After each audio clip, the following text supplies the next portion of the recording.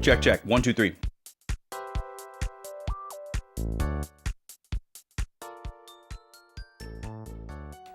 All right, folks, I'm here. Sorry for that. I was all ready to go and on time, and I was like, cool, I'm gonna be on time today. Everything's ready to go. And then right as I hit go live, Backlog Baby was like, I'm mad. Guess what? I'm mad. And so I was like, okay. So I had to figure out why he was mad. Don't know why he was mad, but he is in his swing now, looking fairly content, but also like a hair's breadth away from being mad again. So we're just gonna leave him in the swing and hope for the best. And hopefully he's chill. If he's not chill, we will attend to him. And yeah, hopefully we make it till bottle time. He ate enough this morning, so he should make it. Nima, please. Nima, that's enough. Nima, that's enough.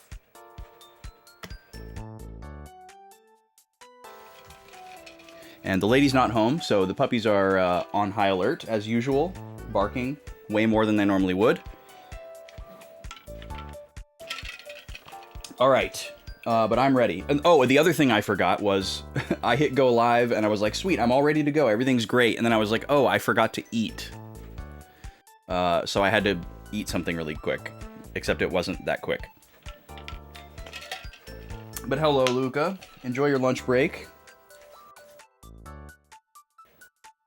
Yeah, Nima's trying to shut me down. Luckily, he's not asleep. Otherwise, that bark definitely would have woken him up. He is pretty sensitive to sound so far. Sorry, 1 second. I did the same thing I did yesterday, where I thought I finished my Duolingo, but actually left it on my last exercise. So let me just type this in really quick. 中学生の時、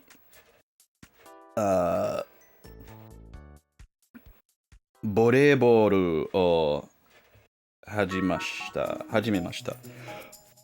When I started middle school, no, when I was in middle school, when I was a middle school student, I started playing volleyball.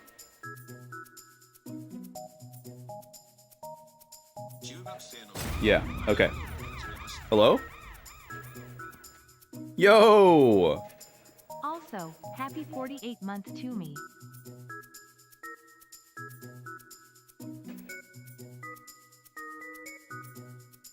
Luca, thank you so much for 48 months. Anakin Skywalker, welcome in. Great to see you. Hope your day has been sand-free. Happy New Year to you as well. We're going to start the stream off with a wheel spin then. Thank you, Luca. Also, I owe 2 redeems from the last stream. We have 2 game roasts. One for Rez and one for Gad. Rez picked a game, but I ran out of time and didn't get to it. So I will do it whenever he is here next. Gad never picked a game. So whenever Gad shows up next, we have to pester him to pick a game for a roast. And we'll do it whenever it's clever.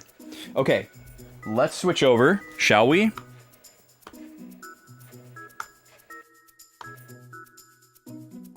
Oh, my button doesn't work. Let me fix my button. Because I changed a few things in OBS, and so now some things are labeled differently. There we go.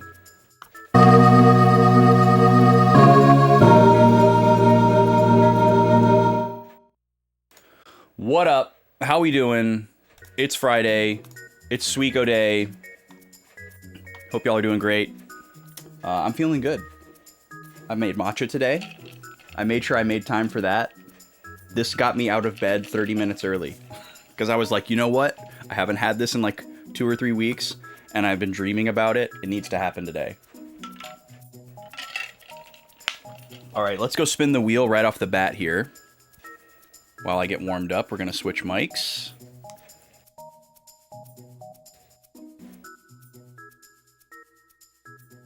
Here. And we're going to go open that up for you. Oh. Working on some new stuff for y'all.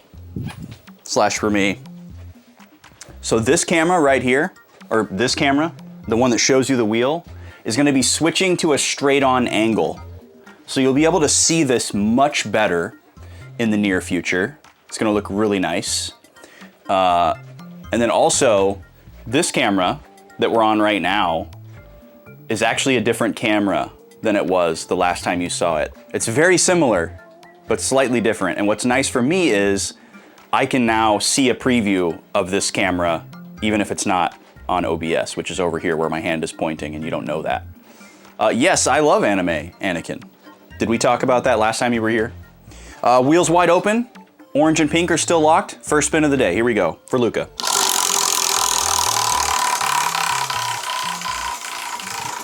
Hi, Nima. Hi, sweet girl. What'll it be? What'll it be? All right, an orange wedge. So that's gonna unlock a snack tasting. We'll do that after the first ad break. Orange wedges are now unlocked for the rest of stream.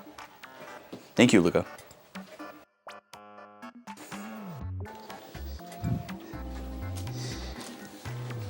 Okay, let me grab my notes. Switch back to the good mic. Come back over here. Do I have a pen? Yes, I have a pen. Yeah, Snacky. A brand new Snacky that I've never tasted before. We'll try it for the first time and review it live on the stream. Today is 1/3. Welcome to 2025. The last time we played this game was December 19th. That feels like so long ago. Like a really, really long time ago. All right. Also, don't let me forget, I prepared a topic for bottle time today. It's not going to take the entire hour to discuss, I don't think, but I'm excited to talk about it. I think it's going to be cool. All right. Let's boot up Suikoden, shall we? The music ended. That's perfect. Whoa, that's loud. For me.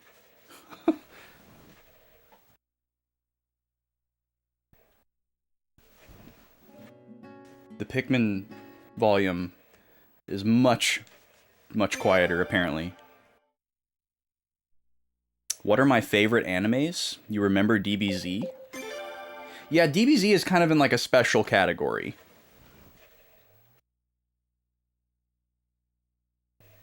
Because the reason I love DBZ is very different than like the reason why I love all the other anime that I love. Like, DBZ appealed to me as a kid.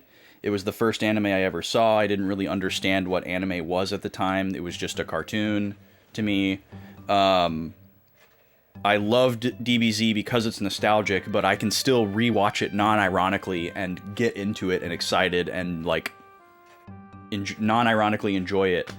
And like I find DBZ very like inspiring and motivating in a really cheesy way. You know, like really, really basic messages about like trying your hardest and like pushing yourself farther than you think that you can go. I non-ironically think that that's like really wholesome and like something that people can take away from it. But like the other anime that I like aren't really anything like DBZ, and I don't really enjoy other shows that are similar to that. I don't watch like any other shonen anime. I don't like really long ongoing arcs. I don't like I usually prefer anime that are more focused on character development and story narrative stuff than like action. I don't really watch any action anime. I guess you could count Attack on Titan as an action anime, but I wasn't watching it for the action. So yeah, stuff like Yu Yu Hakusho was cool, but I don't really have any interest in watching something like that now.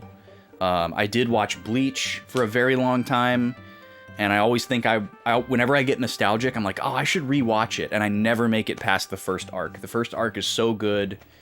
And like even, you know, skipping around to like other specific arcs, it just doesn't grab me in the same way as like the first arc does. Outlaw Star is one of my favorite anime of all time. I own it on Blu-ray. I think it's phenomenal. I think it's better than Cowboy Bebop. I ruffled some feathers the last time we talked about anime, and I said that. I think Cowboy Bebop is great, but I think it's slightly overrated, and I want more people to know about Outlaw Star, so I like singing its praises. Big O, I saw a little bit of on Toonami back in the day. I don't really have an opinion on it. It's like Japanese anime Gundam Batman, from what I remember. You like the old Toonami Adult Swim classics from the early 2000s. Now, is that because of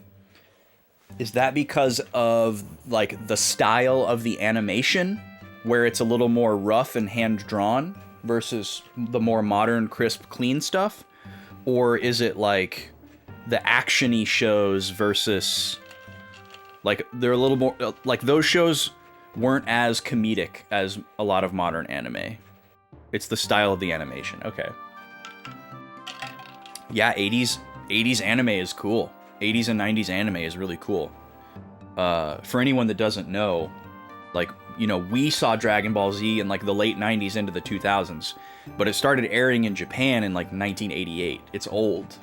So it's like it's a specific style at the time. You don't like anime that are super goofy. Yeah, I don't like anime that's super goofy either. The window just shrunk for some reason? What do you mean, Kiki? Like I did change the size of the game capture window. So if you're referring to the amount of space that I take up, it is slightly different than it was on Tuesday. Yo, what's up, Dur? How you doing? Everybody's green in the chat. Love that. Oh, just in my chat, not in real chat. But there's a lot of green in real chat as well. It's not top to bottom anymore? I'm confused. Yeah, yes, my name is Austin, hence this. Just to let people know, my name is not Backlog Boys. Kiki, are you referring to like the entire stream? Or like something within the stream layout? The entire stream window. Is anyone else experiencing this? Are there like black bars around my stream? Or does it appear normal for others? Are you on mobile or desktop, Kiki? Let's play 20 questions here. I'm curious. You've experienced it before, but are you experiencing it now is the important question. You're on desktop. Maybe give it the old F5? We are about to start having some fun dirt. We just got in. I was a little late getting started due to baby and not eating before stream. I forgot. So we're just kind of yapping here for a sec before I do a recap and then start the game. I haven't started the game yet. Yeah, I did resize the game capture window. I've gone on a bit of a rescaling journey. I'm tweaking some stuff in OBS a little bit. Oh, that fixed it. Okay, good. Good. Glad it's not a persistent error. I changed the size of the game capture window so that it is to scale. Most of you probably don't care about this, but what I mean is the game is the PlayStation 2 is going into a scaler. It's going into a retro tank, which is going to the capture card. And then, you know, once you put that into OBS, you can stretch it and however you want to size it, right? But if you scale something, especially something like a video game, ideally you want to scale it to what's called an integer scale, which just means a whole number. So like if it's not at 1x scale, its original size, you should go to 2x or 3x or whatever, you know, like, so if you just like incrementally stretch it, you could be at like 1.27, or if you stretch it a little smaller, you know, you could be at like 0.78x scale. And when you do that, your picture looks just slightly less clean, depending on what you're working with. So I have changed it now. This is an exact 1x scale. So this is literally just what comes into the capture card with all the black space trimmed off and then moved up into the corner. And then the rest of the space is for me. So like this area down here used to be a lot taller because the capture was a little bit scaled down below 1x. And then this part, I think, became a little bit more narrow, but it looks the same to me. Who is the other backlog boy? Great question, Anakin. His name is Vaughn, and you can learn more about him in my panels. In the history section. What was I just gonna say? Oh, I need to do something on my retro tank now that we're talking about it. I think it remembers the last profile that you were on.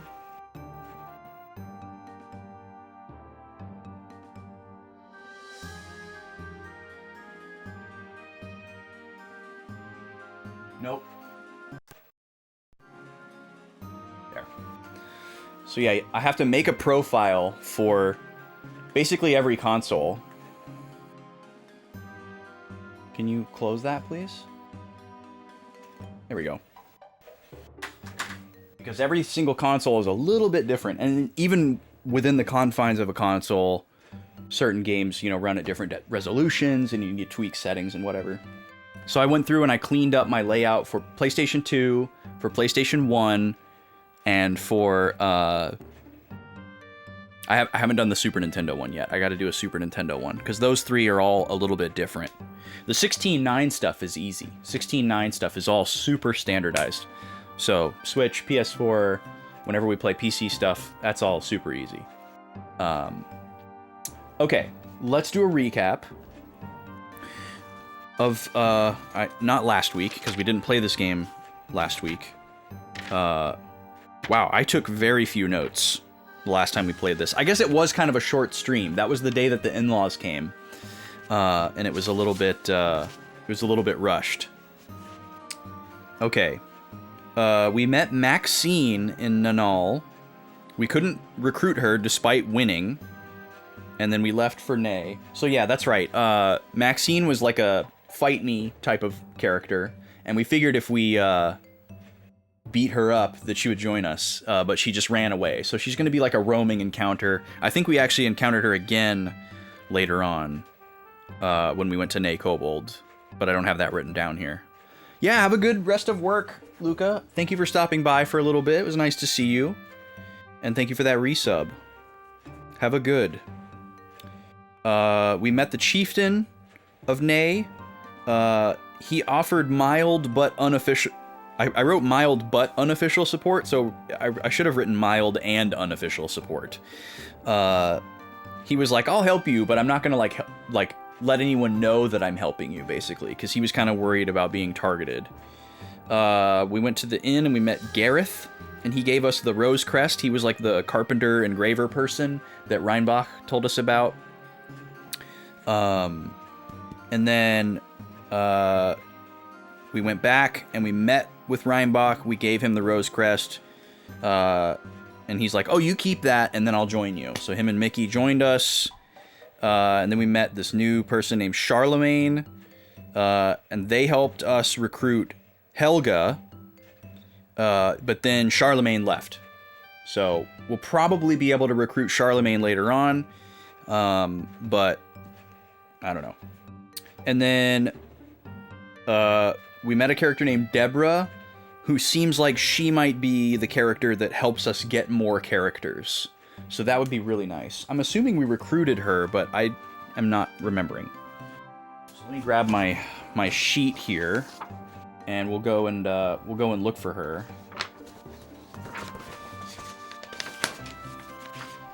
In the yeah, I don't have her written down. So we'll go check that out in a minute. The last thing I remember is there's a bunch of important people in my room right now that you'll see when I pan the camera. And that's the first thing we're going to do is talk to these people. So, Carp! Ahoy, sailor! How are you? Did you finish your replay of this? Welcome in, dude. How are you doing? So yeah, we've been bamboozled here. We woke up, and there's 5 people just standing in our room. Your favorite game? Do you say that ironically or non-ironically? Who is this little guy? These guys look new. This is Lino. We know Lino. What is this pose? This is very Stand energy. You guys familiar with Stand? It's a very popular emote right now, and I'm a big fan. And then this is what's her name? This is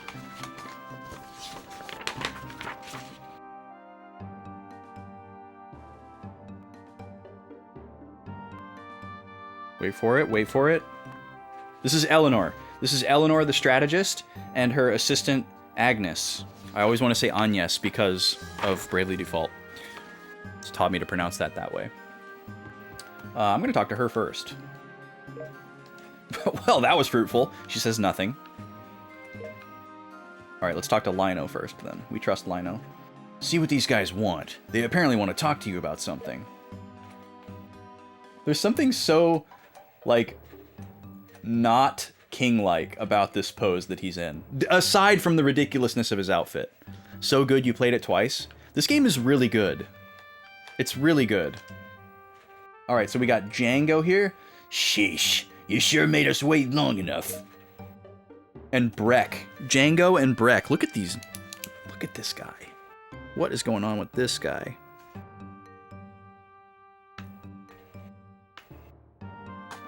You're Laszlo? You're awful young for being in charge of the caffeine. That's going in the screenshot folder.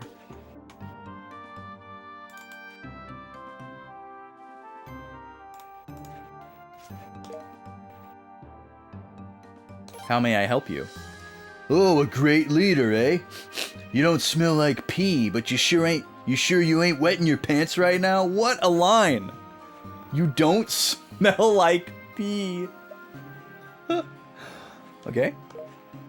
Breck, that's enough. Now getting down to business. I'll cut right to the chase. Let us join you guys. What? How preposterous. You think you can just come barging aboard and... Besides, you're pirates, aren't you? Hey, I ain't talking to you. You want to join in the conversation? Oh, no. No, thank you. Well, like she said, we're pirates. But business ain't so good with all this talk of war going on. We want to get back to pillaging the seas again. So we decided we'd help you guys out. Yeah, what bro said. Okay, enough talk for now. Time for us brothers to make ourselves at home. Hey, make sure to feed us plenty. We'll work for whatever that's worth. Okay, well, they're just here. Django and Breck have joined us. Enjoy BG3, Carp. That sounds really cozy and nice. I hope y'all are having fun with that. Little co-op action. Hey, what are you, blind? Oh, pardon me. Pardon me. Well, I'm sure they'll add to our fighting force. I'd just like it if those two would take a bath first. You doing okay over there, little guy? Is that just a little fussy moment? He seems good now. Alright. Let's save.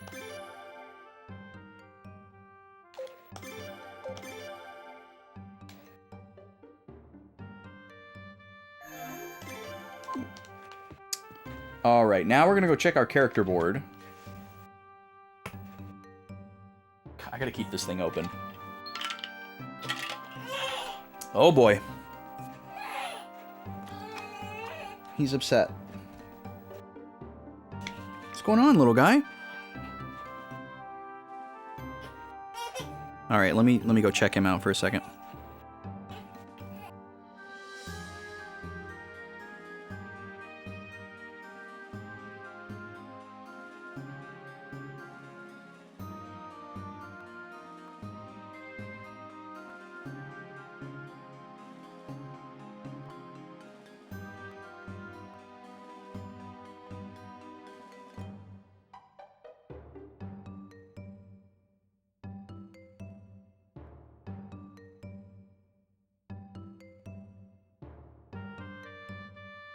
Okay.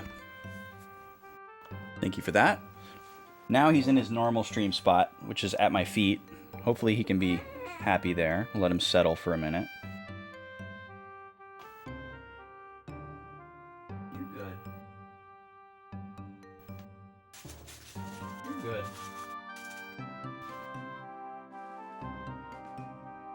How old is he? He is 7 weeks old.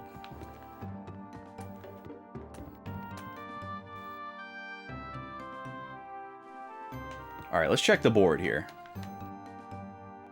So, we haven't updated this in a little bit, I don't think, so we should have some new people to add. I have basically a duplicate of this, but without the names on it. So I've been handwriting in the names as we find the people, just to kind of give me a visual representation of how we're doing as far as recruiting characters. Let's see here, Helga... Okay, we're good there. Okay, there's Django and Breck. Right below Rakaji and Rikie.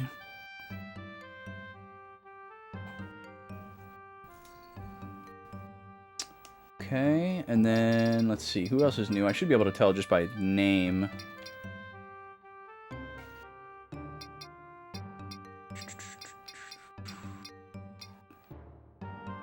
Eugene? Yeah, we got Eugene. We do have Deborah. Okay, there's the confirmation. We wanted confirmation of that. And then... who else? Maybe we're more updated than I thought we were. Here we go. He's settling.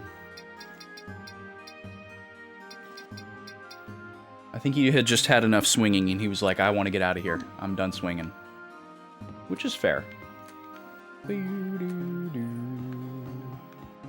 Okay, let's go. I want to find Deborah on the ship. Because if she is the character that's going to help me recruit more characters, I want to try to figure out how she works. So we're just going to go do a little explore. Why is this a door? Why is there a handle there? It doesn't really look like a normal door handle, but it does resemble a door. That's Helga. Strong lady. Let's check our comment box here.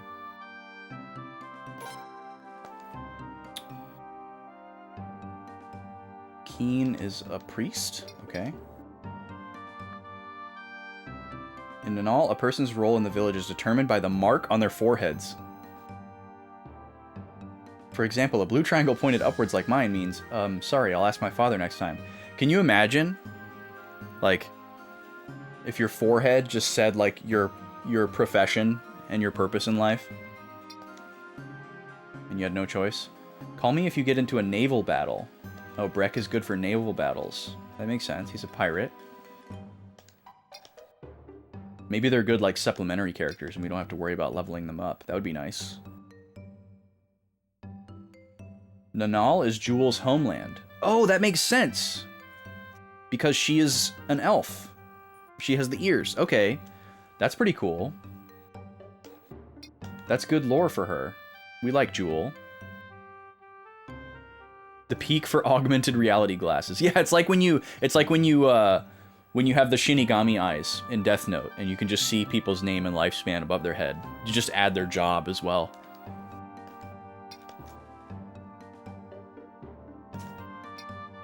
Oh yeah, we beat the training thing last time. We just barely snuck by and beat it right as my in-laws were arriving. That was funny. I was like stressing out trying to finish that in time. Oh, we're jamming down there now. He's having a great time. He's got all these dangly things to visually stimulate him. He can swing his arms and legs around. He's not strapped into anything. It's way better. This is where I like to have him while streaming, because I can watch him really well, and then I can also kind of like play with him with my foot. And like just like the body contact lets him know that he's not like by himself, which is good because he can't quite see yet. But he's getting very close. He's come. I mean, he can see. I shouldn't make it sound like he can't see at all. He just can't see very well yet. But he's very close.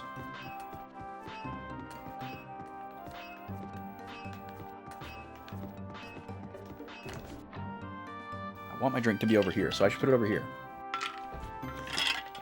I keep reaching for it over there, but it's not there. That's good. I put some vanilla extract in the matcha today. I don't think you're supposed to drink... I don't think you're supposed to put vanilla extract in your body without cooking it or something. So don't tell anyone, I guess. But it's just a little bit. It's heavily diluted. Is that maybe just because it's, like, alcoholic? Is that why you're not supposed to do that? Or is there some danger associated with it? Deborah's room. Perfect. Perfect. I wish they were all labeled that way. Oh, this is Deborah. That's right. She's like a fortune teller. I can see a rather noble-looking man. Yes, someone meant to meet you. He's waiting in Middleport. Okay. That's why I didn't see her on my character sheet, is because she's so far back. We met this character really, really early on in the game.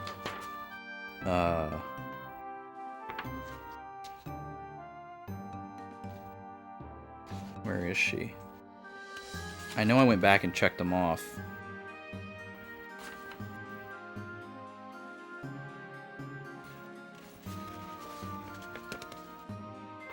Where are all my Middleport people? There we go. Yeah, and there's Oscar. I didn't check off Oscar. I have 2 different sheets for tracking characters. For all of you that are trying to figure out what the heck is going on. A noble-looking man in Middleport. Well, that sounds like somebody that we already met. That sounds like Charlemagne. So maybe we go back to Charlemagne. Maybe Deborah's role is more like telling you how to progress the story. I don't know. Or maybe there's more than one noble-looking man in Middleport. Aren't we right outside Middleport right now? Yeah, we are. So let's go back in. Take another look around, a little refresher.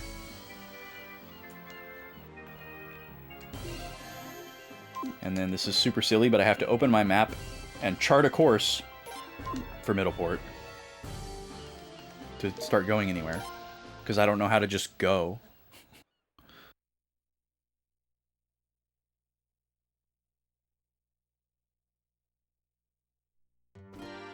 Okay, let's go have a look around. A noble-looking man. Should stick out like a sore thumb in Middleport.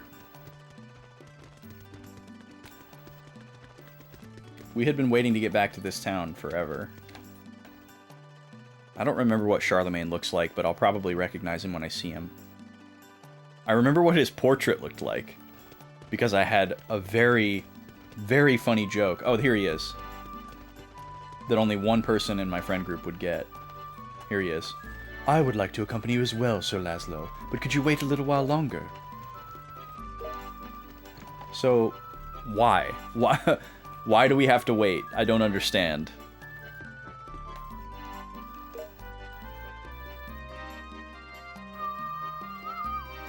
Let's stay the night just to see if that's it. I don't think it is, but we need to heal anyways.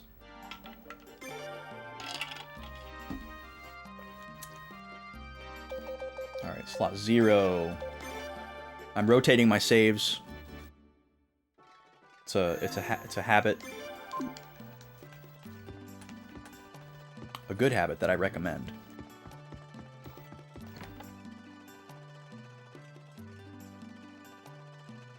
What a good little guy.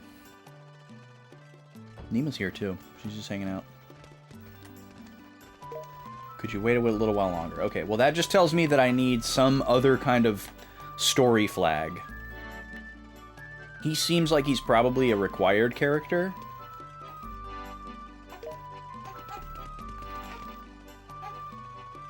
Yeah.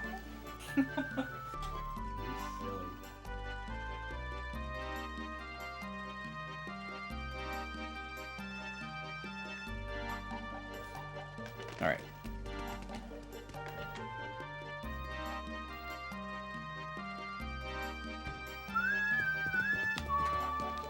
So yeah, the young master that guy's referring to is Reinbach III.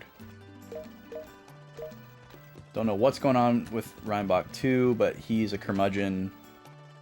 Seems like kind of a bad guy. He's basically hedging his bets.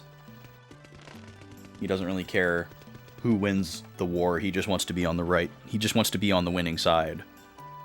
He wants to be in the good graces of whoever's on the winning side. He doesn't really want to get involved.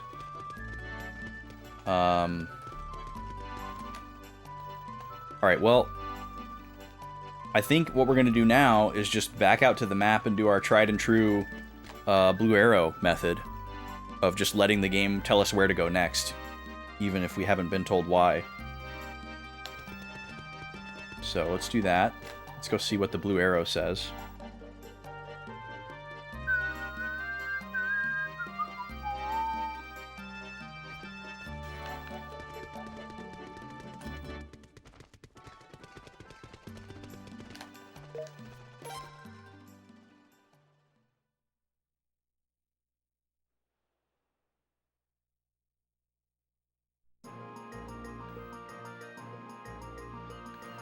Alright, let's see.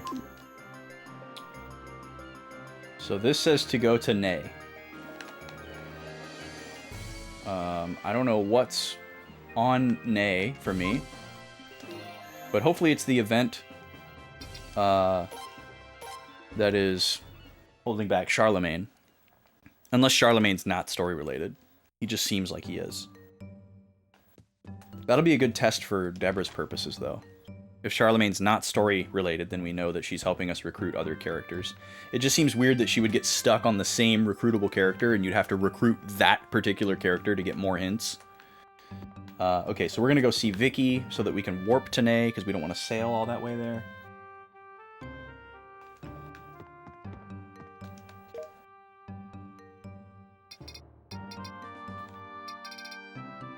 Oh, that's right, we can't warp to Nay. So we have to warp to something that's right next to Nay. Okay. I gotta look at my map again. I wish I could do this without doing this, but...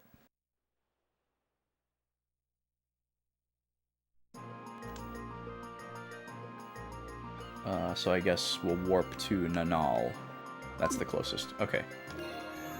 Back inside. Okay, I gotta get this back over here. Excuse me. And then this back over here. Okay, back to Vicky. The camera controls in this game are the opposite of Pikmin, so that's going to be frustrating going back and forth. This game has an inverted x-axis, and Pikmin has an uninverted x-axis.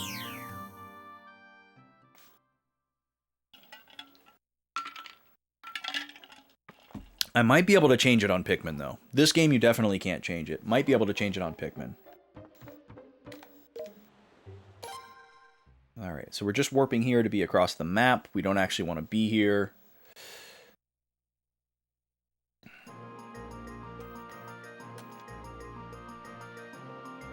And let's just kick out this way a little bit.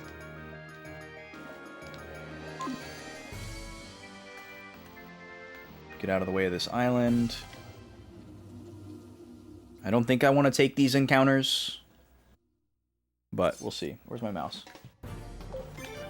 I gotta get a prediction open, because we got an ad break coming up soon here. We got a few more rounds left to go with Mario versus Link. Mario is largely the favorite, so if you want to vote for the underdog, vote for Link. It's currently 8-1. If you have no idea what I'm talking about, what you're about to see during the ad break, if you don't see the ads, is going to be a Super Smash Bros. 64 CPU fight. 2 level 9 CPUs, random stage, no items, 3 minutes. Who can get the most points? We're doing this for every single possible character matchup. We're making a tier list. It's just a fun little thing that we do during the ads. It's chill. I just noticed a black bar at the top of my capture. I'm gonna have to do something about that. Looks like I got some resizing to do. There probably was some overscan on the screen that I used to size it.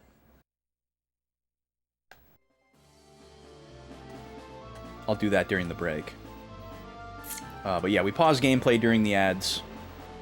And this is just like a fun little activity for the people who are not stuck in the ad break, or if you're, you know, paying to be behind the ad wall, either through Turbo or a sub, which, thank you so much, by the way. It does support me. But so does watching the ads. So I'll take it. Just a little something to spice it up. Once we do finally get through all the character matchups, which is going to take a very long time, there are 66 matchups, and we are on number 10, I believe. Almost done with number 10. Coming up on number 11. We're going to do a special stream where I'll do a bunch of big tournament stuff, and we'll have like a proper bracket of all the different characters to find out who is the best CPU in Smash 64. I think it'll be really fun. No idea when that's going to happen, though. We're just slowly working towards it. Alright, there's the port. Make sure I don't get too close to the island. Ad is starting in a little less than 2 minutes. Prediction just closed.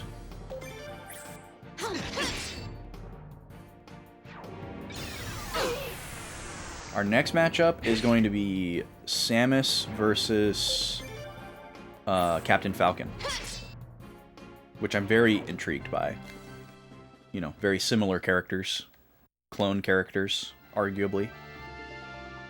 Based on one another. As far as, like, their stature and the types of moves that they have.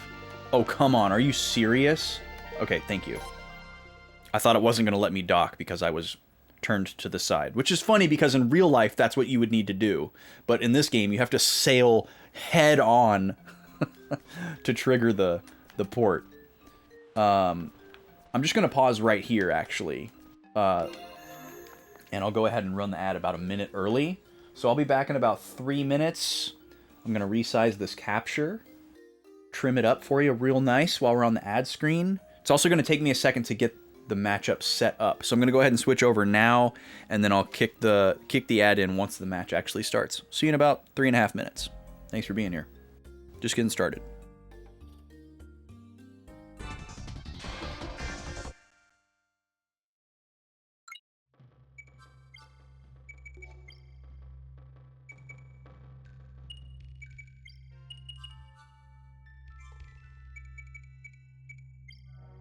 Free for all! Lead! Lead! Pikachu! Mario!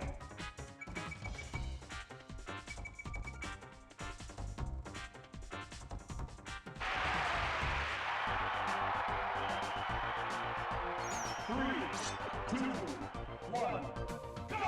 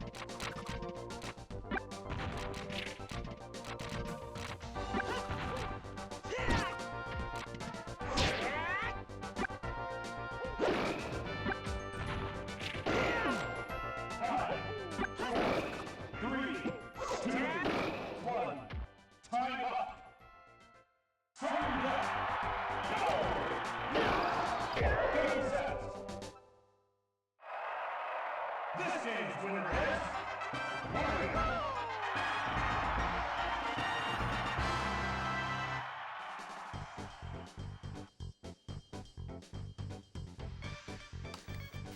Link, you could have had it, dude.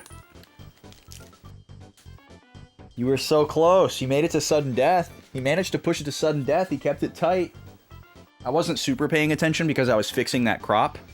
And I did fix it.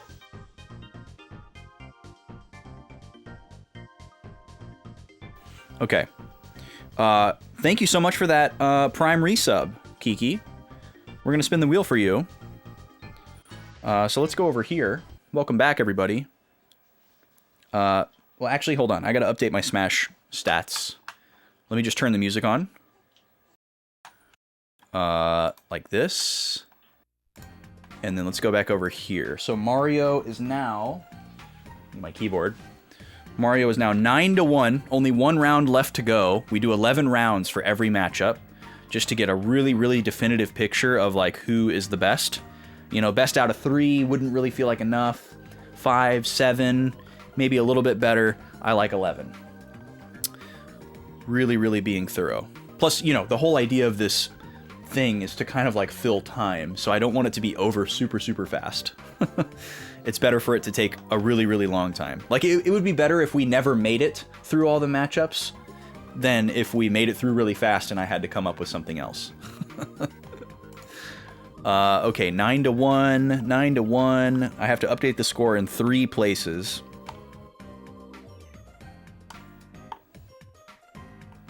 There we go, 9-1.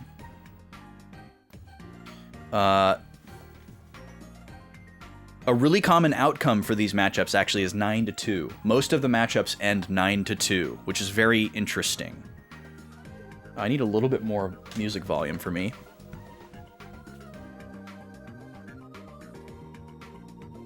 There we go. Now we're gonna switch mics. And we're gonna do a spin. So let's go over here, turn on the insert. And what'll it be for Kiki? Everything is available except for puppy time because it's the last thing we landed on, even though it didn't happen because that was the orange wheel unlock, the orange wedge unlock. Orange wedges are open though. And pink is still locked. Okay. Speak of the devil, pink is now unlocked. Unfortunately, Kiki, I can't make you our new Discord despot. But we will be tasting a soda after the next ad break. I'm gonna write this down next to this other stuff that's still outstanding. But we're gonna do a snack tasting right now, just like I said we would, before we get back into the game.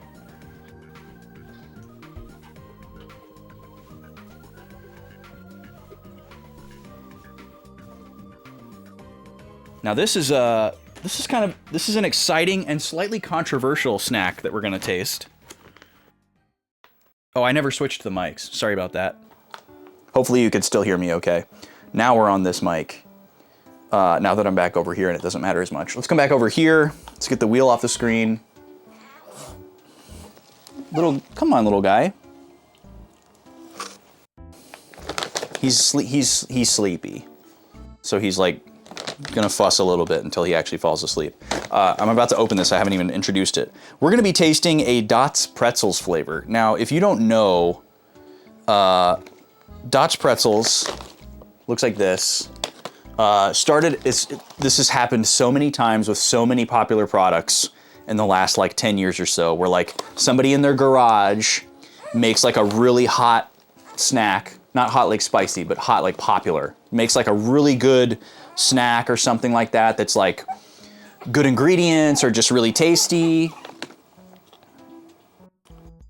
He really wants to have his pacifier in his mouth, but he's so tired that it keeps falling out, and so he's mad at me, naturally.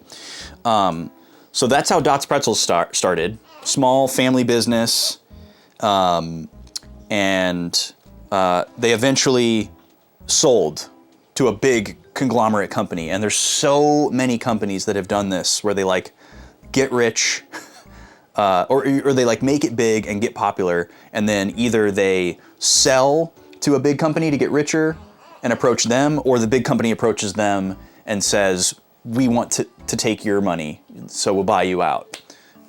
You know, I'm sure there's times where it's gone both ways. But that's what happened to Dots. And a lot of people say, oh, they're not good anymore since they sold out to Hershey or whatever. And I'm a big fan of these. The original flavor is incredible. A lot of the other flavors that they have added on in the more recent years have been really good. But I don't know if I've tasted anything since the merger, and I've never tasted this flavor before. So I want to see if it's good. I want to see if it tastes different to me. You know, I want to see if I feel like I'm a hipster too, and it's like, oh yeah, they lost the zhuzh since they did the merger or the buyout or whatever. So that's why I said it's a controversial snack. It's not like really that controversial, I guess. It's a pretty common business practice to sell to a larger conglomerate. Welcome in, Rage Rune. Nice to see you. Thank you so much for the well wishes. Likewise to you. So we're gonna rip this open. This is resealable, thank God, because it's a massive bag. This is Parmesan garlic flavor. Here's a close-up for you. Come up so you can see. That's the company logo that you can look for. They got the nice picture of the actual pretzels. That's not a clear bag, in case you couldn't tell. That's just a picture. And here's our flavor. So they're like little twists of pretzel with seasoning. The original ones, I can't really call them plain because they're not plain pretzels. They are seasoned. It's like a little bit of onion powder and salt and maybe garlic powder. So this is almost like probably a garlic-ier version of the original with the added Parmesan. Yeah, I know you want it. You gotta stop spitting it out. All right, so let's try them. They look the same. They smell very good.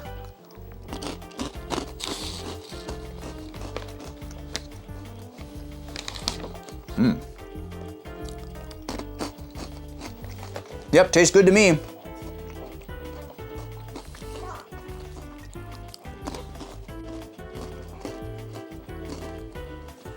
You're so funny, dude. Here, let me see if I can. There we go. I'll position my foot in such a way where he can't drop his binky. Yeah, these are really good. Maybe there's some shady deals under the table. Maybe the company is not, you know, doing the best practices. I'm sure Hershey is not the best company. It's hard to believe in a large corporation. But they do taste good. They're very good. It's a little bit buttery, which is very nice. It tastes like there's butter on the pretzel. I can taste the Parmesan. The garlic is very light, which is good because they're probably using garlic powder, which can very easily be way too strong and like almost like acrid tasting and just stick in your mouth forever. But this is very subtle, just a hint of garlic. Someone yelling garlic in the other room, you know? And the Parmesan's not a super strong flavor either, so it's nice. It's salty, it's crunchy, buttery, a little bit tangy. At least if memory serves, the original flavor is probably better than this.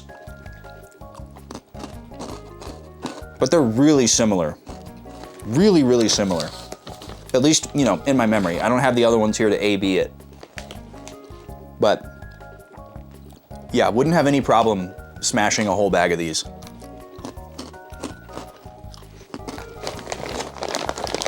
They have a mustard flavor that's good, if you like that sort of thing. I'm actually a big mustard hater. But I do kind of like a powdery mustard pretzel. Also, what's up, Jer? I didn't notice you sneak in with that lurk there. Thank you for that. They have a sweet flavor that's like a cinnamon twist. Those were pretty good. Let's see, we're gonna go back.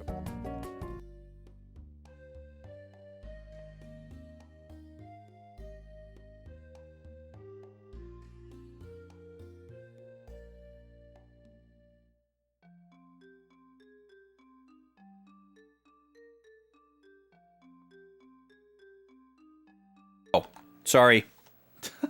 Sorry. I forgot I was still on the portable mic and that it's not on that layout. Thank you. I was just yapping about pretzels. It doesn't matter. It's not important. Okay, we're gonna get back to the game here. So we are on Nay. The blue arrow says to go here. We don't really know why. My strategy worked. I used my foot to keep the binky in his mouth, and he finally fell asleep. Hello? Yo, MN, welcome in with the raid. How was pinball today? What's going on, everybody? Welcome in. All of you regulars know MN, but if you don't know MN, or if you weren't previously following MN, make sure to follow him because he is streaming now. MN is a very good IRL friend of mine. He's the drummer for my band, Do a Barrel Roll. He is a retro collector and enthusiast like myself, and he's also really recently gotten into pinball, like really, really into pinball. And he's been streaming pinball over on his channel, YouTube as well. So go check him out. And when I say pinball, I don't mean like Space Windows pinball, like capturing your desktop. I mean like a real pinball table with cameras pointed at it and like some really cool stuff. So it's really cool. Go check it out. And he knows like all the inner workings of the game and how to explain it, tell you what's going on and how to get points and stuff. It's really cool. I super dig it. And you probably will too. So go follow that man. He's been doing this like lunch break pinball type deal, going live during the lunch hours. I think it's pretty sweet. Yeah, of course, dude. Yeah, I hope the tech stuff is ironing out as you do it more. I'm assuming since you're raiding in, it's probably working a little bit better. So that's good to hear. I know I wasn't much help troubleshooting.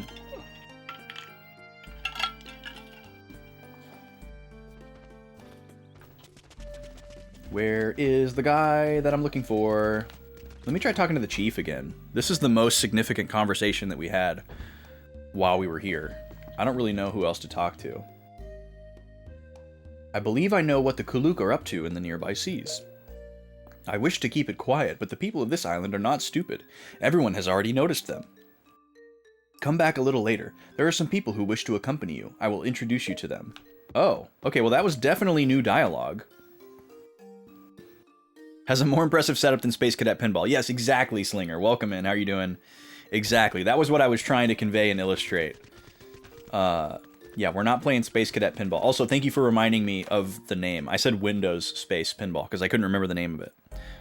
And, you know, no shade. Space Cadet Pinball is fun. It's great. But that's not what we're talking about over on the MNRG stream. We're talking about real, in-the-flesh, tactile pinball. Yeah, have a good one, MN. Have a good rest of work. Thank you for dropping people off over here. Appreciate that. So we delivered the crest to Gareth, or from Gareth to Reinbach, and then he gave it back to us. I was thinking Gareth might join us, but he's not. Oh, nice. Upgrading to DSLRs. Yeah, that's exciting. I just got another DSLR myself. I'm getting closer to my goal. I need 4. I have 3 now. That's been one of the biggest barriers to me getting back to music streams.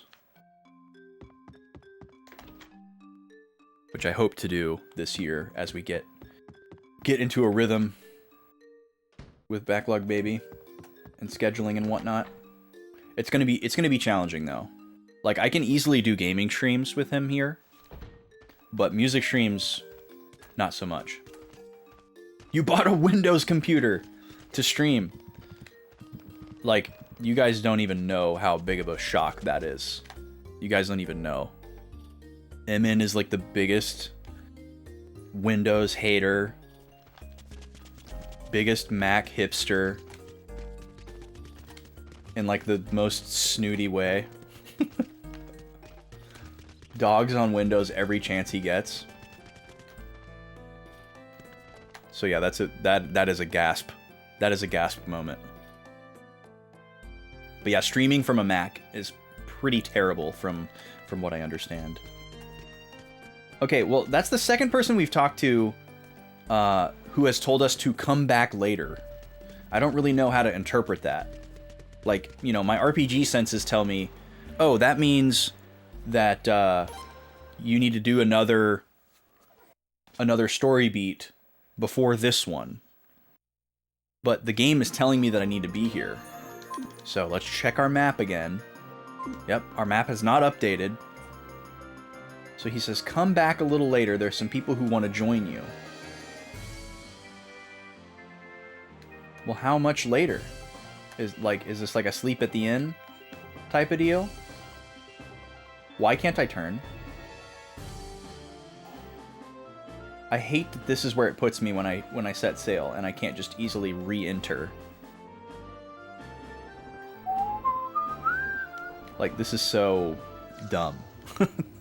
This is so dumb that this is how I have to go out, check my map, and come back into town. I could see this putting a lot of people off of this game, just from a mechanical standpoint. Changing your name to Mac Hipster? Yes, please do.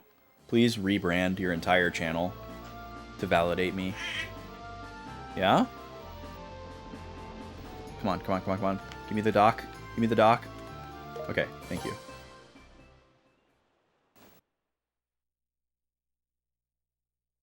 There you go. Try this.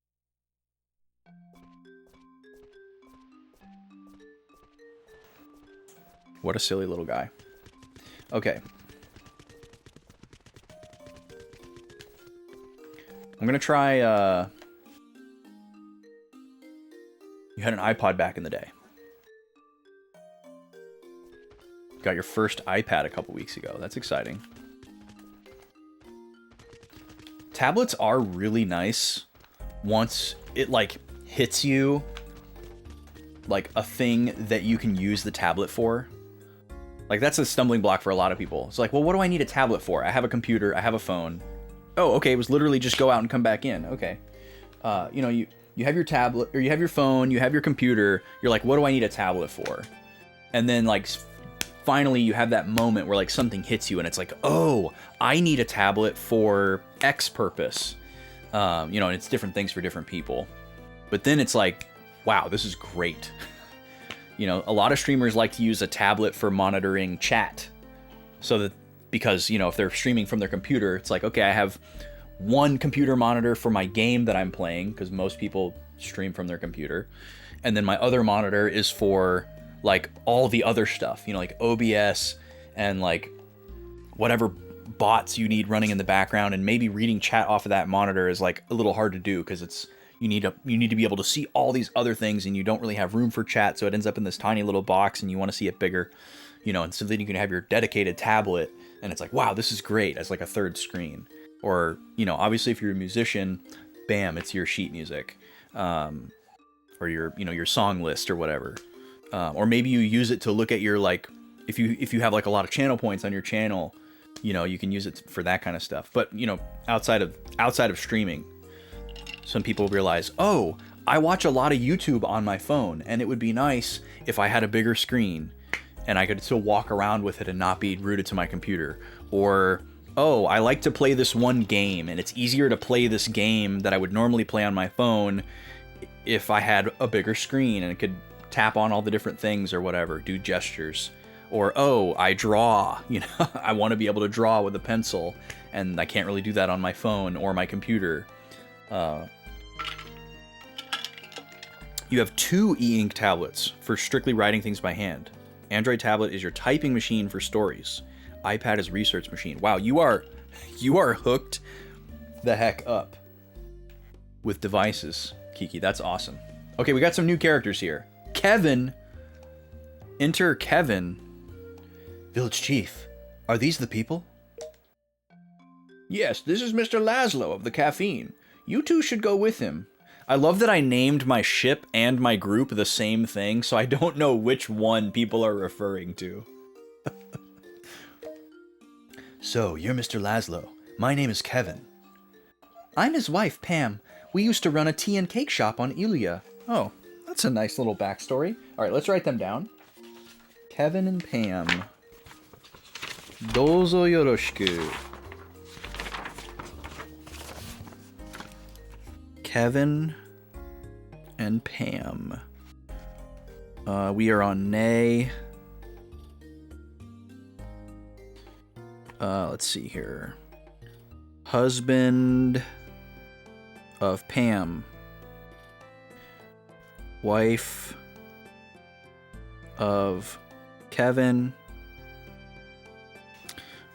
Ran tea and cake shop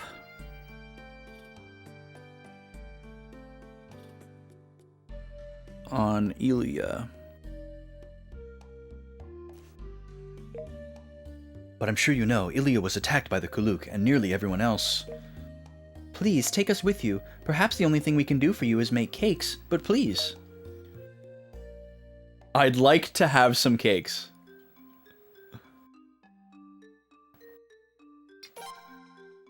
I doubt that answer matters, so. Thank you very much. My wife and I will do our best. We will not get in your way. Village Chief, thank you very much for everything. Yes, yes, do not worry about me. Both of you be careful. Your lives were saved once. Cherish them. We will. So that's kind of nice. The village chief just kind of like let them take refuge there after they were attacked and they needed somewhere to go. And when he met us, he was like, you know, you guys might be a good fit for these people I'm helping. So we have Kevin and Pam now. That doesn't really feel story related. Okay, thank you for the lurk, MN. Appreciate it.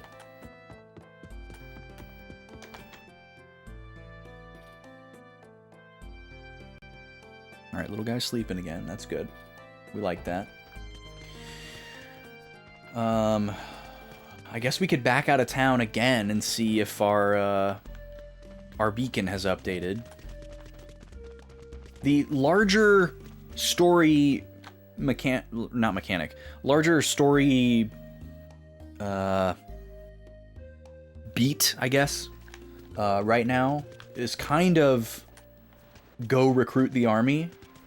So maybe we are just kind of being bounced around to these different locations to pick up some specific characters that don't seem required, but maybe are. So maybe that was a required recruit. Maybe Charlemagne is a required recruit. Maybe there's a reason why we had to recruit those people before Charlemagne. We could be being put on some path like that. Yeah, the blue arrow's gone. Look at that. Now the blue arrow is completely gone, though. So that's a little concerning. So that was a required recruit, for whatever reason. I don't know where to go next, so I guess we should just go back to Middleport and see if we can get... Charlemagne? Oops. So let's anchor. I'm not gonna go update my my board just yet for those two characters. Especially if we're about to get a couple more.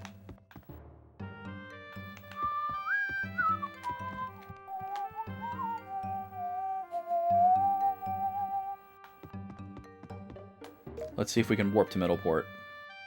We can. And we can now warp to Nay again. I don't know why we weren't allowed to warp to Nay before. Usually when you can't warp somewhere, it means that you need to sail towards it to hit some kind of cutscene trigger. But that didn't happen. All right, let's go talk to Charlemagne again. I keep almost wanting to call him something else that is a joke, but it's also someone's real name in real life. And nobody would understand the reference except for one person who's not here. And even if they were here, I still wouldn't say it because it would be doxing. Mr. Laszlo, please allow me to accompany you. I have finally straightened out my personal affairs. Yes, despite my appearance, I do have some skill with a sword. Okay, so yeah, for some reason, we needed to recruit those two people before Charlemagne. No idea why.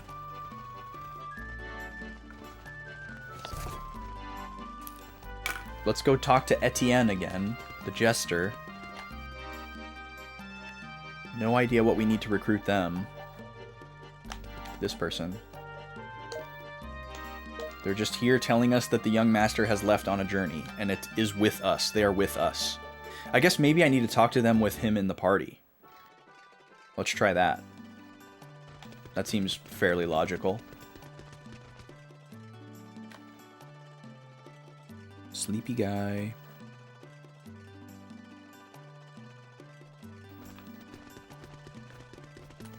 We're just under a half hour away from bottle time, by the way. Alright, we're going to get on the ship. We're going to change our party. We're going to get right back off. And instead of trying to sail back into the port, I'm just going to warp again, because it's easier. Because it takes me inside the town, and not in, like, the overworld just outside of the town.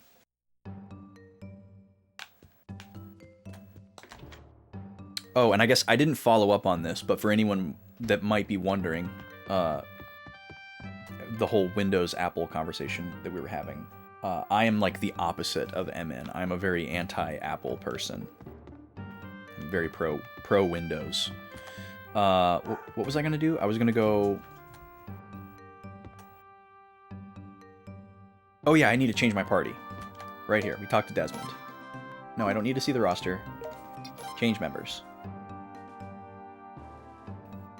Oh, you're a Linux enjoyer, Kiki. Very nice.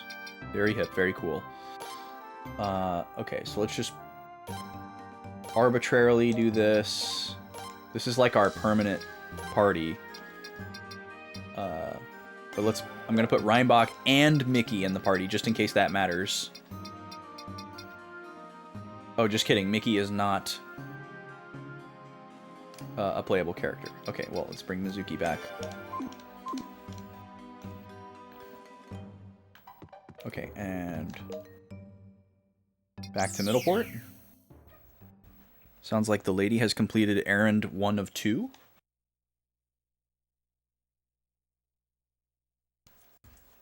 That's what that rogue Gobi bark was about.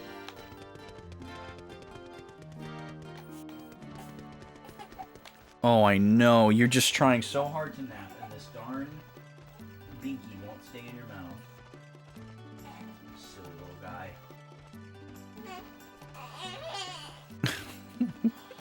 Your life is so hard.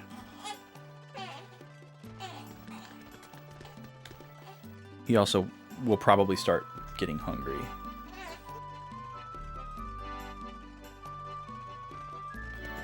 Because we're getting close to his mealtime. Still about 25 minutes away. But he does have a tendency to get hungry early. It has been a long time, young master. Etienne, I heard that you left on a journey. I was worried that I would never be able to play my melodies for you again. My music is meaningless without someone there to appreciate it. It is an utterly forlorn feeling. Of course, my humble opinions have no bearing on the young master's decisions. Then why not come with us? Would I be permitted to accompany you? It would not be a bad idea to let your music entertain the crew. What do you think, Sir Laszlo? Then let us go. I am honored to be allowed in the presence of people that young master has such faith in. There we go. That was it. For once, the logic pays off. Man, that's such a good feeling. So he's not really a jester. I wrote down jester, but he's more of a minstrel.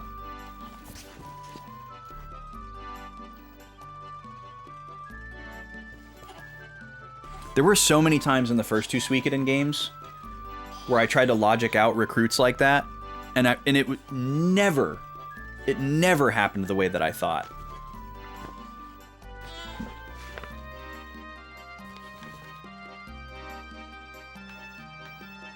You really only use a couple of programs anyways. Windows 10 and 11 are just not stable on the particular computer that you have. Scrolling over a GIF could make your entire computer freeze up. Oh my gosh. That's scary. Any idea how many cameras can be plugged into a stream at once? Well, that's a limitation of hardware, not software, MN, if that makes sense. So, you know, there are professional operations that might have like a video mixer that has 50 HDMI feeds going into it, you know, and then that is like translated over USB or something. But like for a layman setup, like what I have is I have the internal Elgato Camlink, and that is a PCIe card that goes directly into my motherboard, and then it puts 4 HDMI ports on the back of my PC tower, and each one of those HDMI ports shows up as a separate OBS source. So I could have 4 camera feeds or any 4 HDMI feeds on the screen at once, or switch between them. I want to say it's like $200 or like $170, something like that. I think it's called the Camlink Pro. Here, let me just look it up really quick, because there's 2 Camlinks and one is not what you want. Camlink Pro is the one that you want. Yeah.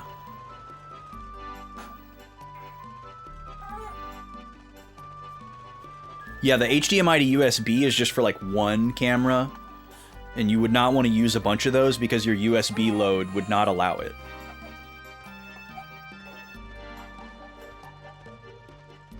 Most computers will probably only let you use one of those USB cam links. I used one of those for a while when I first got my DSLR. But yeah, if you try to use 2 of those, you probably have a bad time. Most computers, it probably just wouldn't work, and you might not know why. Because you're like, I have the USB port, why is it not working? But you can't just infinite USB. Oh, you have a Magewell for stuff too. Nice. Okay, we're gonna have to go into the bouncer for about 15 minutes here.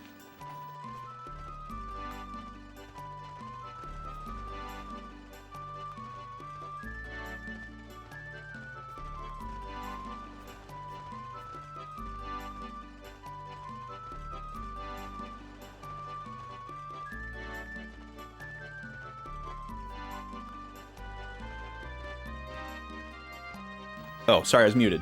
He's starting to get hungry, but we're just a little bit too early. We're just a little bit too early, so I have to just appease him for a few more minutes before we break for bottle time. Is the Magewell like an external USB capture card? And feel free to just ignore my questions if you're trying to lurk.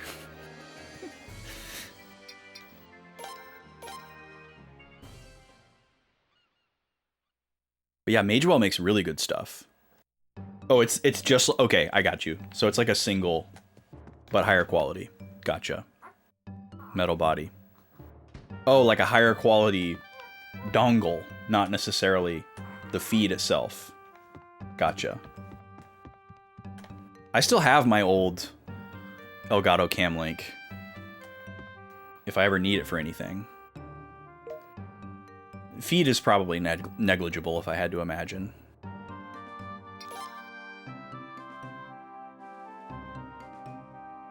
I know the Elgato one supports up to 4K. Maybe, I guess the Magewell one could maybe be like 8K or something. Or like better shielding or something. Elgato stuff is not like super pro.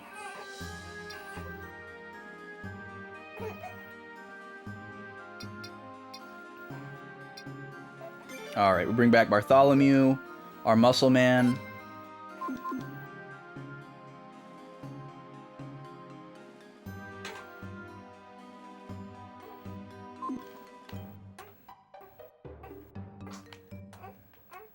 Well, you're being extra fussy, huh? You just suddenly got hit with a massive hunger.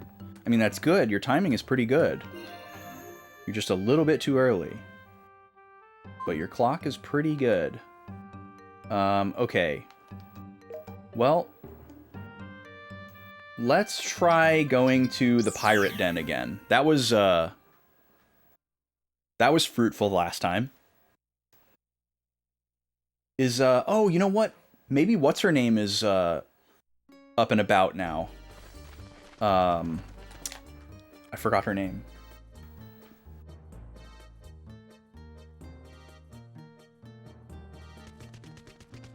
She was resting here from the beginning of the game. Very important person. Oh, look, she's sitting up. Do you mind if I ask you just one more time? Katarina. Wow, I guessed that right. Not her name, but that she would be up. Did you kill Commander Glenn? No! For the last time. $300, holy moly. The rune? Come to think of it, on Commander Glenn's left hand. Do you know something about it? Yeah, it's on my left hand now.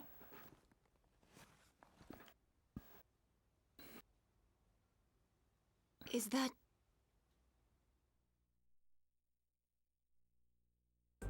the rune of punishment? It can't be. It was also on the commander.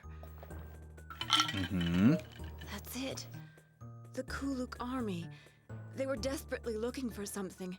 It must have been the rune. But now you're okay, right? Not exactly. Why? Why did the commander die and...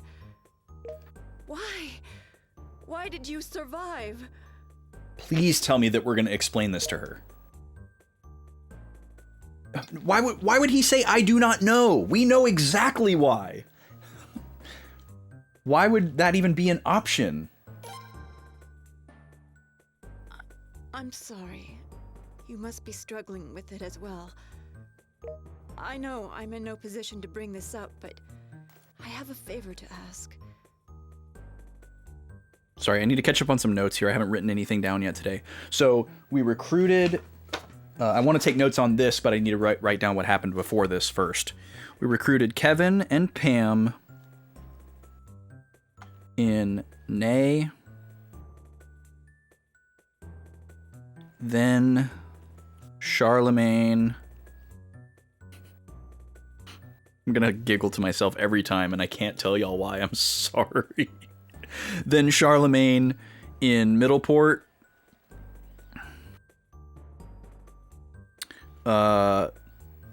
Katarina is recovered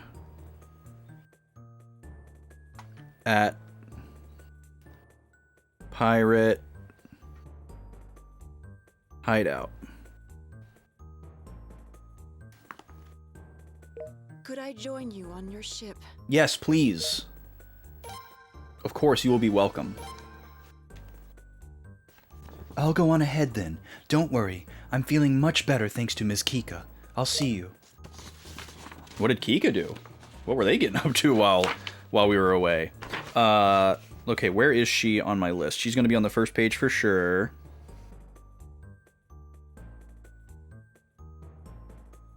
Wait, really? Oh, there she is.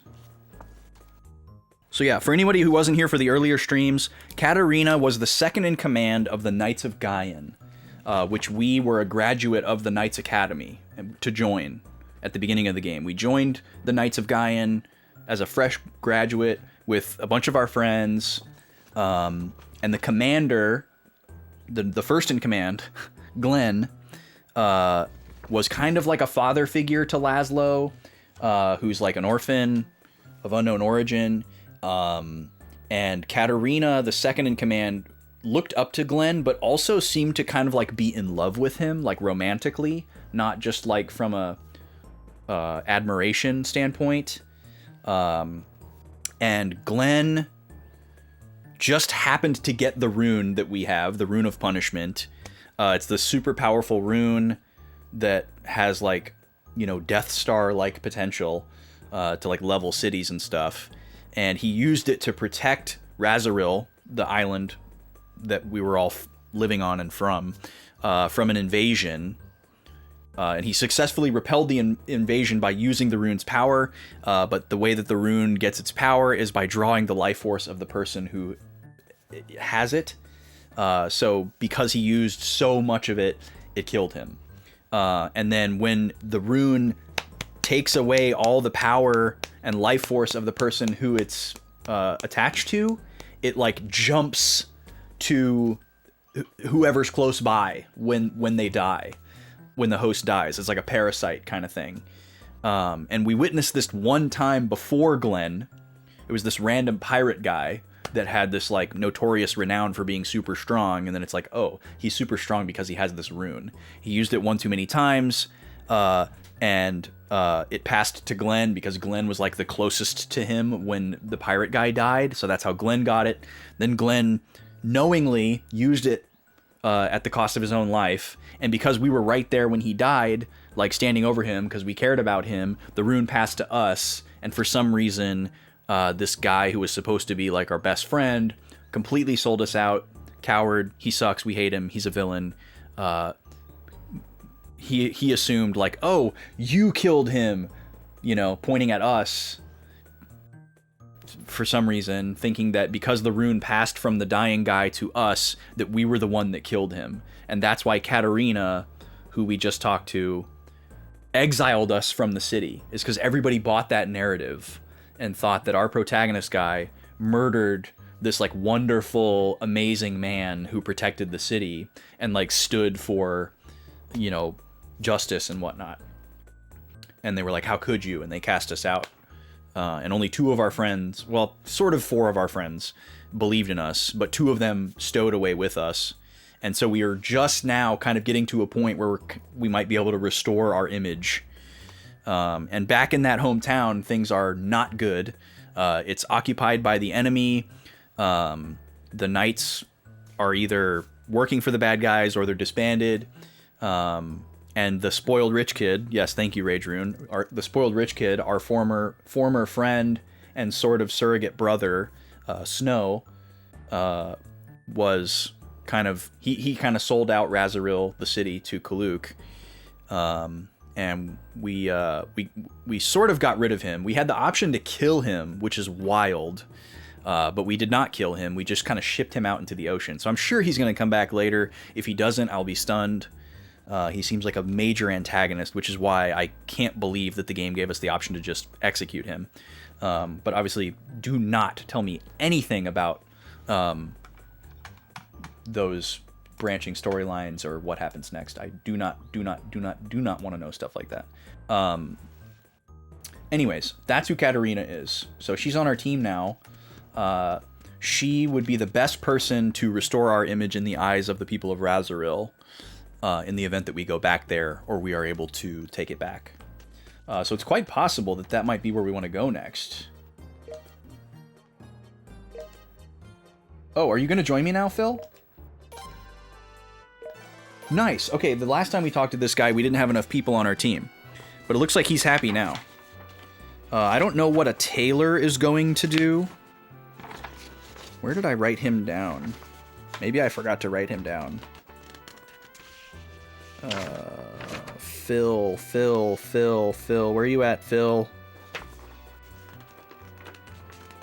I've had this happen a few times where I can't find people on my own sheet because I can't like Control F with my eyes, and I end up writing them down again. Oh, here he is. Got him.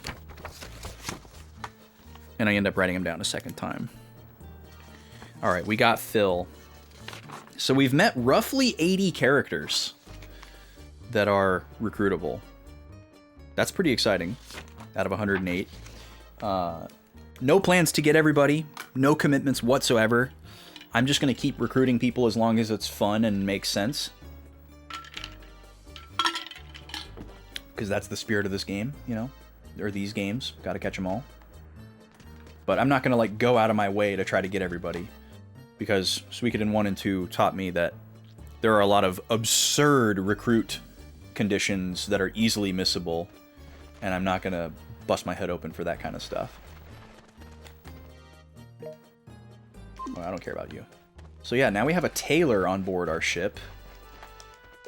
I'm curious what that means. I highly doubt we have any way to like customize our appearance. But maybe there's a way to like upgrade armor in the same way that we upgrade weapons. Or there have been like special armor pieces that we have found that say that they are part of a specific set.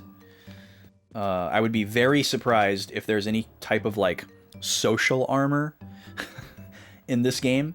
But that would be really cool if there was. Yeah, only one way to find out, exactly. Well, actually, there's two ways to find out. One way to find out is the way that I want to find out by going and meeting him on the ship and seeing what's going on. The other way to find out would be for some jerk to blab it in the chat. So thank you in advance for nobody being that person. Is this him? No, this is food. Oh, this is Kevin. Would you like to cook what I fished up? I can cook the fish that you catch through fishing and net fishing. There's fishing in this game? When and where? Interesting. I know there's fishing in Suikoden 2 and Suikoden 1, but... or actually, wait. Is it only Suikoden 2? I can't remember. I didn't really do any of it because it didn't seem like that much fun to me. I'm not, like, magnetized to fishing minigames like the meme might suggest, or like a lot of people are. It's hit or miss for me. No fishing in 1, okay. Yeah, I think what I'm thinking of is there's a gif of Tyr, the protagonist from Suikoden 1, fishing, but that is in Suikoden 2. And that's probably why I'm thinking that. But yeah, I can picture it now. You're fishing as... I call him Roy. Because I find it annoying to say Rio or Rio or Rio. I don't like saying any of those. So I call him Roy. I wish he had a different name. Canon name. The ward, the doctor's room. I thought he was going to be in like the shop row there, maybe. Empty room. Deborah's room. Oh, I want to see what Deborah says now, actually. Now that we recruited the character that she was talking about. There's someone gazing at the sea. Yes, someone meant to meet you. Where could this be? I can see some sort of shop nearby. A sandy beach, perhaps? Oh, I know exactly where that is. Okay. Thank you, Deborah. Recruit... Question mark on Mordo.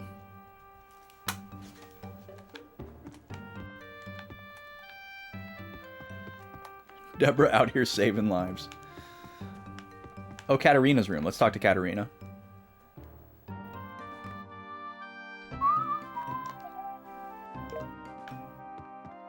Her entire family is gone just like ours. Yeah, bless your heart. You do remember that you exiled us, right? And, like, left us for dead? I'm glad she's come around, though. This is the confession room. It's so funny. Alright, he's not on this floor.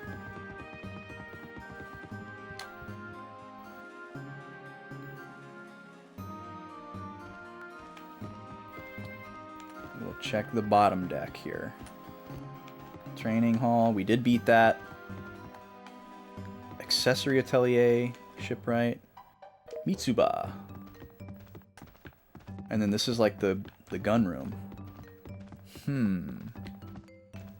Well, unless he's... Oh, actually, I guess he could be in here, but I don't think he will be. No. So yeah, maybe he uses a system like this, where you use these materials to craft armor instead of accessories. Maybe that's what he does. So yeah, I guess he could be in one of the rooms that's labeled as empty, which is really frustrating. It's about time to break for bottle time. So here's what we're gonna do. I'm gonna open up a prediction. Oh, I'm so sorry to everyone who voted Link in the last prediction. I forgot to pay that out. I gotta do that before I can open up a new one. We're gonna open up a fresh one here.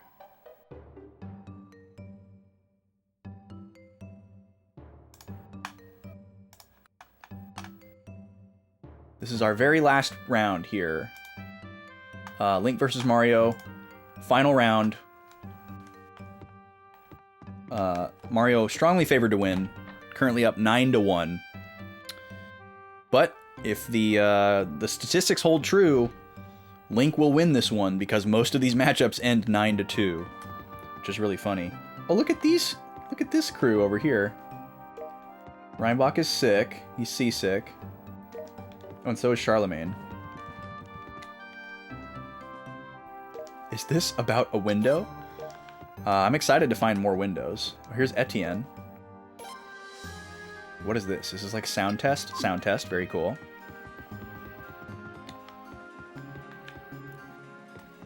Huh, I don't know where he is. We'll have to keep looking for him when I come back. We haven't checked Peralt's thing in a while, so we'll do that when we come back. You got about another minute to get your points in for the prediction. So here's what's going to happen.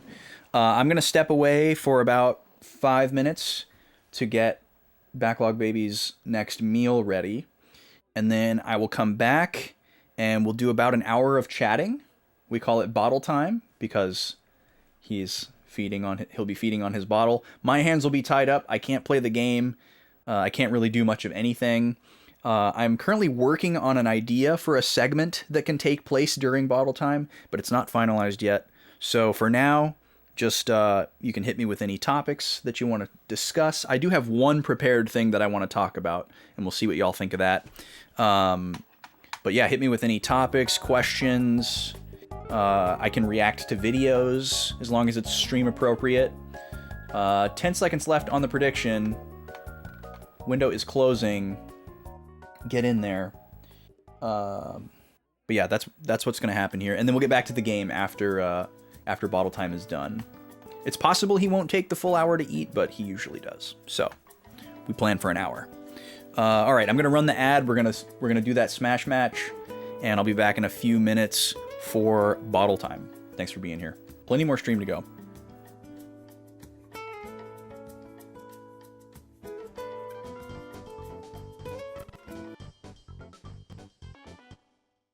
Free for all!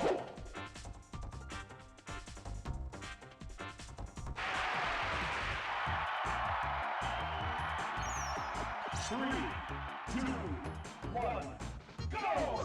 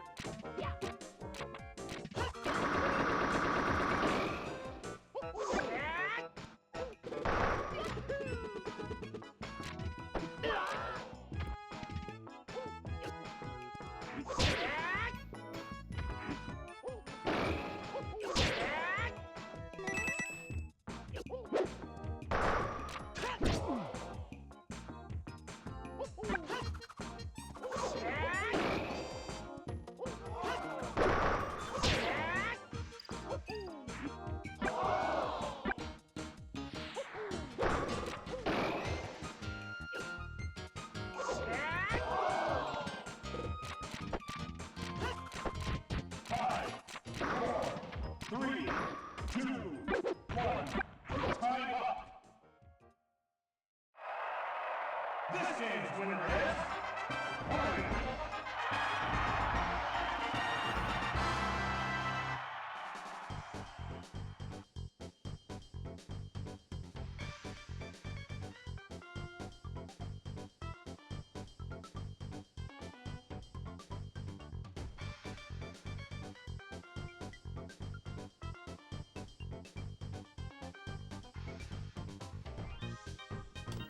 All right, the trend has been bucked.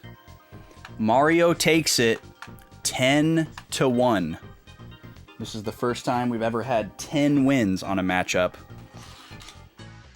But we also, our previous matchup, had our first ever shutout, 11-0. Pretty unprecedented. Well, actually, literally unprecedented.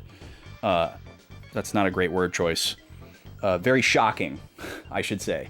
Our previous matchup, Ness beat Yoshi 11 times in a row. So that's our final matchup or that's our final round for this matchup, I should say. Link and Mario is all done, 10-1 to Mario. We're gonna now move to our next matchup, number 11. So I'm gonna switch my characters on the screen for you here. Remove. And we're going to reset the scoreboard to zeros. And in the red corner, we have Samus. And in the blue corner, we have Captain Falcon. So now these two characters are going to face off for 11 rounds. The next 11 ad breaks, give or take.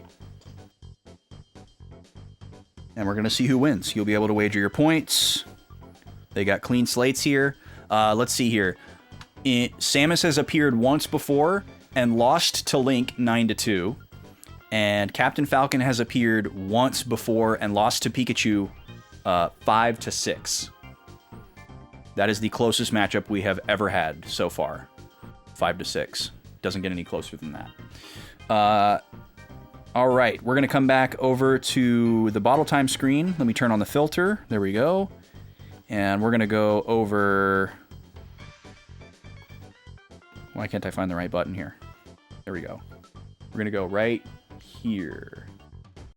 There we go.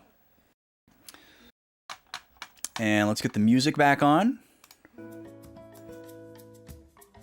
There we go. So yeah, AMA. Chat about whatever you like, whatever pops into your head. If there's something you want to discuss or ask me about or get my reactions to, this is the time. I usually have one hand free during bottle time, but it's not a guarantee. If he's being calm and chill, I can do this one-handed. But even if he's not being calm and chill, I can usually, break one hand off for a second to, click something or, get something open or whatever, write something down, whatever it may be. But I do have one prepared topic that I wanted to share today that I'm feeling pretty excited about. But I might want to save it until there's more either music nerds or Zelda nerds in the chat. So if that's you and you're lurking, let me know. Also, housekeeping. We do have a soda to taste, which I will do after bottle time. I know I said after the next ad break, which we technically just had, but I can't really do that. Can't really do that during bottle time. I could potentially, but I'd rather not try to. And I wouldn't be able to get up and show it on the camera. Yeah, it's not good. You're a casual Zelda nerd. Well, that totally works. So we're gonna do that soda tasting after bottle time is over. And then we still have two outstanding game roasts from Tuesday's stream that we got from the wheel. Resilient AAM has asked me to roast Kingdom Hearts. That's going to be super fun, but I'm going to save it until he's actually here. And then Holy Gad also has a game roast. He has not selected a game, so the next time he's here, I need to pester him to pick a game so that I can roast it for him and all of you. But I want to make sure the person who, redeemed it is here since it's been postponed. But otherwise, we are caught up. We did our snack tasting.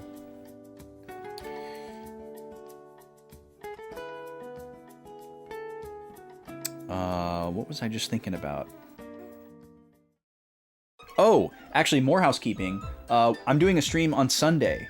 I don't always stream on Sunday. But when I do, it's a sub-goal bonus stream. We have a sub-goal that rolls that's always on. This one here, the one at the very top. Basically every 25 subs unlocks a stream on a Sunday. I normally only stream Tuesdays and Fridays, but every time that bar fills up, we add an extra stream on a Sunday. However, this Sunday is something special. I have a Ko-fi commission page where you can directly support me. That's not through Twitch at all. So I get a slightly higher percentage on those contributions. And one of the commissions that I have is for a one-off stream. So normally when the sub goal gets met and we do the Sunday bonus stream, the lady joins me and we play whatever our current point and click playthrough is. That's what those Sunday sub goal streams are. And the list of games on the one-off commission on my Ko-fi page are basically a mix of things that I used to do for sub-goal streams before the lady and I started streaming together. So things like Ocarina of Time Randomizer, Mario Party 4 single-player 100% challenge, stuff like that used to be the previous sub-goal bonus stream options. And a list of really, really short games that aren't long enough for like a normal stream series that we would do on a Tuesday or a Friday. So games that would only take one stream, maybe two streams. So for half of the price of picking my next big game, you can pick a small game. And we had one of those come through. So I got commissioned to play Pokemon Battle Revolution, which is basically Pokemon Stadium for the Wii. It's the easiest way to explain that. It's a 3D battle simulator for Pokemon for the Wii, where you can use rental Pokemon built into the game, or you can upload Pokemon from your DS games to battle them on the screen. And it has like a whole single player mode where you can battle through all these different challenges and fight these different trainers that have specific Pokemon, and the difficulty roughly scales up, different types of rule sets and whatnot.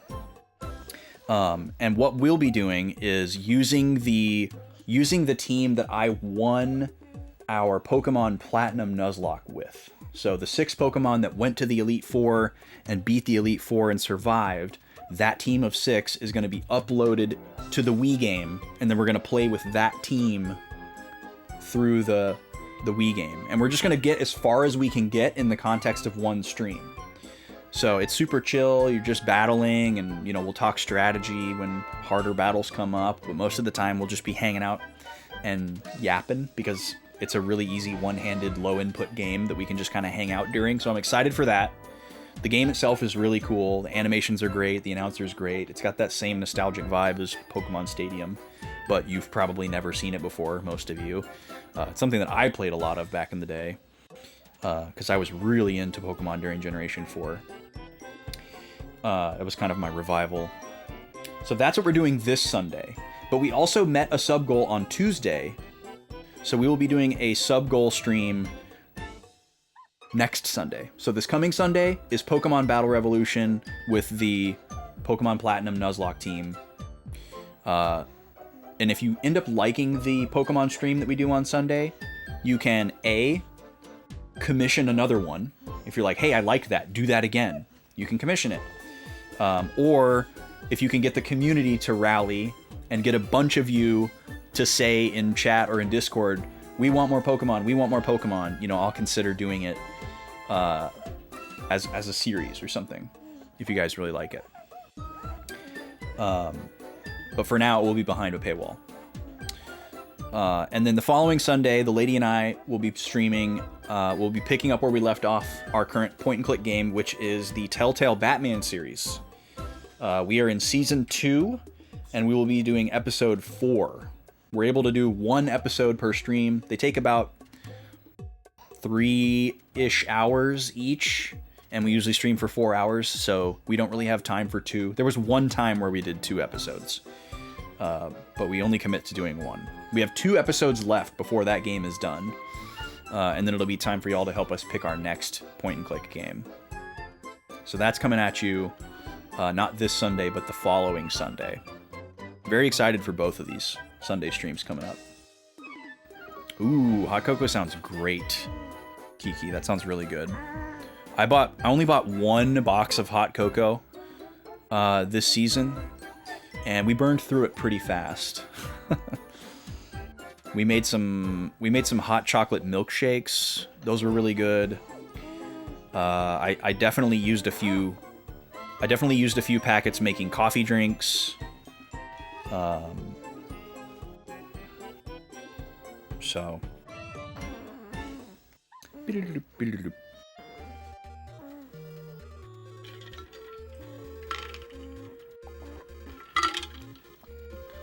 But I am rocking the matcha right now.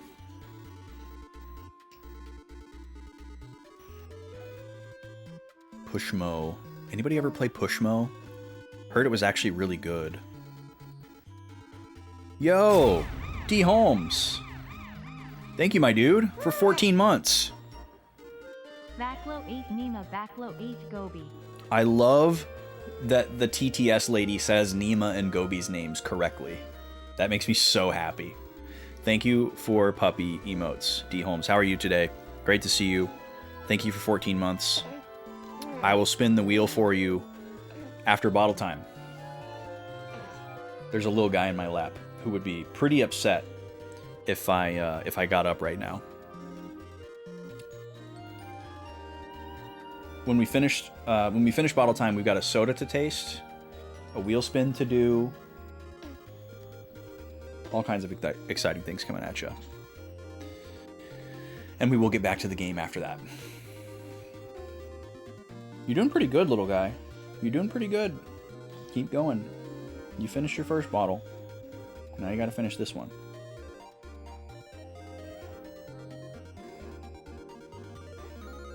Doing good, very sleepy. You want winter to be over. I know what you mean. Especially knowing what part of the country you're in. It seems like never winter. Never winter? Never winter nights? It seems like winter is never going to end when you live in Minnesota. And it's funny, like, you can be there for so long, so many years. You know how things go. But still you get this same sinking feeling, like, every time that it's never going to be over. Or at least I did.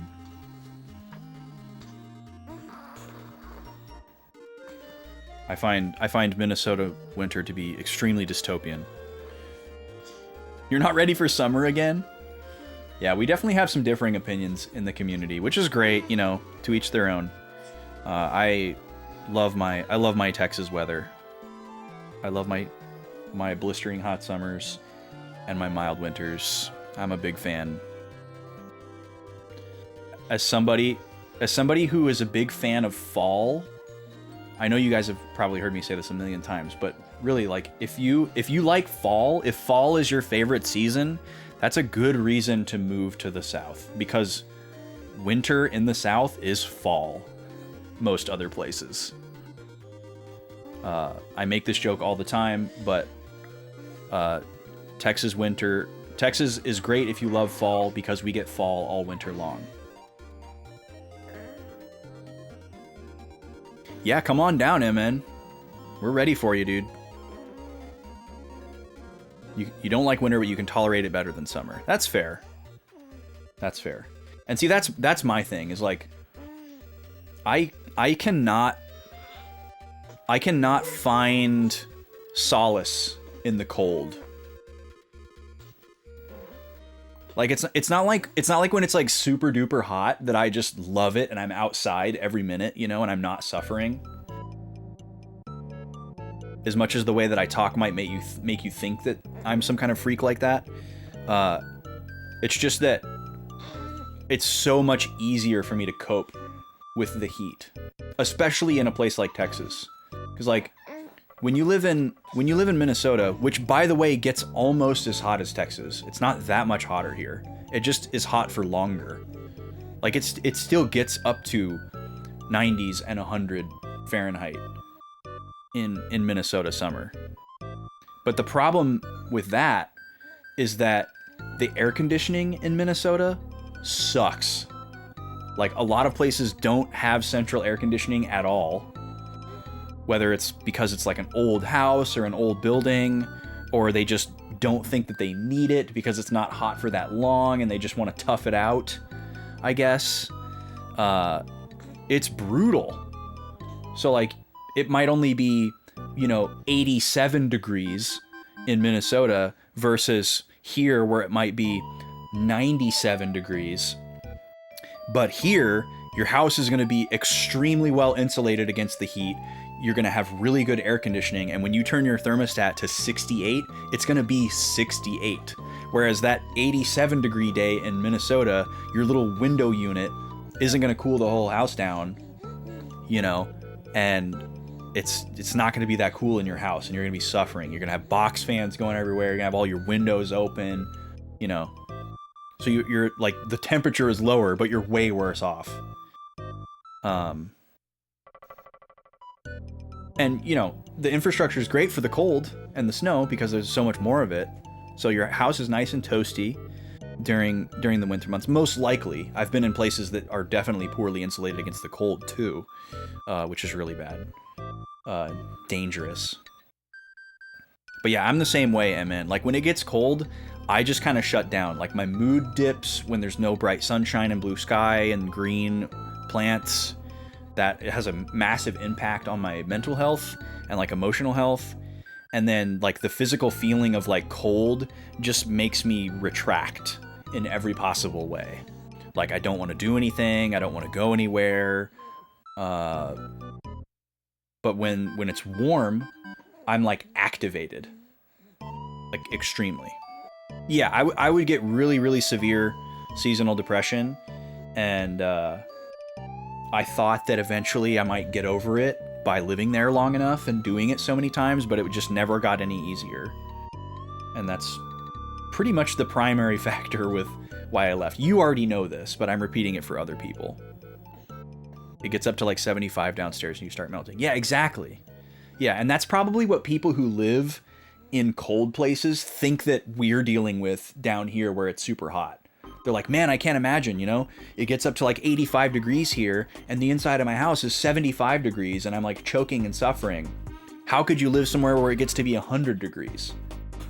Well, we would die if it was, you know, we would die if it was 100 degrees outside and it was 88 degrees inside. You know, that's not the case. We just crank up the AC and hang out. Wake up, little guy, you're not done yet. You're gonna get stripped if you don't wake up. Yeah, you just find vices to deal with it, exactly. I might have been unlucky with where I lived. You've always had good central air there. You don't use it that much though because you want your house warmer. Yeah, I mean, obviously it's anecdotal. I'm sure there are places that have really good central air. But at least in like Minneapolis proper, most of the places that I went and most of like pretty much every house that I ever went to had like non-standardized air conditioning. Like every situation was a little bit different. It's like, oh, well, we have window units, or oh, we have central air, but it's not very good. Or our house isn't really very well insulated, so it leaks out. So very non-standard, but like it's extremely standardized here. I'm sure if I went to like, you know, a richer suburb of Minneapolis, it would be great. You know, like if I went to like brand new houses in like Maple Grove or something, I'm sure it's just like here. But in like the heart of Minneapolis where I lived pretty much the entire time I was there. But even in a lot of the suburbs, like there was one house that we lived in that had good air conditioning. One out of the, what, 5 or 6. But like all the years that I lived in an apartment, the central air in the apartments was terrible. And these were not like old dilapidated buildings. They had crappy air conditioning. One was decent out of like the 4 or 5 apartments that I lived in. And then out of like the 4 or 5 houses that I lived in while I was there, one had good central air conditioning and the rest were bad. And also, the lady could attest to this. As somebody who grew up in Wisconsin and then lived in Minnesota and nowhere else, she can attest to this. Texas air conditioning hits different. It's on another level. Minneapolis house you grew up in didn't have central air when you bought it, but you had it installed right away. Nice. Yeah. Obviously, there's an element of privilege for sure, like depending on income and like age of the building and all sorts of things like that, which is totally fine. But imagine it from the perspective of heat. Like even the most like run down, inexpensive, like crappy apartment in like the worst part of Minneapolis is going to have like a certain amount of heating because it would be like illegal and people would die if they didn't have it for like the winter, right? Well, it's like that here with air conditioning. So even like the worst air conditioning that you're gonna find is still gonna be pretty good, and most of the time it's like bananas good. You know, and then maybe your heat's not so good. Like some places here don't use gas for heat, and it's just like electric.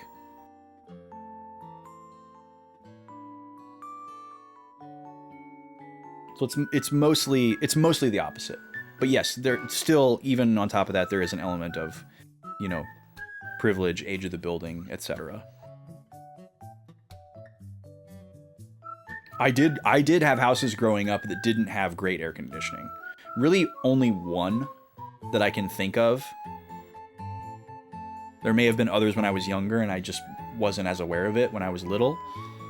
But the house that we lived at for several years while I was going through high school, the air conditioning was really bad on the upper floor.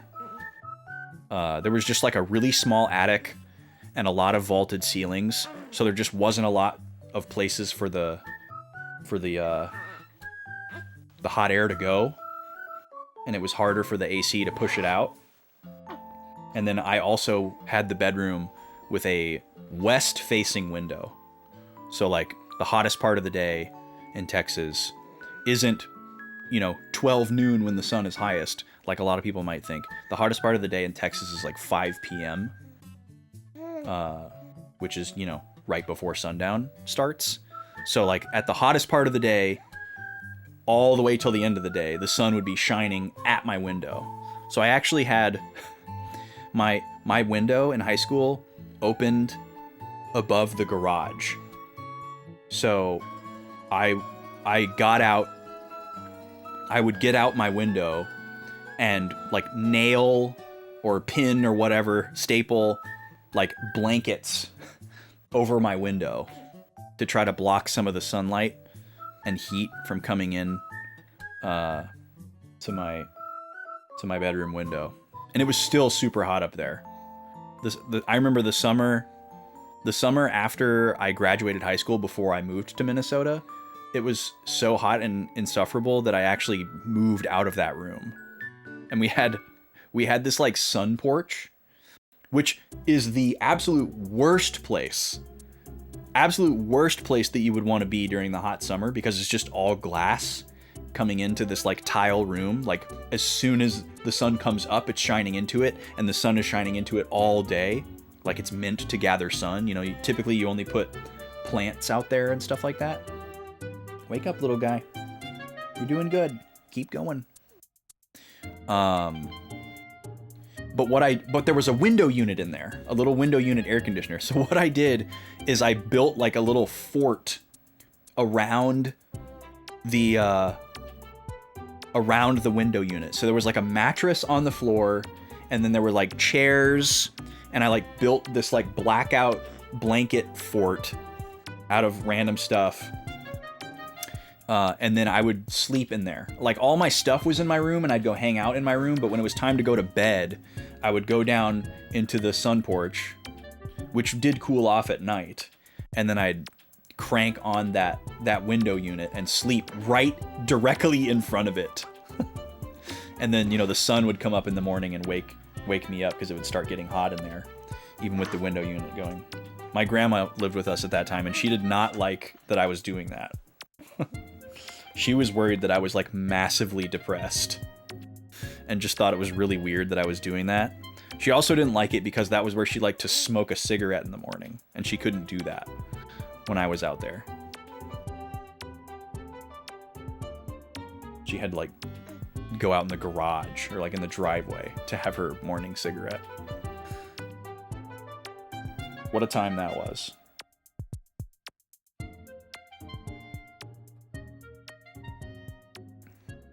We're getting close to the end of the second bottle here. We might have a record bottle time here. It's only 2:30.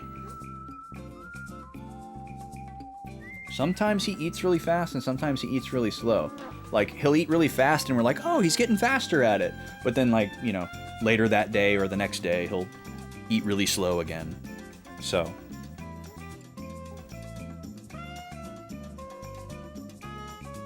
Guess it just depends on how hungry he is or whatever. Bottle speed eat. Yo, what's up, Arcadia? How you doing, dude? Nice to see you. Yeah, sometimes he eats really fast.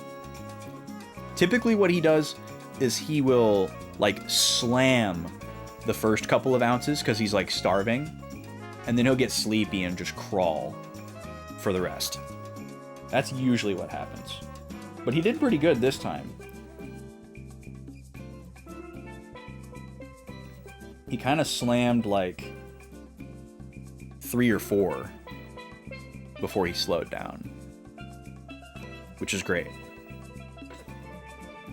Our target right now for him is he's got to eat at least 5 ounces every time. And we try to see if we can get him to 6 each time. That's the target right now. If he doesn't make it to 6, but he makes it to 5, and he's like super sleepy or whatever, you know, we'll let him ride it out. Ooh, making some chili, nice. Haha, SNES. What's up, dude? 6-year-old. Wait, really? Oh, I wasn't there for that. That's so funny. That must have been after I went to bed, or I was distracted and missed it. 6-year-old, that's wild. Yeah, we don't, we are not having that experience. The lady is having a much different journey with, pumping.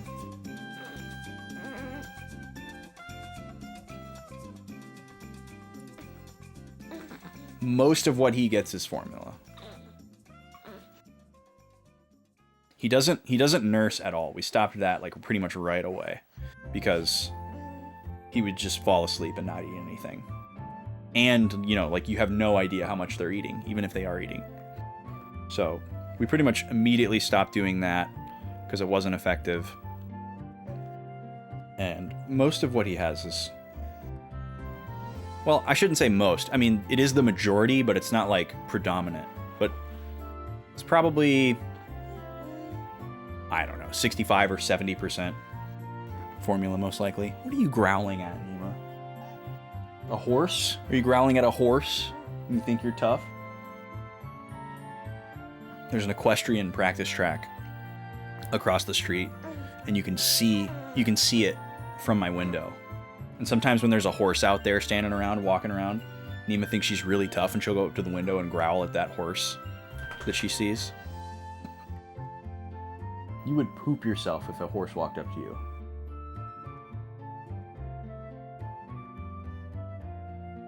You love horses?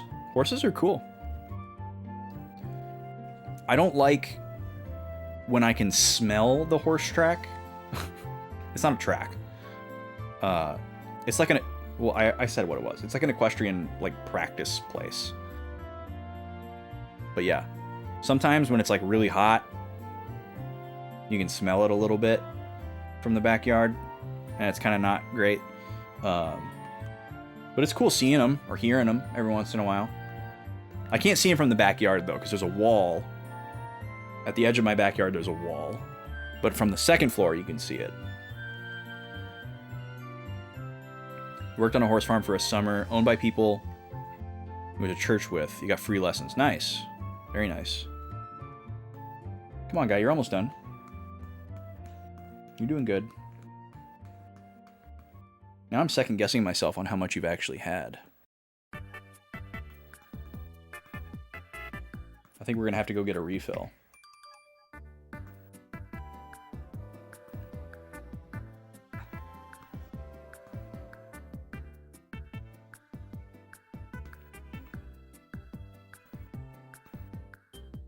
Ooh, you got stepped on? Yikes. That's so scary. That's the other thing about horses. They're cool, but they are scary. Really scary.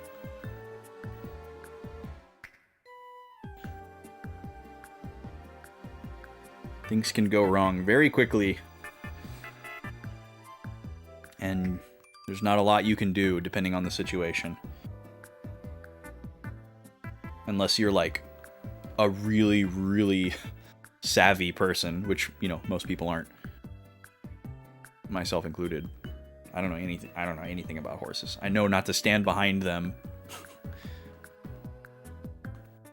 And, you know, just to generally give them space. I don't have a reason to approach a horse. And I would not approach a horse. And I would be quite apprehensive if a horse approached me. And I wouldn't really know what to do. But I do think they are really cool.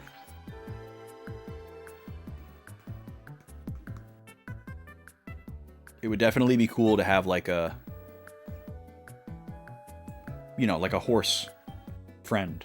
Like a horse that you build like a fairly deep relationship with and you have like rapport with and like chemistry with, where like, you know, like a dog and its owner. Like you kind of like know what the other is feeling and you can kind of read their mood and things like that. Like I think that's really cool when you see like a, like even not even necessarily like a really well trained horse like can do a lot of tricks or commands or whatever, but just like a horse and a rider or owner or trainer or whatever that clearly are like in tune with each other. It's really cool.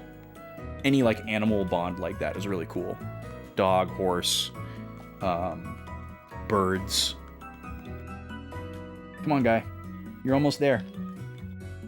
You're doing great.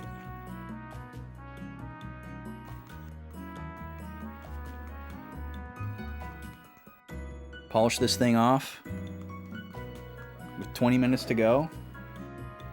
That's excellent. Think about horse shows. You scrapped it after the amount of research you thought you'd have to do. Yeah.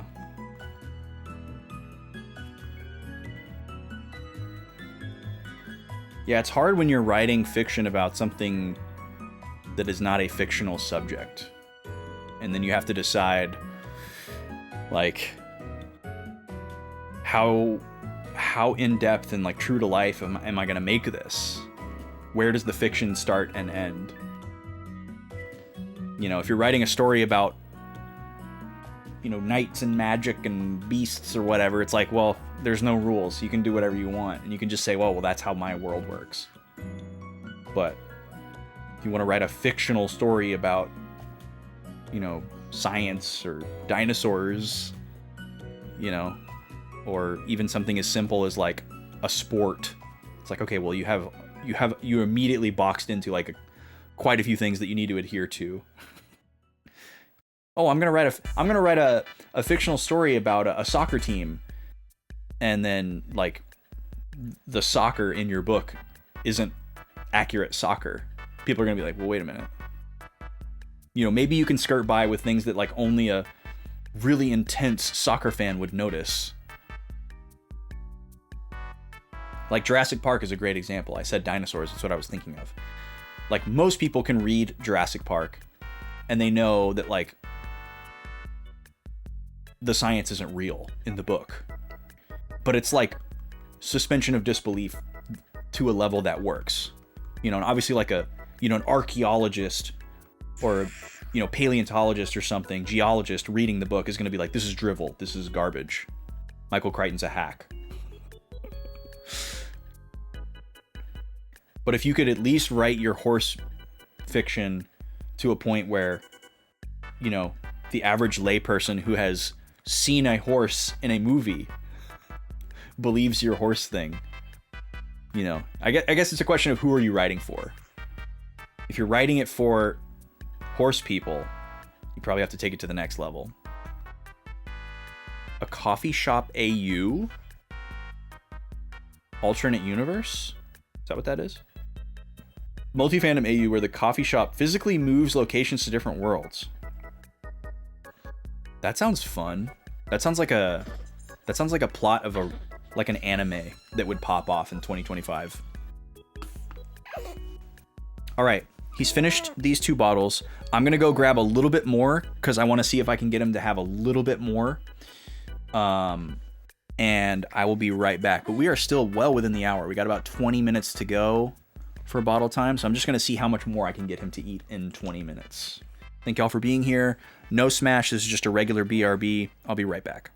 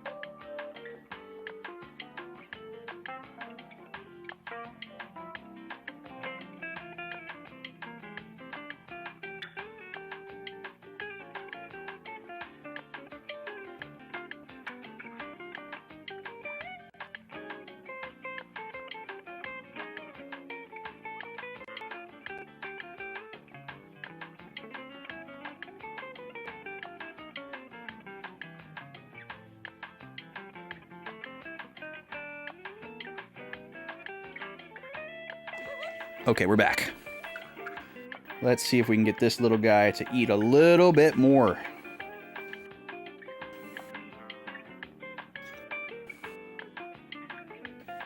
Welcome back.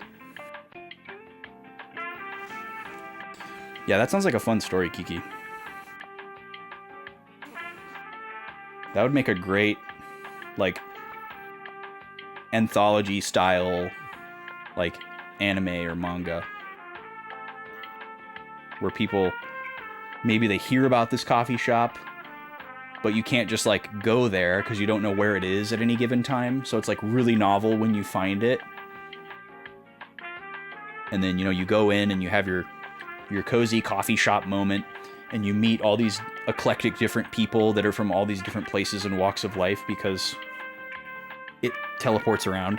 And then you don't know you don't know where it's going to end up, where you're going to end up next. So you have to like, yes, I'm still listening, YouTube. You have to like be willing to like pick up stakes and like move your entire life, I guess, because you probably won't get to go back to where you started. Oh, okay, so it is controllable. Cool. And you have a set schedule. Yeah, that's neat. I like that idea a lot. That's cool. I promise not to steal it. I don't know if I've said this on stream, actually, but I'm working on a story. Picked up an old story idea that I started in high school. Just as like as a procrastination. I started it as a procrastination. Almost entirely. And then now I kind of want to get serious about it. I'm not even to like writing phase yet. I'm just in like idea phase, and then I'll move to planning phase, and then writing. But I thought that'd be a good thing for me to try to do during these early years while I'm home with this guy.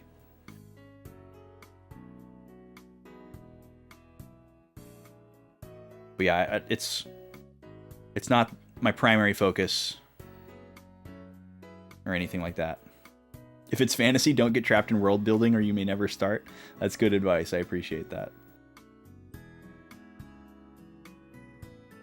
It is fantasy, but somewhat atypical in that it's fantasy, but it does not contain fantastical elements, if that makes sense. So like it's a world and universe that are not our own, but is very similar, and it's you know, there's no magic or anything like that. Like it has its own lore and science, so to speak, but yeah, no magic is the big one. Low fantasy. Yeah. Love me some world building? Yeah, me too. Yeah, I'm not trying to be Tolkien out here or anything like that, but I do like the idea of having a really, really good framework of stuff before starting, because I'm the type of person where I can write something and then I have a dozen questions about what I just wrote. And so I'm just trying to have a good amount of answers to those questions before starting, because I'm really good at like making things up as I go along in the context of like a story, and I have lots of different things to draw from, but I like the idea of my world building and lore crafting or whatever basically being my constraints to like keep me on course, you know? Because like if I'm just writing freehand as ideas come to mind, I might be like, oh, well, maybe this could happen. But if I've already made some like kind of laws of the world, so to speak, of like what can and can't happen or what's here and what's there, you know, it might be like, oh, well, no, I don't want this to happen because that doesn't make sense with the larger thing or whatever, you know? So I'm trying some things out, basically, to see what happens. Ranger's Apprentice. It registers as low fantasy. Interesting. I might check that out to see if it matches up with what I'm thinking. If you need resources, feel free to hit me up. A ton of different ones, from character development, questionnaires to world building stuff. Oh, cool. Yeah, that sounds neat. You seem to be the resource person. Very cool. Yeah, I'm still very insular at this stage. And I probably will be for a little bit longer. I think once I have more things like staked out, I won't need to be as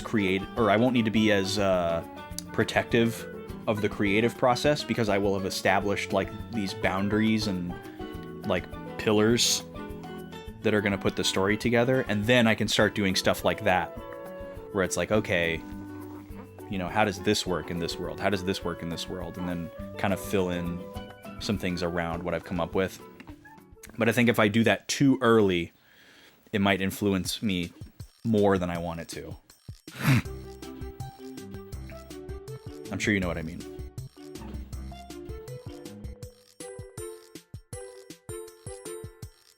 Yo, what's up, Lisa? Thank you, appreciate it. Yes, there is a widow baby in the blurry area in my lap right now. We're just finishing up some bottle time before we get back to the game. How you been doing, Lisa? How is second playthrough Oracles going? When I saw your Blue Sky, I can't bring myself to say Skeet. When I saw your Blue Sky post that you finally got all the rings, I sighed a sigh of relief on your behalf. It's all finished, thank God. You probably feel like you just retired from a 30-year career that you hated. Yeah, what a Herculean journey. I did the 4 full playthroughs of Oracles to get everything.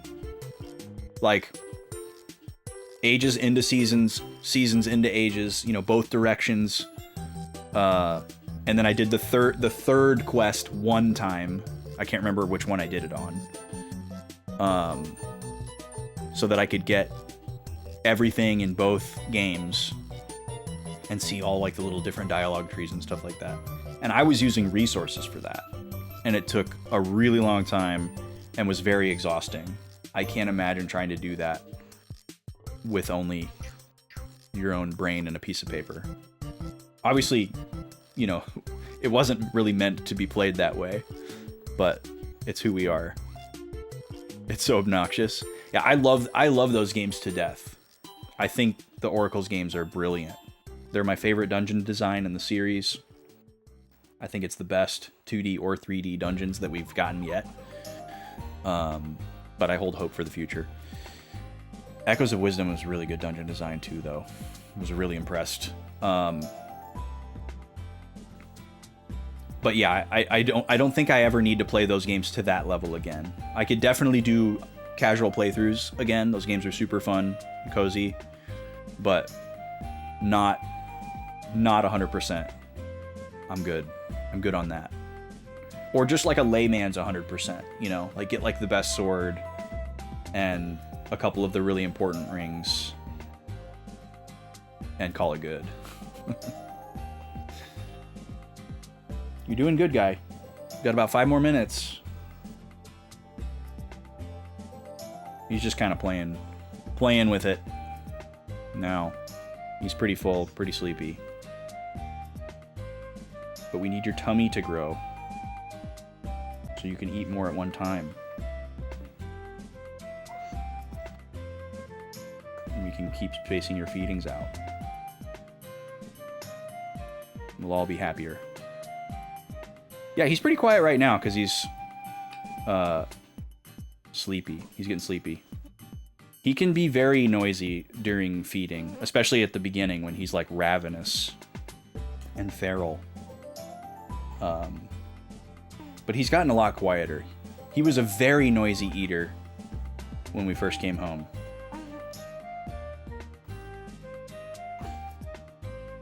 And now he's starting to be like, dude, get this out of my mouth. I'm done.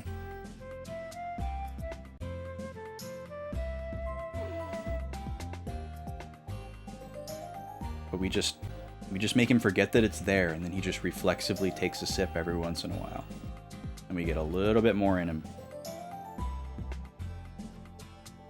Doesn't even know. Just a sleepy, dumb little guy.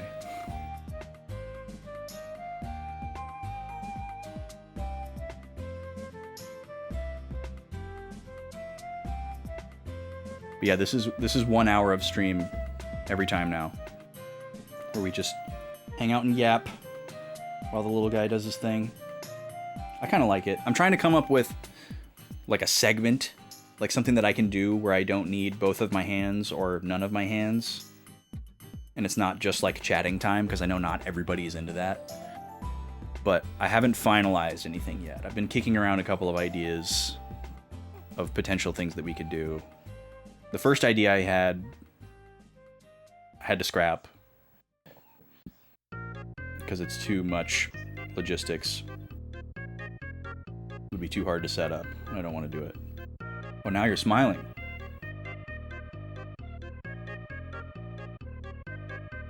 You're funny. Alright. He's given up.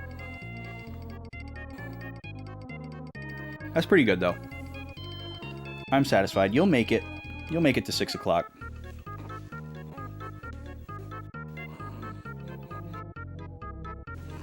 Alright, we're gonna put him down.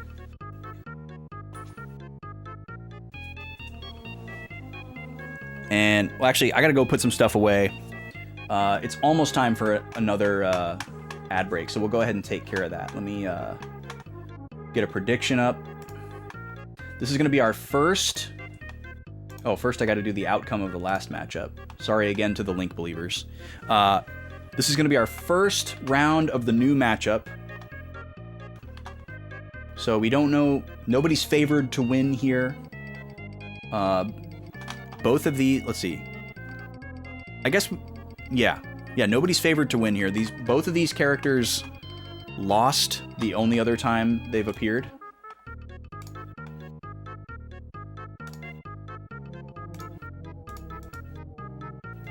So in the blue corner, we have Samus, and in the red corner, we have Captain Falcon.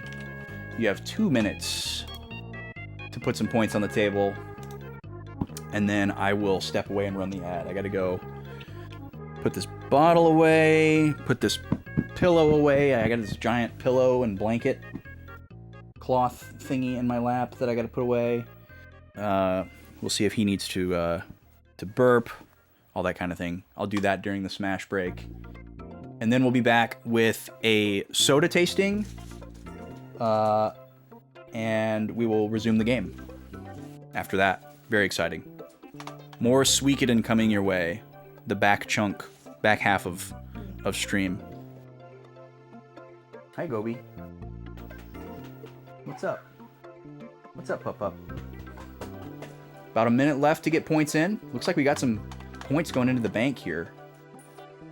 I think people got a little disenchanted with the Mario Link matchup because it was so one-sided. So they kind of knew which way it was going to go. There were some Link holdouts though. So proud of y'all. Looks like Samus is favored to win so far. So if Captain Falcon wins, those folks are going to win big. It bases the payout on like the disparity between how much is in each pot, which is pretty interesting. Yeah, so like if the two amounts are really close together, you know, you'll get roughly like a either a 1.5x return or a 2x return, I forget. But if there's like a ton of points in one side and then you put in like 10 points on the other side, it changes the odds to be like 35-1 or 50-1 or whatever, and you can get a massive return on the low points. Yeah, it's kind of neat. Okay, time's up. I'm gonna switch over and get our new characters selected, and I'll run it, and I'll be back when it's over. See you in about 3 minutes. Thank you so much for being here for bottle time.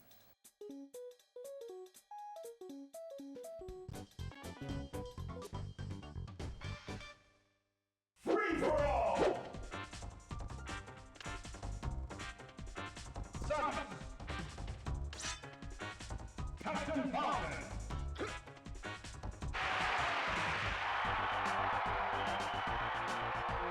3, 2, 1, go!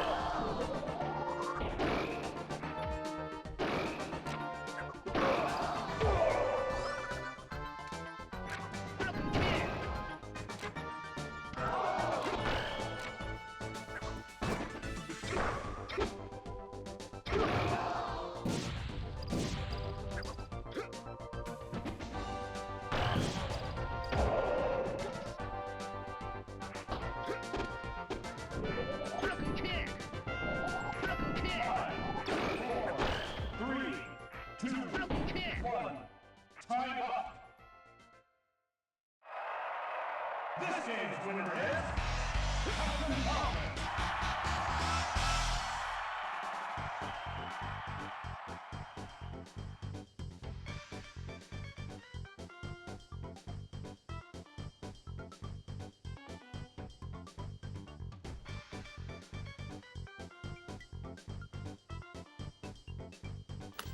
All right, Captain Falcon does it. To start us off here. Looks like it was a pretty close match based on the stats, but I didn't actually see it happen, so feel free to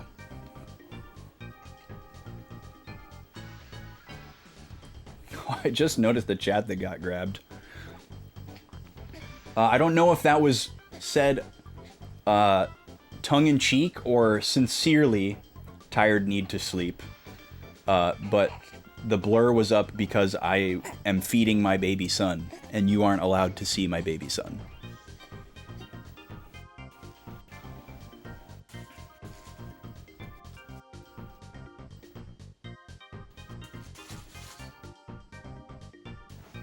All right, let's get the stats updated here.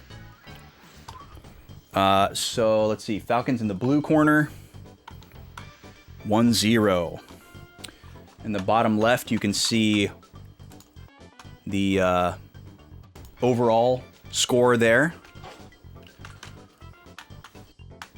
Get that updated as well.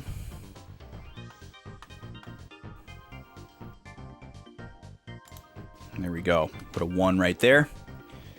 Tracking every single possible matchup. We're on number 11 of 66. It's going to take quite some time. All right, now we're gonna come back over to the big cam. We're gonna turn the bottle time filter off because bottle time is over. We're gonna get our music back on, and we're gonna taste a soda. I'm very excited about this soda. This is from a brand. Actually, let me switch mics really quick.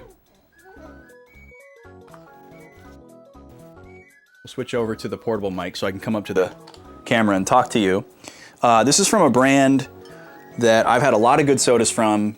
They've appeared on the show many times. This is Reading Draft. Reading as in Reading, Pennsylvania. Reading Railroad. Yeah, this is from Reading Soda Works and Carbonic Supply. That sounds so cool.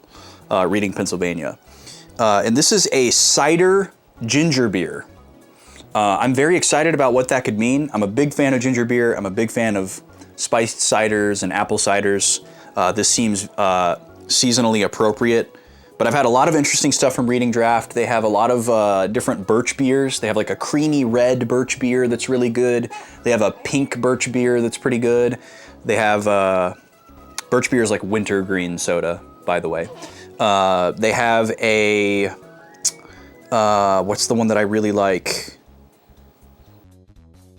Oh, I lost it. We had like a creamy grape one from them that was interesting. They got a lot of good stuff.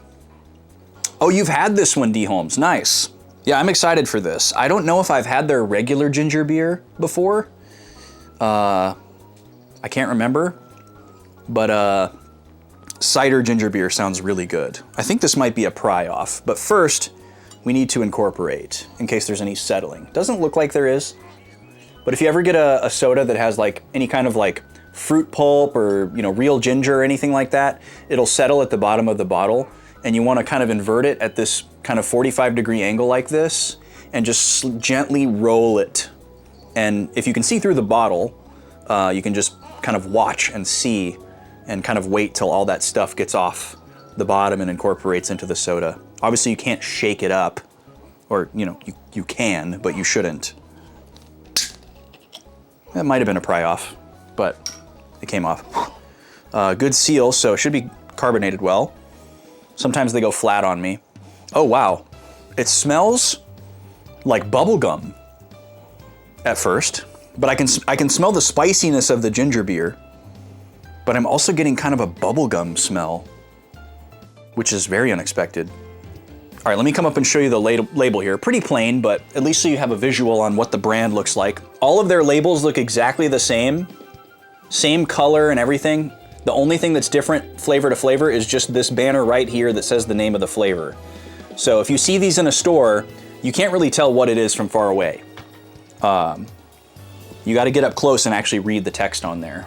Different brands do it different ways. Some brands have like really strong branding like this where all their bottles look the same and then the flavor is just text. Other ones, you know, they'll have a different label for each flavor. Like a completely different color or something. Yeah, it smells like bubble gum and ginger beer. Very interesting smell combination. And like a very, very classic bubble gum kind of smell. Not like gross, like artificial pump to the max. Obviously bubble gum is an artificial flavor, but it smells like a really old-timey, classic, like double bubble type bubble gum smell. I'm not a fan of bubble gum flavored things, but this smells good. All right, let's see what's going on here.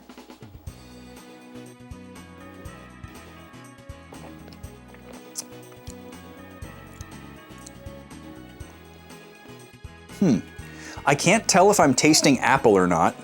I definitely taste the ginger. There's no clues in the ingredient list. It just says natural flavor. It kind of tastes like bubble gum.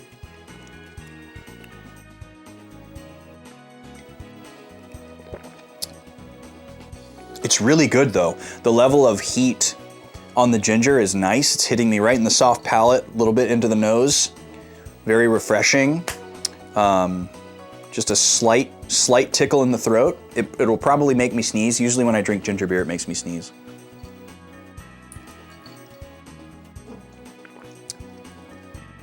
But yeah, it's got this kind of nice, somewhat fruity note that's hard to pin down.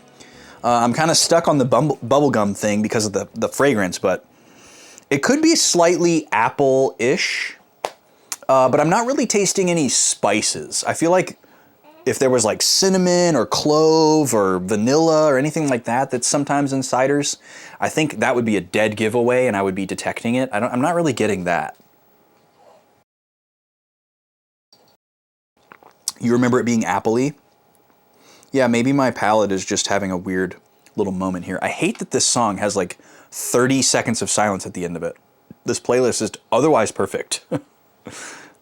And I like that song. And it's also not my playlist, so I can't take it out of there. There we go. Yeah, I can convince myself that it tastes like apple.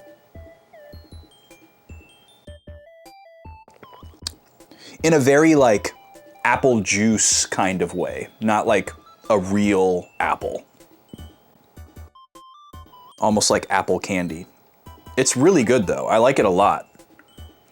Especially for someone who doesn't like bubblegum flavored things or, you know, cream soda or birthday cake flavored things, sugar cookie flavored things, like things that aren't really like a flavor and it's just sugar flavored. I don't like any of that stuff. Cotton candy, that's not a flavor. For someone who doesn't like that stuff, and for this to register as bubblegummy and still taste really good to me, is definitely something. It's really good. I like it a lot. Reading Draft pretty much always delivers either something really, really good or at least, at the very least, very, very interesting. So I'm never gonna hesitate to reach for a Reading Draft. Cool. Thank you for getting us that tasting with the wheel spin. I'm gonna switch back to the good mic. And we're gonna switch back to the game as well. The song that we're listening to right now is an Animal Crossing song. It's one of the KK Slider songs. And it is KK Bubblegum. What are the odds? From Animal Crossing New Horizons. Or sorry, Bubblegum KK. It's meant to be like a K-pop reference, I think. Anyways, let's switch back over here. And we're going to play some Suikoden again. Remember when we play video games? That was a happy groan. He's happy. He's back down on the floor now, playing with my foot. Okay, so we are about to read the next issue of the little newsletter here that sometimes tells us what to do next, but mostly just reminds us of what we did previously. Yeah, that should be fine, MN. I don't think it's going to get grabbed by any, like, auto-claim type stuff. Highly unlikely, but I suppose is possible. And if it did, there isn't anything that we would be able to do about it. I actually just learned about this. If you play music on Twitch that is like licensed, where they would grab it, but you have a license, there's no way to like permanently get whitelisted. You have to just like dispute it every single time and win the dispute. It's really stupid. All right, let's read issue 8 here. In response to Sir Laszlo's repeated request for cooperation, the Ney, human side, village chief finally succumbed. Ney could not ignore the cooperative relationship of islands such as Obel and Middleport with the caffeine. That's us. It seems the Ney village chief's conclusion to this effect is behind the declaration of his Wow, that is the most overly verbose way to say that. It seems the Ney village chief's conclusion to this effect is behind the declaration of his cooperation. Why did they word that way? That's so absurd.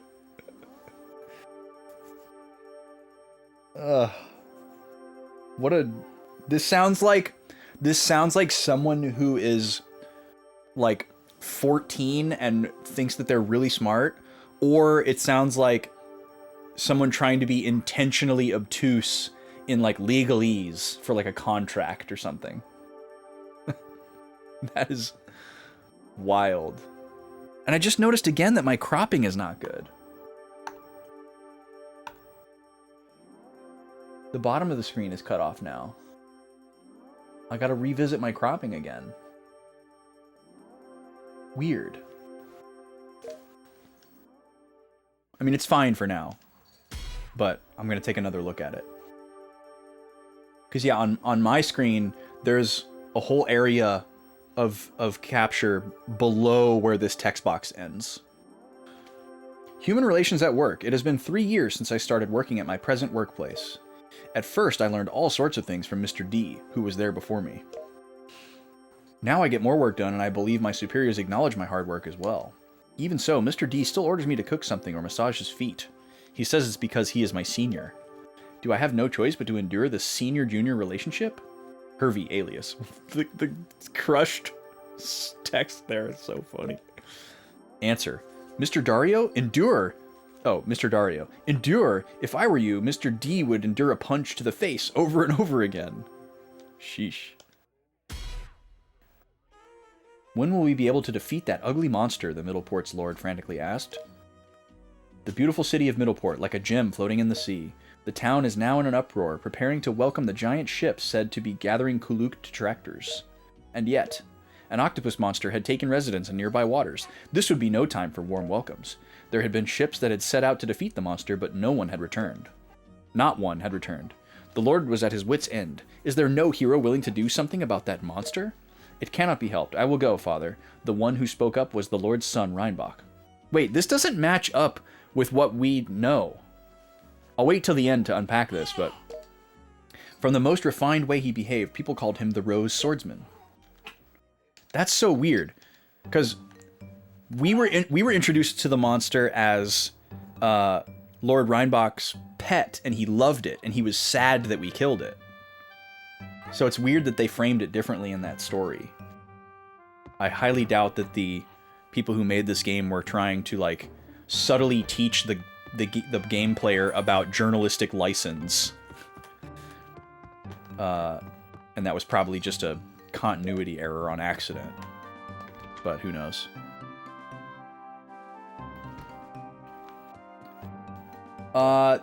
You could make a hotkey, MN. But I don't think there's one by default. You can make a hotkey in OBS that's like, you know, a letter on your keyboard or a keystroke, or you could set it up for. Let's get. Oh, we're getting wide. Stretch it out. Oh, I just fixed this command, so you're welcome. Oh, that's a good stretch. That's so good. I've been really sore the last couple days because I've been exercising a lot more since being home and not at work, which is incredible. We'll bring it back in. Thank you for that wide moment, MN. It's been a while.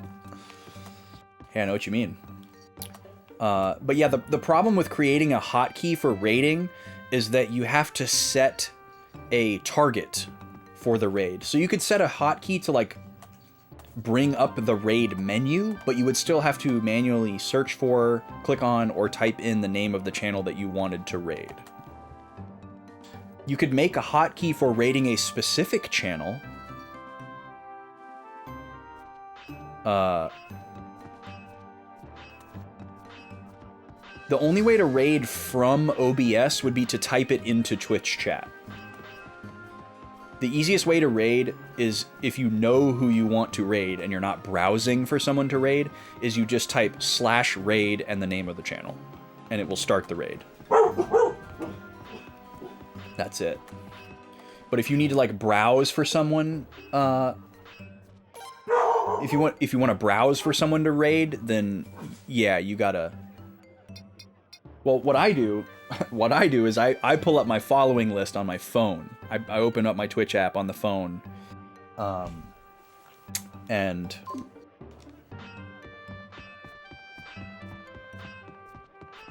you know, figure out who we're gonna raid based on that. It's very rare that I raid somebody that I have never interacted with at all. I usually raid into people that I know or that are like mutuals, and maybe we haven't met yet. So I'll type raid and their name in the chat. We never found the person we were looking for here. but we have a destination. So we're going to actually, let's go sleep. We need to rest a little bit. Might as well top off our health while we're here. Little guy's having a great time down there. He's got his arms and leggies going. He's having a blast. That's what you did for me. Okay. I used to use the Raid browser in the... oh, wrong door. I used to use the Raid browser in Stream Manager, like the Twitch screen, where you can see like a preview of your feed and like your pre-roll timer and your viewer count and your followers and like the channel point redeems and all that kind of stuff, and you can customize it. And there's a button in there where you can click Raid, and then it'll open up like a little browser, and you can like, you know, search for a category. It'll give you random recommendations, which are usually terrible. Or, you know, or you could pull up your following list on there. But yeah, there's not a super easy way to hotkey it. Oh, I gotta go up one more. I'm so glad that it's easier to know my way around the ship than it has been the castles in Suikoden 1 and 2. I had a heck of a time with that. Heck of a time. Alright, we're gonna rest. Ooh, I gotta finish off this matcha.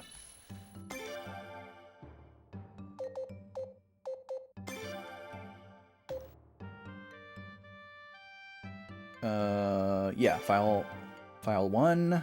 Drop a fresh save here. 50 hours. Obviously, a lot of that is idle time.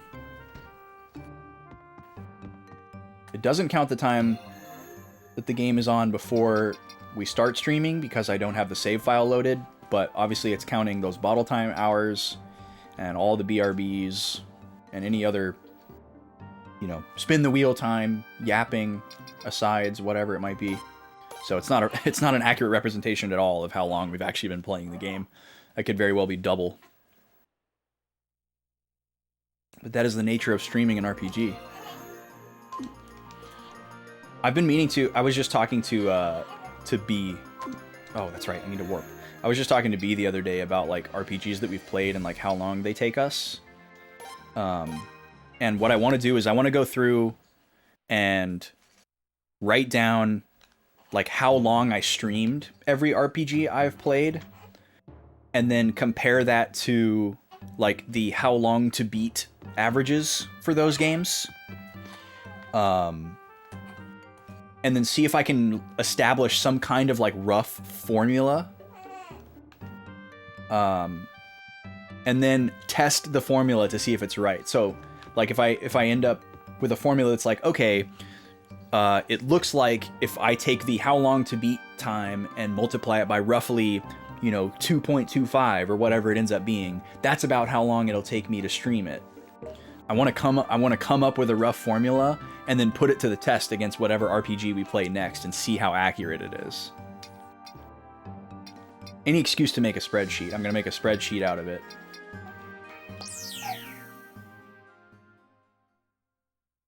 So how would I know to come here if I didn't have Deborah? If this is story related, which maybe it's not.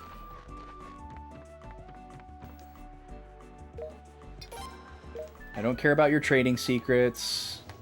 There's battles here. It sounded almost certain that this is the place that she was describing. Those might sound like cries of dismay, but they are definitely cries of delight. He's having a really good time down there. Hello! Greetings, welcome to the Caffeine Hot Springs. Well, thank you for coming so far. Come, come, you must be tired. Make yourselves comfortable in our hot spring.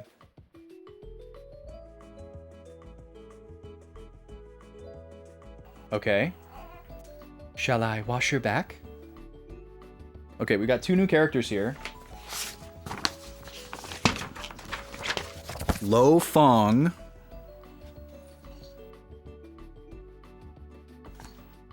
Mordo. Hot Spring. Woman.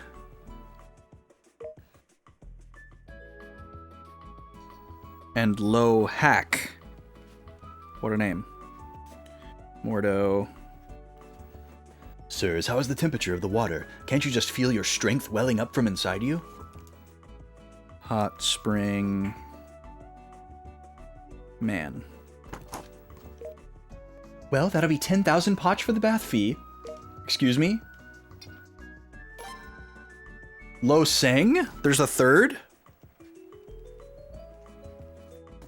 After all, it is a blessed hot spring that even the leader of the great caffeine patronizes.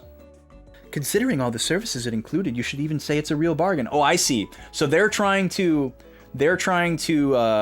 hoodwink passers-by by saying that this is a famous hot spring that the leader of the caffeine visits, not knowing that we themselves are he.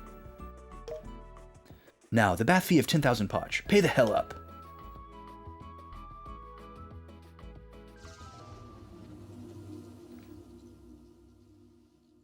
What's happening right now? Oh, we're fighting them. Okay. Well, this isn't going to go well for y'all, I promise.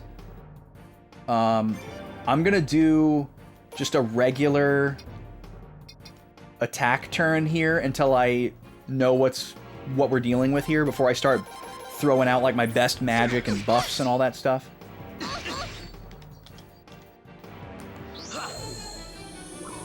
Okay, they've got a buff. I'm focusing on the girl because I'm assuming she's the healer because I'm an RPG misogynist, I guess. She's already in low health, so I think we're just going to mash our way through this. They're not doing very much damage.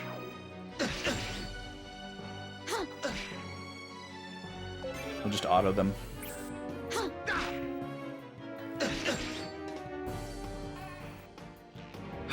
That guy's an archer.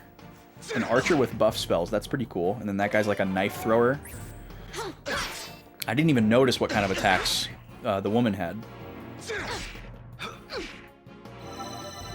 Our little guy down here is covered in toys. He has covered himself in toys. He's pulled all his toys on top of him. It's very silly.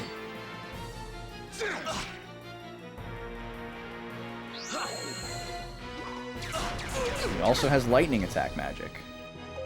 Very well rounded. Oh, we're missing a lot. Okay, that takes care of him.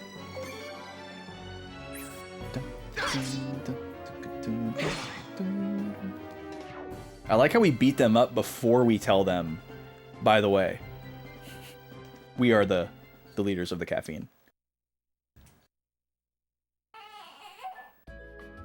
Oh, I'm sick of this exhausting work. Even my clothes are all worn out. I quit. I want to work for him instead. What did you say? Ha, easy for you to say. There's no way this guy's gonna let you. We'll work you to death in the caffeine. Oh my god. It's weird that we are just the caffeine. See that? Even he wants me to. Wait, the caffeine? Are you serious? Hold it right there. You're the caffeine? In that case, I'll go too. Then I'd better go too. You guys? I guess nothing can separate us siblings. Oh, they're siblings. So there you have it.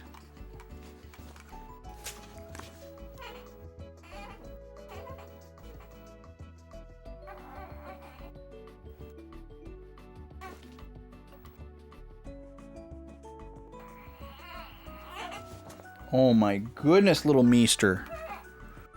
You're so vocal right now. What's going on? So vocal. Let's do this. You want tummy time? Do a little tummy time.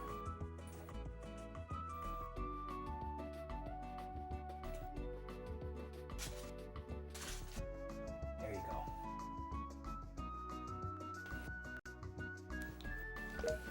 We'll be keeping you company. Then shall we get going? Have we forgotten about someone? Well, it doesn't matter. Oh, interesting. So there may be one other person?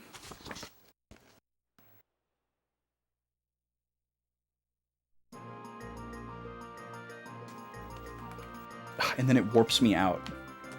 Alright, well, we're gonna do the same thing we did last time, where we go to Vicky and warp in instead of trying to turn around our boat, because it takes twice as long to do it that way.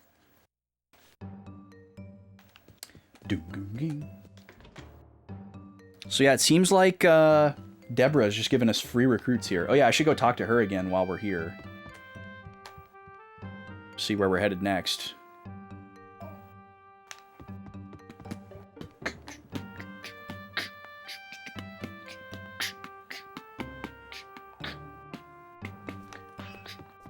I think she's down here on this floor. Really glad that her room is labeled. Yeah.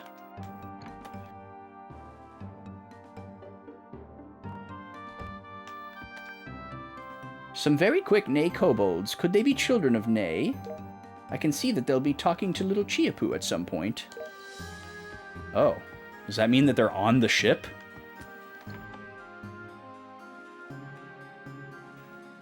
I wonder how they coded it in for her to decide, like, which recruitment clues to give when.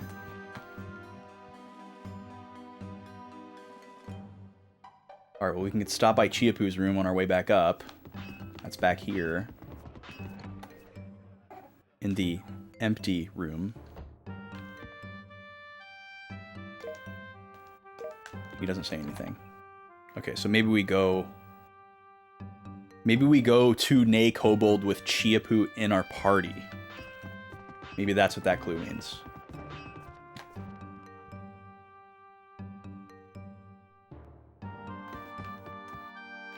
Let's go ahead and swap him in.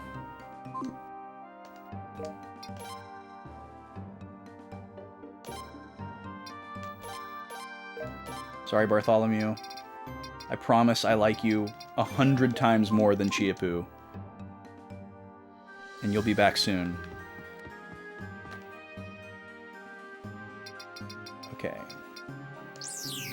Right back to Mordo. So we can have a look around. Oh, yep, there's a person.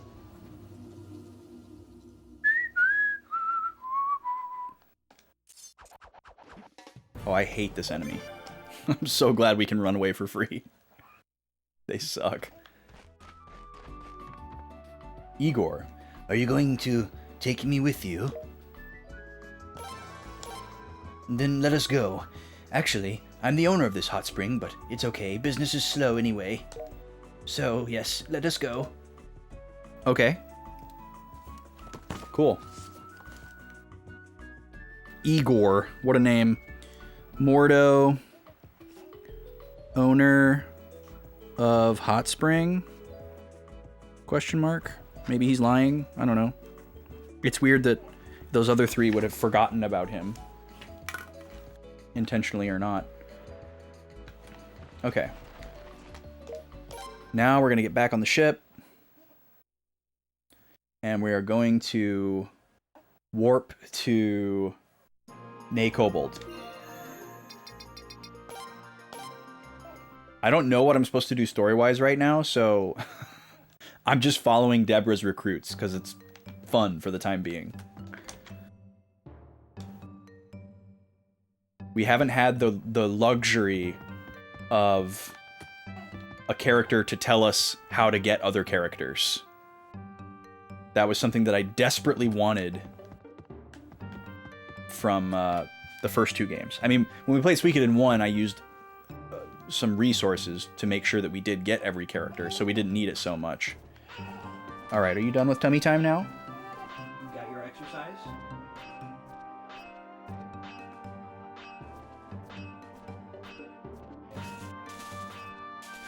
This guy? This guy?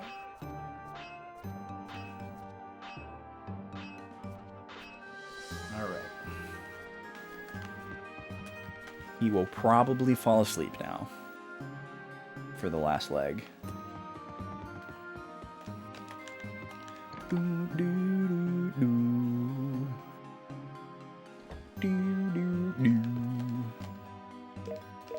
Oh, this isn't what I meant to do. I just need to warp. Warp to Nay Kobold.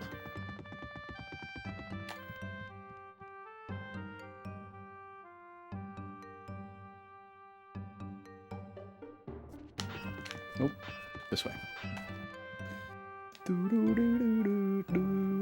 I have no... By the way, I've been thinking about this like the last couple times we played this game. I have no idea how far we are in this game. It's really hard to tell. Wow, that was a fun sound.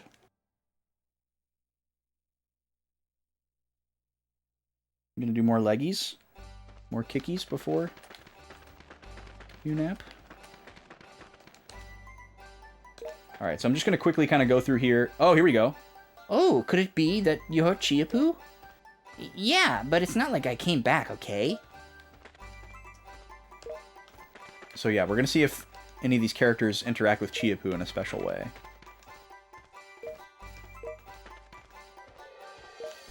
Still can't go in the warehouse.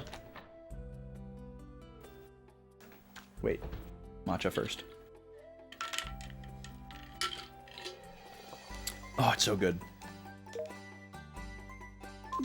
Trading post. No.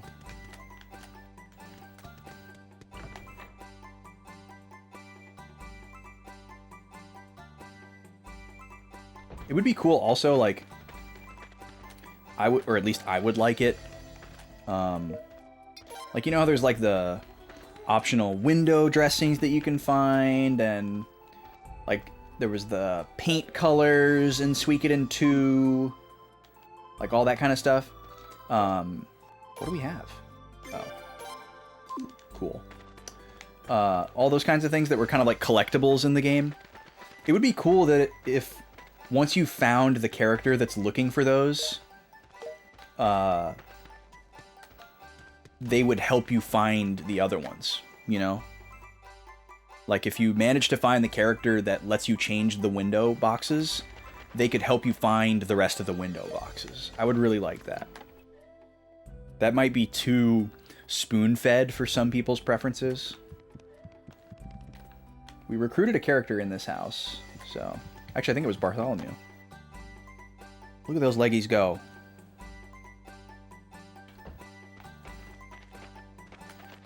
I think when this little guy can walk and run, he might be a menace.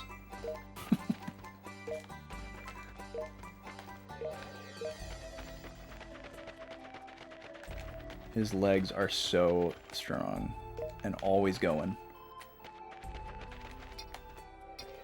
Maybe something will happen in the hot spring?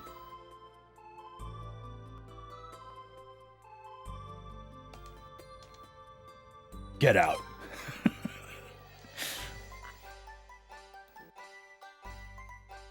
Nope.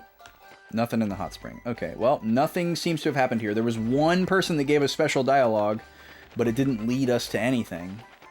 So I guess I'll try talking to her again.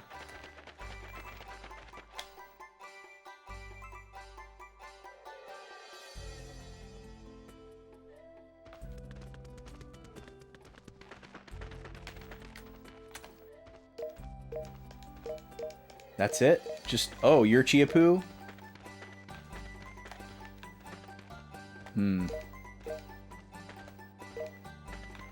Alright.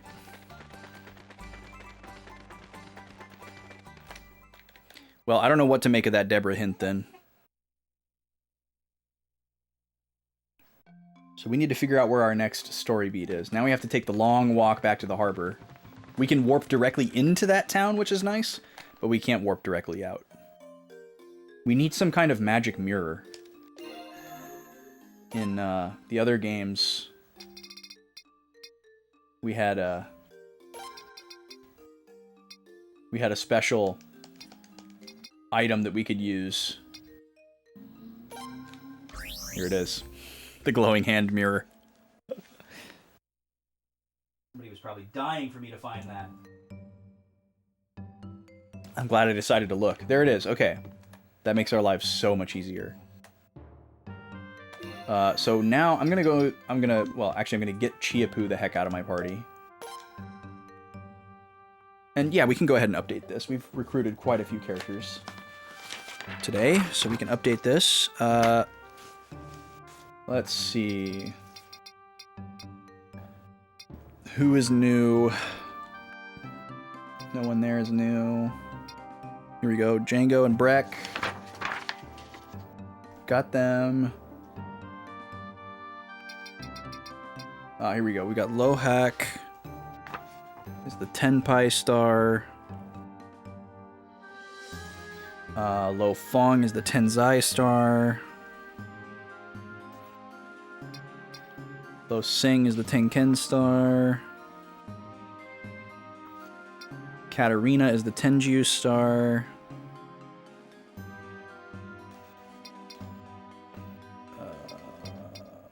They're all old.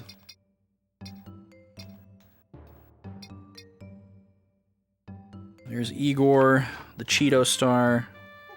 Flamin' Hot Cheeto star. Charlemagne, the Chichin star. I'm gonna have to write small here.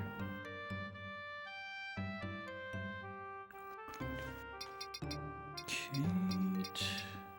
Etienne, Chiraku star. Oh, I spelled it wrong. Dang it.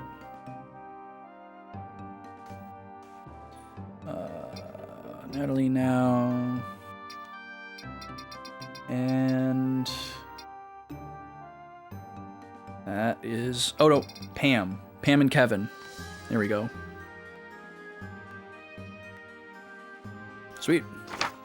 I'll do a count after stream to see how many characters we've recruited. It looks like we're over half though, which is pretty exciting. I don't remember how many we got in Suikoden II, but this feels much better just because it feels like we have a path forward. I want to find a few people on the ship here. Here's Igor. Play a match with me. What? Is this a mini game? Or is this a fight? Oh. Look at this pose.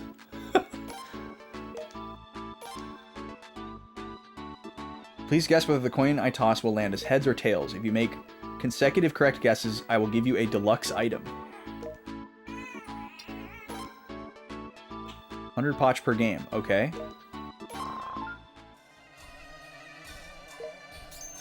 Please wait.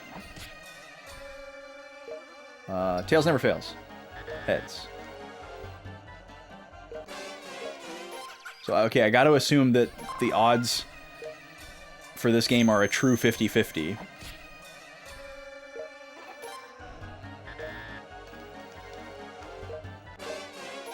Or is this like the coin toss in Suikoden 2 where you lose every time, no matter what?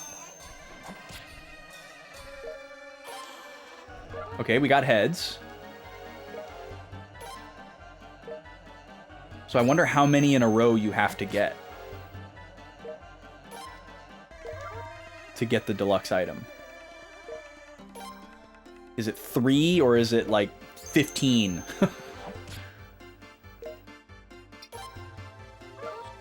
Okay, we got tails. And also, you probably have to quit to get the item. Yep. Okay, so 3 is only good enough for an antitoxin. So yeah, you probably have to get a lot. What's the second coin game? We'll take turns tossing the coin. Whoever gets more heads will win. If you get more heads than I do, you'll get a lot of potch. All tails is also a win, provided that I have at least 1 heads. Interesting. Oh, I accidentally said yes. Oh, and you bet on this game. I'll bet 500.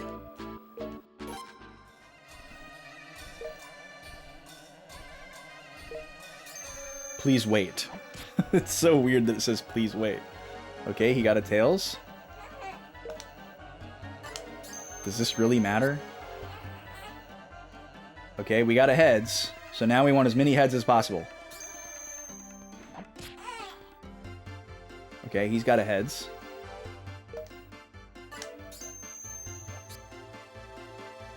Uh-oh. Dead even. Going into the final round. We need him to get tails.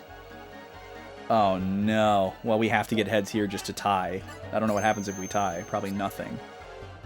Okay, we tied.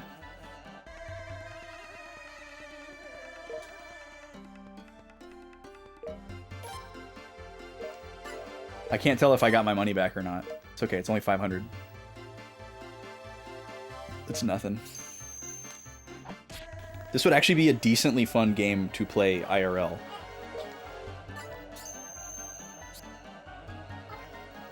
Okay, we both got tails. Interesting.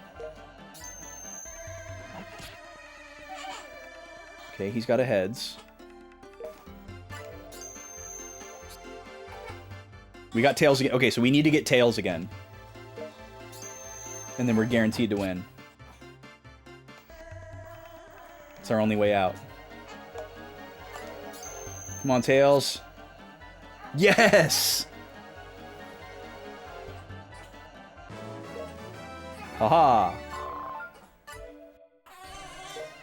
Now we're good. I have no motivation to play this game because we've already recruited him, so I don't think it's tied to any type of recruit.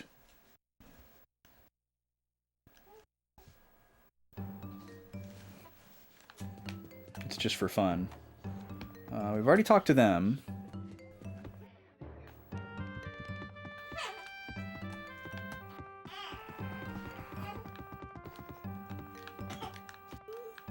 What is it, little guy?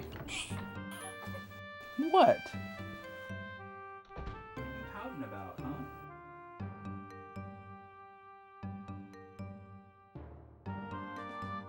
You want me to stop playing with you with my foot? Maybe you don't want to be disturbed?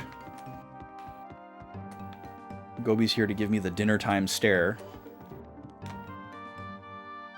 Because her dinner time is in about 15 minutes.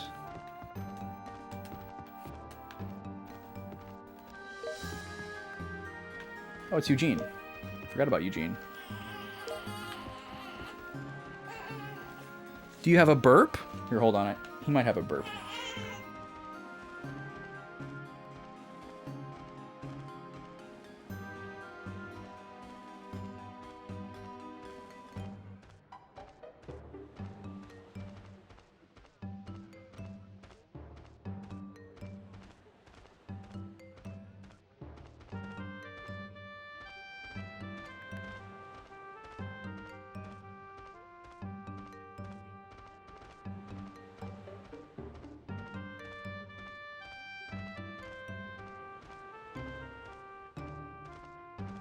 No burp. Probably just being bratty. Oh, here's Django. So they're really talking up their skill for sea battles. We'll see about that. That sounds pretty cool, MN. I could see that being really fun. Yeah, I'm not a D&D person either, but like the reason why I'm not a D&D person is because of how amoebic and non-quantified it is. So putting it into a format like this... Oh, I'm still on the BRB screen. Putting it into something like a pinball game makes it quantified and makes it more interesting. All right.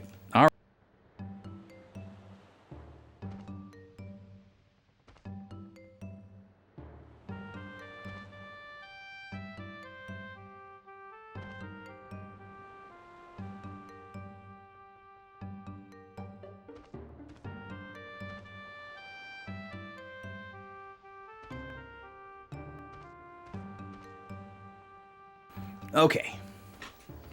We'll bounce him for a little bit. Just being a fussy bucket. Actually, let's go out on the deck. There might be some characters out on the deck that we want to talk to.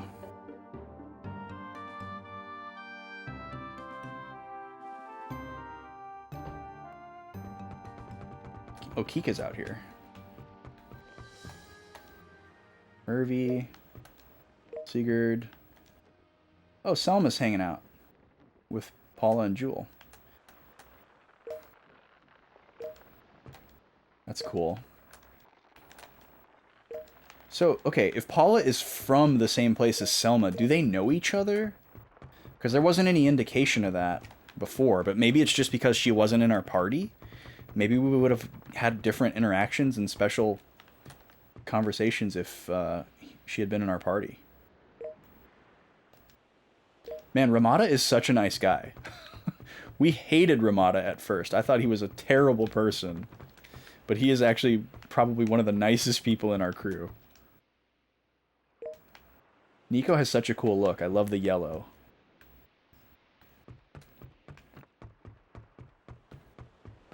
Why is there no music out here? It's so uncanny. He's a nice guy. What's up, Draconics? How you doing, man? Okay, we still haven't found... Oh, yeah, I want to see if the hot spring... Oh, I know exactly where the hot spring is going to be. I know exactly where it's going to be. We should have a hot spring on our ship now, based on who we just recruited, and I know exactly where it's going to be.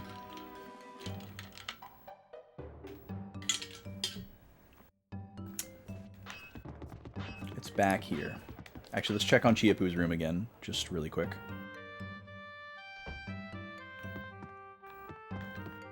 Wait, is he still in my party? Okay, I gotta get him out of my party.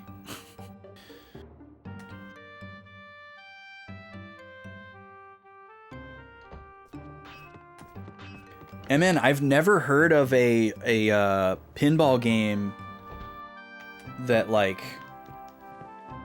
Wait, how is this not... This has to be where the hot spring would be. I've never heard of a pinball game that, like, gets updated in that way. Is that, like, a common thing that other pinball games have done, or is that kind of unprecedented? It's a whole new thing. Yeah, like, that's wild to think about. Some, like, there being, like, kind of a meta community, like an online community, I guess. But it also puts kind of like a time constraint. It's like, oh, well, you got to make sure that you play the game in this certain window so that you can experience this quest or whatever. Because after a certain amount of time, it's going to go away and change to a different quest. That's pretty wild.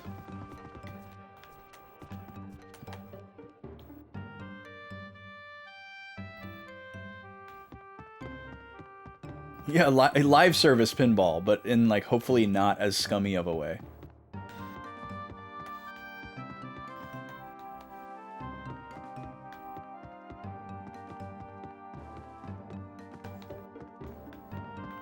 Actually, let me talk to Deborah with Chiapu in my party. Stern has something called Insider Connect where you log in with a QR code. Yeah, I remember you showing me that, so it makes sense how they would keep track of, like, your personal progress. Oh, I see a cute girl. Looks like she wants to play a game with you. Somewhere in a room. The shading in this room. Where could it be? Nanal?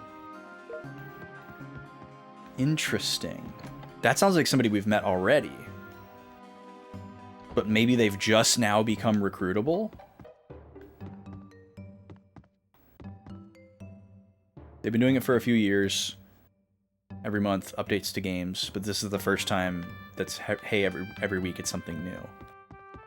Yeah. I mean, because it doesn't seem accessible enough to where, like, fans of pinball or fans of Dungeons and Dragons would just buy this pinball table because they want to play this game. You know, they would have to go somewhere where they can play it. Which is, like, you know, a thing.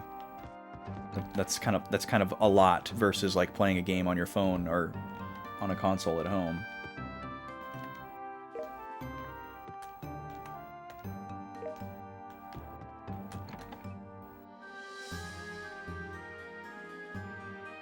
Yeah, it brings more people to locations.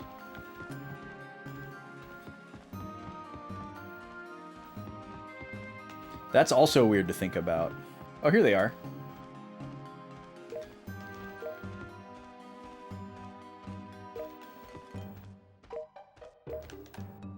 So maybe just after a certain amount of time, they will build the hot springs? I don't know. But it's weird to think that, like, oh, this place that has pinball tables.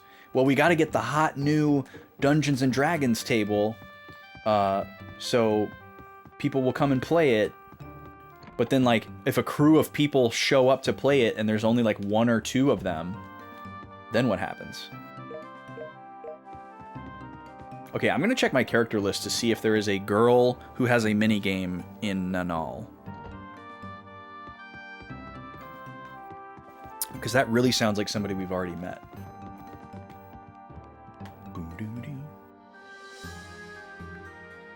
Pinball Cup. Each Insider-connected game has 5 goals to accomplish, and doing the goal gives you points to let you compete against other people. Yeah, I think that was going on... Wasn't that going on when we were at 2DCon? I feel like I remember you telling me about something like that, where you were, like, playing a specific table and trying to meet, like, a specific condition that was kind of obscure and specific, and then, like, getting it, and then maybe moving to another table to try something else. Oh, that was locally, I see, and this is more widespread national type thing. I got you. Is anyone in the war room?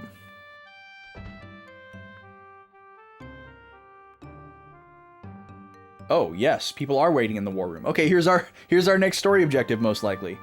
At last, we'll head for Razoril. Though the knights are stationed there, it is of little use even to the Gaian homeland. Razoril is currently occupied by Kaluk, but there is only a skeletal garrison stationed there. There's no sign of a serious ruler.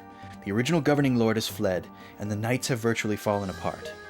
In other words, now is the time to go after them, when there is a vacancy of authority. If we eliminate the Kaluk presence from Razoril, we'll be able to increase our power greatly. It'll depend on how Gaian reacts, but there may be a chance for independence like Middleport 7 years ago. Personally, I wouldn't leave a territory unregimented if it were important to my country. There were absolutely no reinforcements from Gaian when Kaluk attacked, or when they occupied Razoril, right? In other words, there's nothing of value in Razoril. In addition, it means Gaian doesn't have the resources to send aid to an already sinking ship. Everyone on Razoril, please be okay.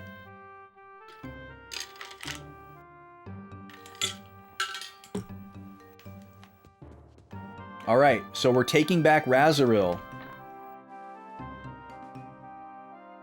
They didn't have as many hits as Taking Back Sunday, but they're just as good, if not better. We need to get Chiapu out of the party. That's right, I accidentally hit this, and then I forgot to change my party and walked away. Okay, get him out of here. And give me back Bartholomew. I'm gonna be so mad if they force somebody into my party as I head towards Razoril. Let's go sleep. Oh, wrong one. I always think this is my room, but it's the useless rear deck. We're gonna go save, and then well, I need to check my sheet, actually. I kept saying I was gonna check my sheet. Sleep and save, check sheet, and then, assess. Little man is asleep in the bouncer. But I'm not going to stop bouncing him, because I have a feeling he'll wake up if I do. Maybe in a little bit I'll try that. Okay, save.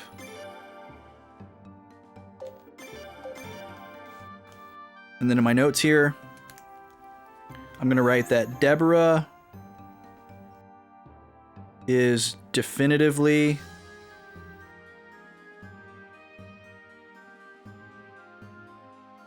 for optional recruits. Because now that we know that that scene was waiting for us in the war room the whole time, all those recruits that we got from Deborah were definitely not required. And now I'm going to write in my notes, we're taking back Razoril.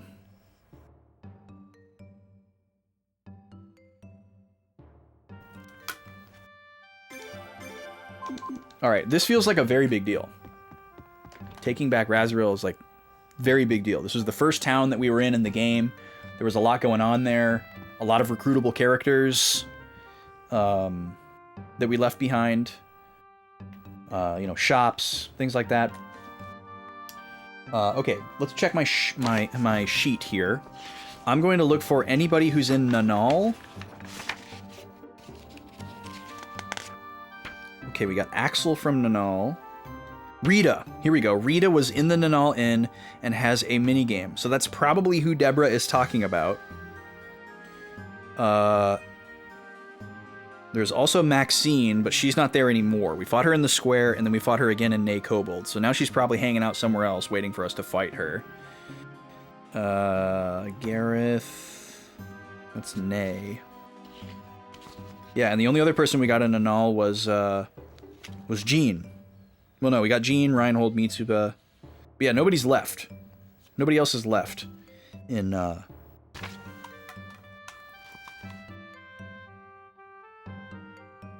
Nanal. So that's got to be who Deborah is talking about. So I want to go to Nanal now and see if she has like different dialogue or if she says something more clear about how to recruit her.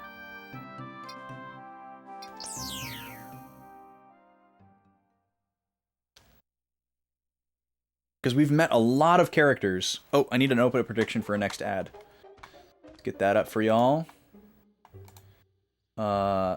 Captain Falcon gonna bring a huge payout here from that last prediction. Sorry, I forgot to pay it out.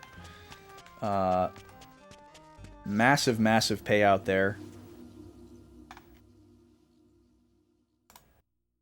And we're gonna get a new prediction open here. Samus versus Captain Falcon again. You got 2 minutes to get your points in if you want to make a wager. Captain Falcon is up 1-0. Certainly could go any way, though.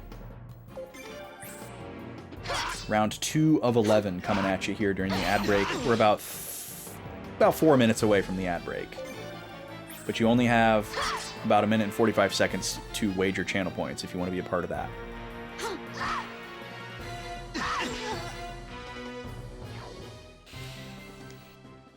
Okay, so we're looking for the inn, right? The inn, yes. Which is... Oh, wait, is this Maxine again? Oh, this is Jeremy. Say, do you know about the girl who was tricking people into fighting her? Are you also a victim? I'm the victim. What are you saying? Let me know if you see her anywhere. Wait, so we have 2 different conversation options here. But this guy doesn't do anything no matter what we say. That's weird. How do we know if you need to do an ad? It shows in your stream manager. Are you affiliate yet on Twitch, MN? Because if you're not affiliate yet, then you won't have ads. Okay, yeah. So you won't see this yet, but it pops up as like a little thing up in your stream manager. You can customize it to like, you know, how many minutes warning do you want it to give, and all that kind of thing. It doesn't have to be turned on, but I have mine customized to give me a certain amount of notice before the ad starts. And it's not perfect either. Sometimes it doesn't pop up. All right, this is a new character. So Jeremy. We're in Nanal Square.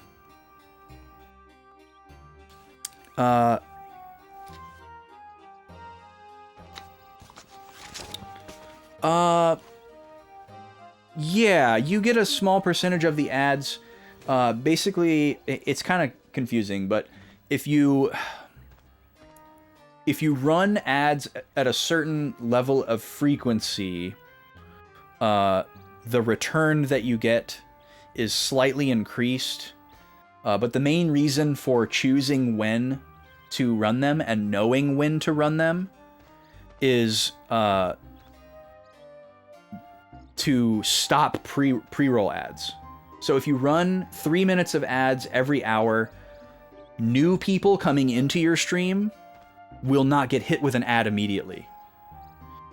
But if you don't do that, like if you choose not to manually run ads, pre-rolls will just stay on. So every time somebody comes into your stream, they will have to watch an ad for anywhere from 30 seconds to like 3 minutes before they can check out your stream to see if they even want to watch it, which really sucks. So I run the ads at the frequency I do to keep the pre-rolls turned off. So if a new person wants to click into the stream and check it out and see if they like it, they don't get hit with an ad right away. And it also, since I choose to pause gameplay so that people who are here for the gameplay don't miss the gameplay, it lets me carve out the time to pause the gameplay. So it just lets me be in control, basically.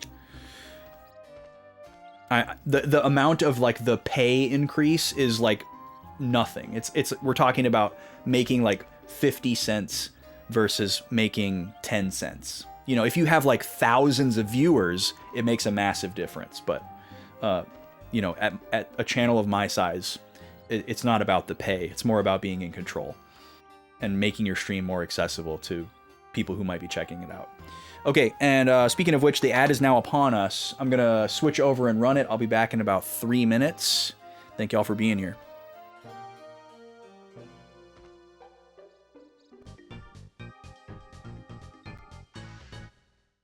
Free for all! Three,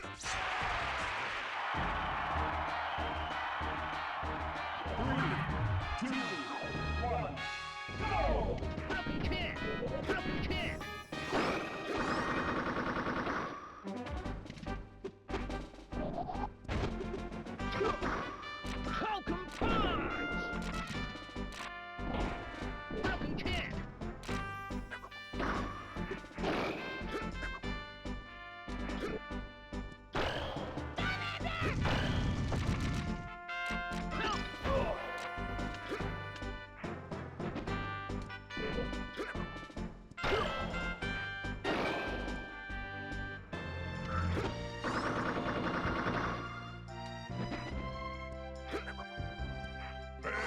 Venusaur!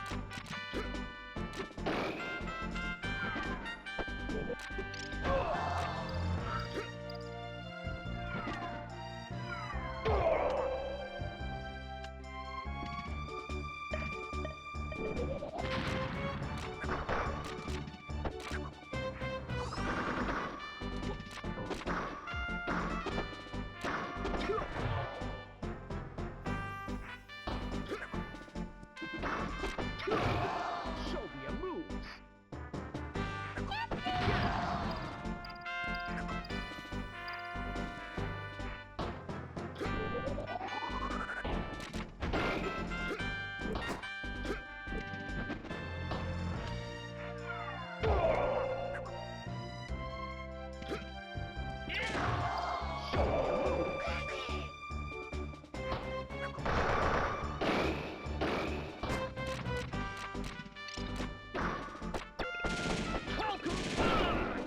Five, four, three, two, one. Time up! This game's winner is...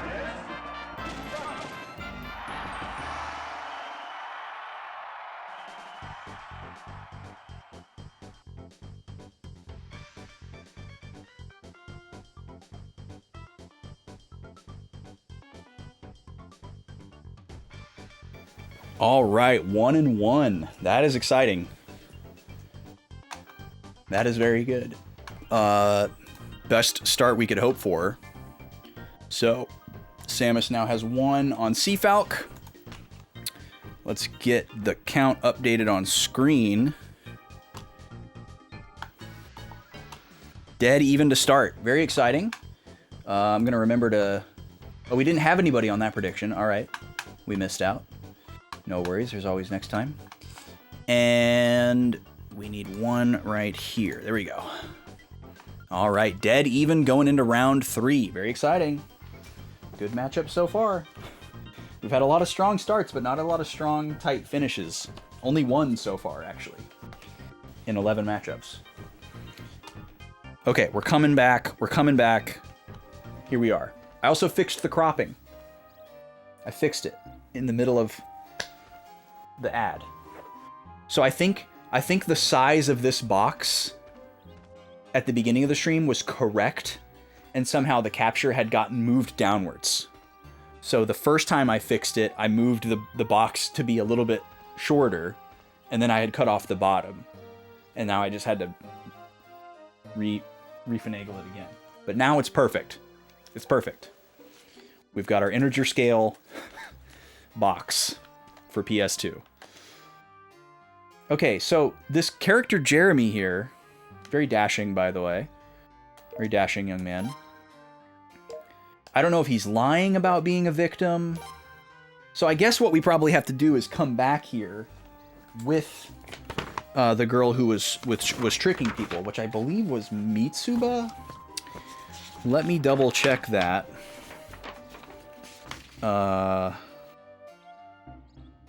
Crime partner with Reinhold. Yeah. So it should be Mitsuba. It could be Maxine. But I think it was Mitsuba, because he specifically says tricking people into fighting. So we're going to come back with Reinhold as well, and Mitsuba, to see what his deal is. He seems like he might be lying. So I'm going to write victim of Mitsuba, ? So we'll come back here with Mitsuba in the party. But first, we need to head into town and go to the inn and meet up with the tile game girl, Rita. See if she says anything new. Possibly we can recruit her. That would be fantastic.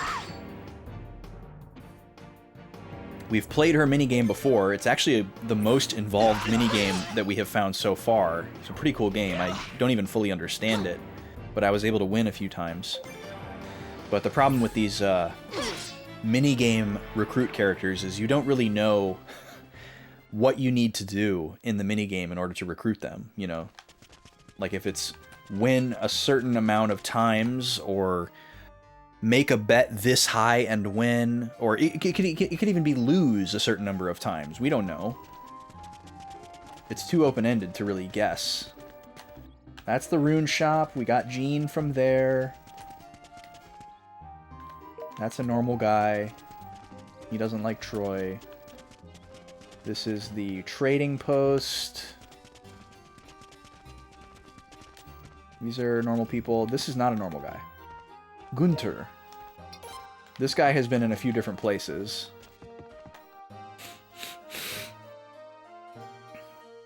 We played his dice game before, but again, as I was saying before, we don't know what we need to do to get him to join us. And we're certainly not going to sweat it. This looks like the inn. There we go. All right, let's find Rita.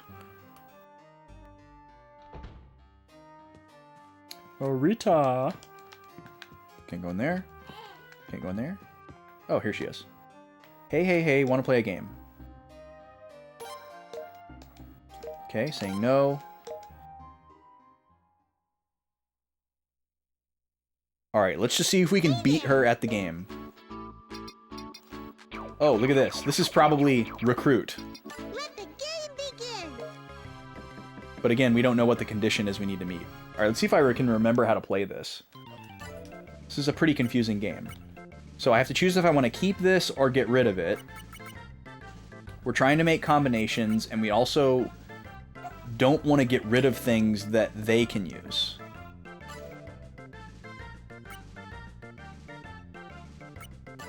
Reach. Wow. Okay, that means she's one move away from winning.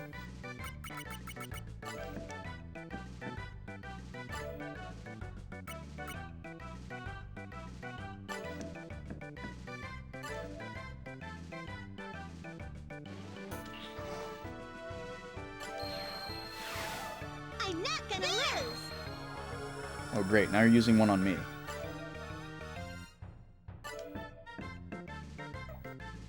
Pawn. Yes. Pawn is good. I can get rid of that. I don't want that. Oh, that sucks. Okay, I'll take that from you. Reach.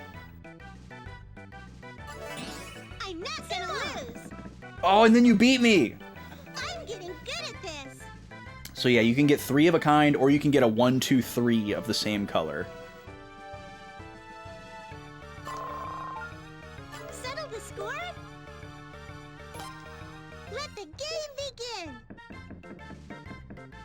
So yeah, the condition for recruiting her is probably, you know, win a certain number of times.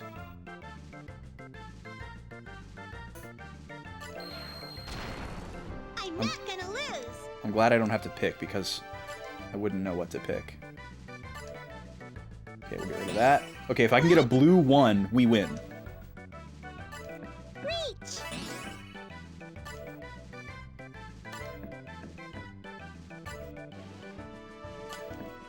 Oh. There's my sequence of green. Now we're just drawing dead here for a specific tile.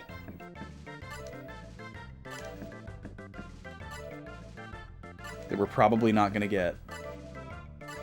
Sumo. 3 runes counts? I didn't know 3 runes could count. Settle the score? Let the game begin. There. Take that. There. What is happening?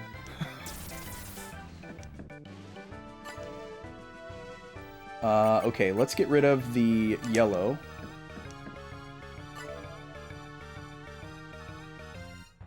Let's get rid of... Let's get rid of that one. Pawn. Taking a chance here. Oh, man. I gave that to her. Okay, we don't need that. See, here you have to just commit.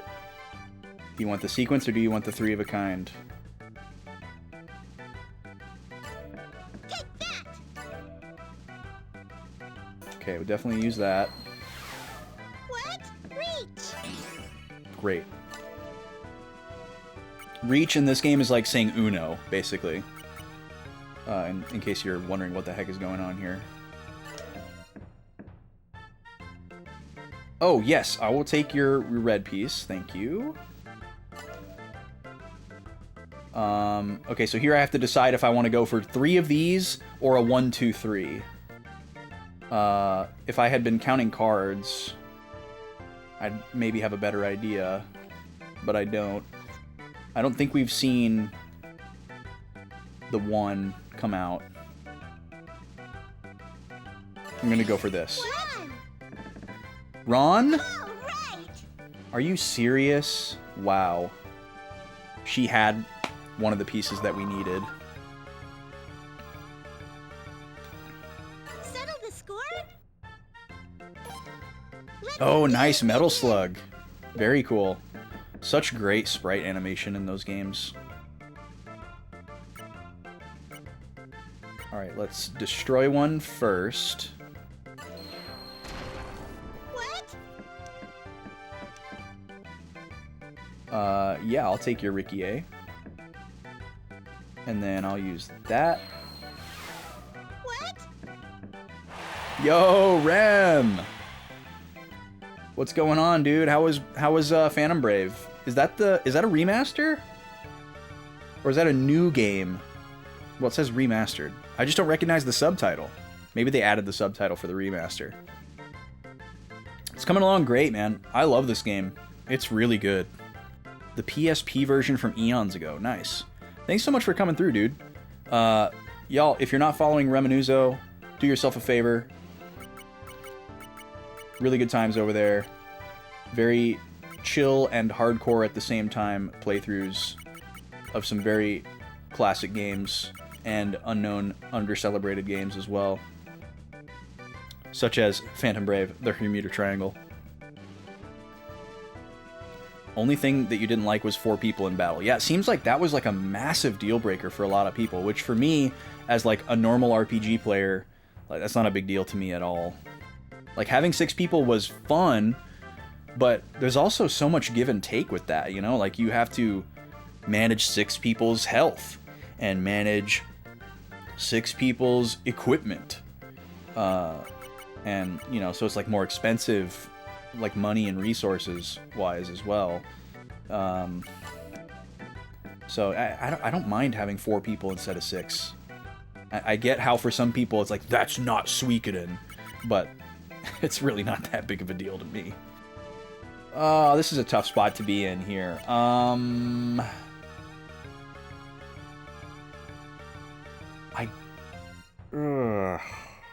I can't put the 3 out there because she can take it.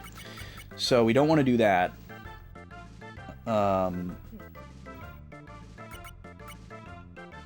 She's got a lot of green. So maybe I should get rid of some green. Because I'm not going to get the green that I want. I don't know. This game's hard. I do want this. I definitely want this. I'll just bail on green. Hope it doesn't bite me in the butt. Draw 3 times? Absolutely. Well, shouldn't have given up on green. Okay, there's my reach. We'll get rid of Lino. Don't need that. Alright, so we are now boxed in. We gotta go... I think we gotta go for the 3 of a kind here because there's a bunch of blue out already.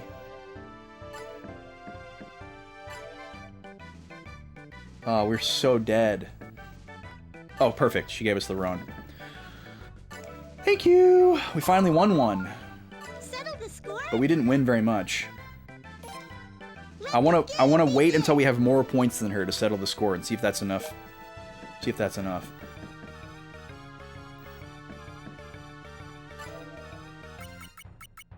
But yeah, I know it's a hot take, but for a lot of reasons I'm enjoying this game a lot more than 1 and 2. I'll wait till, you know, the game is actually over to give a value judgment. But like mechanically, narratively, I'm enjoying a lot of things more in this game. Like I would say the highs of 1 and 2 so far are probably higher, but the lows are lower. That would be my current assessment. Let's see. What do we want to do here? Bail on yellow.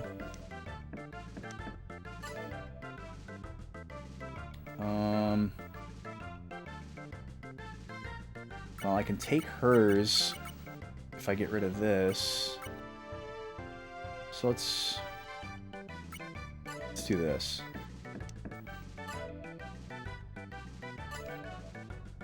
Yeah, so let's... Oh, okay, we can pivot here.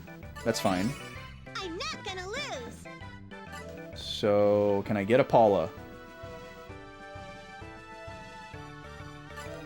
There. She got the triple draw. There.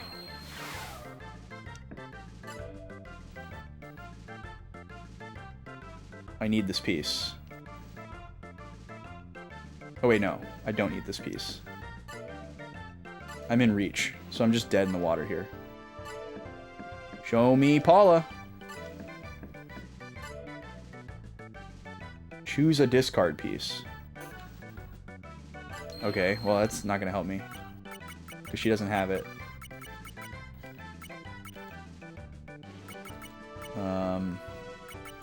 Because we have a 1-2-3 red, we have a 1-2 green, and then a 1-2-3 of some other color that I've forgotten. I think it's blue. So none of these help me.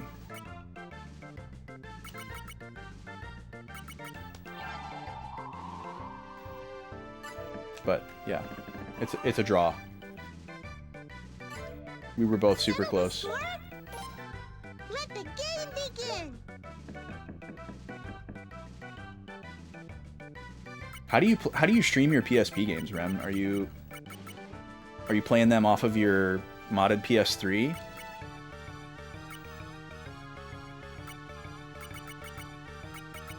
Or do you have like a PS TV setup, or?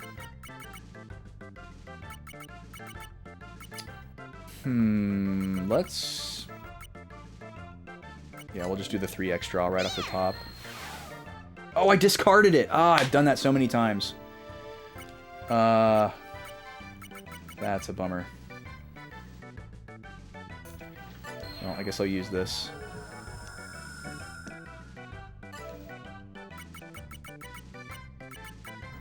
And I actually don't remember what those pieces are that I've hidden, so...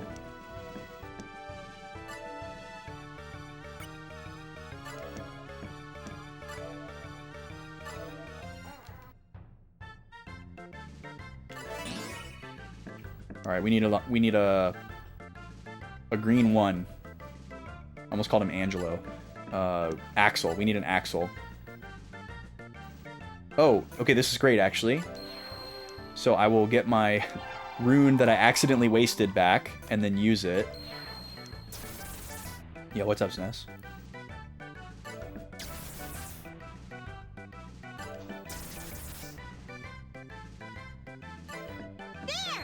Well, that didn't help. Okay, we got protected from that, which is awesome. I hate this situation. Just needing a specific tile, and if you don't get it, you don't get it. That was what we needed last game. Man. So she had 3 of them. That's why we couldn't get it. So yeah, there's only 3 of each piece.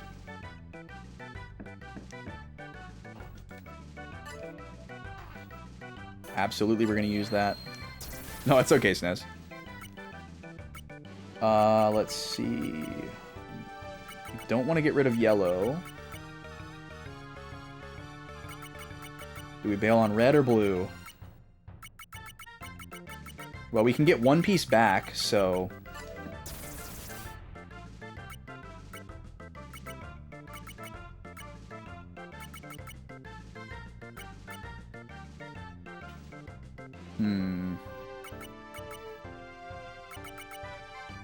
Let's do this. Okay. And then... She just dropped a Paula, so we're not going to get 3 Paulas, so let's get rid of that.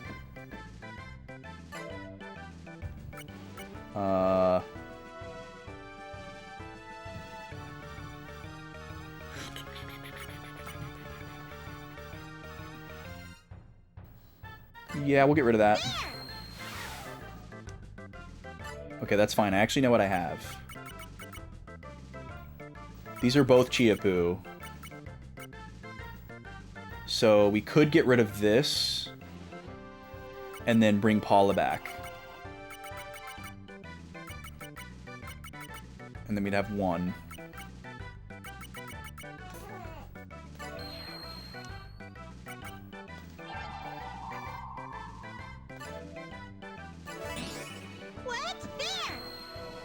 I love that soundbite. What? Well, this isn't going to affect her, but we might as well use it just to get rid of it. We can get rid of that. We got it. She gave us Cedric. Pirate Hair Zoom, Spirit Cave Ruins, Sword Meow Girl. Reminds me of Dot Hack. Alright, that was our first decent score. If we can win 1 more time, we'll have a higher score than her. And then we'll get the heck out of here. We probably have to have like some absurdly high score that we don't have. Let's bail on green for now.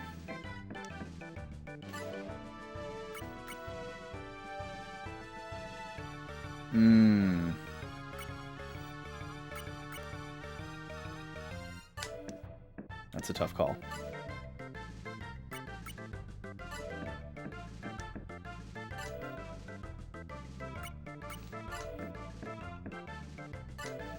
Beautiful. Let's see. So we need a red 3. We need Eleanor. Are you kidding me? Yes. Got it. Not a very high score, but enough to overtake her. Settle the score? Rats, I lost. Let's settle the score. You get a bonus if you win a certain number of games. But how many? How many?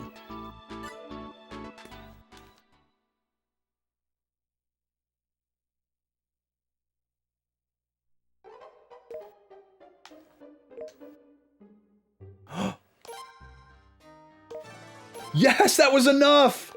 Let's go! I figured it would have been like 20,000 or 50,000 or something stupid like that. But that was enough. We taunted her a little bit and invited her to our ship. Alright, Rita is recruited. That was not all for naught. What's up, Broken Quest? I don't know if I'd say I destroyed it, but I did come out victorious. It's a neat little game, even if I don't entirely understand how it works. Okay, so we're gonna go back to the ship, and then we're gonna get Mitsuba and Reinhold, and then we're gonna come back in here. We're gonna use our amazing glowing hand mirror to go directly back to the ship that I totally didn't forget that we had until today.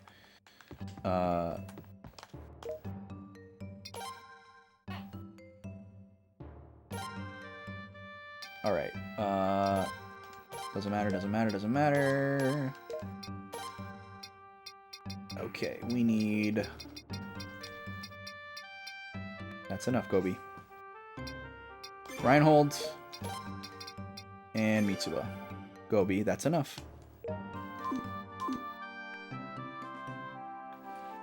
Gobi really likes to give kisses to Backlog Baby. But the problem is she gives too many kisses.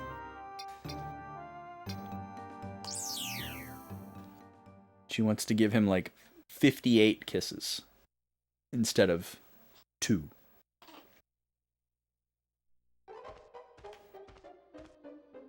I'm sure you guys have heard me say this before. Oh wait, no, this is the right way. You know, like if she comes up to one of us and gives us kisses and we want her to stop, you know, we can pull away, or we can say, okay, Yobi, thank you, you know, that's enough.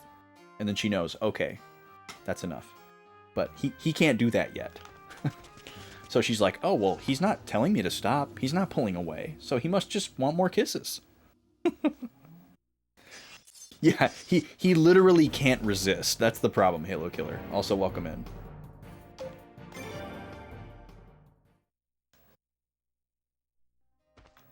All right, let's see if Jeremy reacts.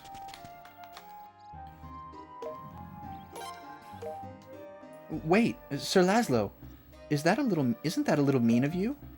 You! I found you at last. Now let's settle it this time. Oh, you're the sucker from before. I'm sorry, but I quit doing that. Now I'm in the middle of an adventure with Sir Laszlo and the others. I know. If you want, come with us. You must be lonely without anyone to fight, right? Come on. What does she... All right. It's too bad we can't settle this, but I'll show you the power of the Flowing Strike Sword. I hope we get along. Yay, Jeremy joined us. I was right. See, this is so satisfying. This is how I thought recruiting characters was going to feel and work in the first 2 games, but it never did. Like, I would go and see a character, and they would say something vaguely reminiscent of something that sounded like a previous character that we had recruited. you know, or a place that we had been, and it's like, oh, okay, we probably need to come back with this item or with this character in the party or whatever condition that seemed pretty obvious. And then I would do that thing and nothing would happen. And it was so frustrating. And it just made me not want to recruit characters. It made me think that I didn't understand how the game worked. So it's really, really cathartic for this game to actually have logic like this with the recruits. Because it makes it so much more fun to recruit people. All right, we got Jeremy. He sounds pretty cool. He's got a sword. He might have a special rune. Let's go check him out. Oh, Backlog Baby's very happy right now. That probably means he pooped. Which is very good. I suspect he has been struggling with constipation.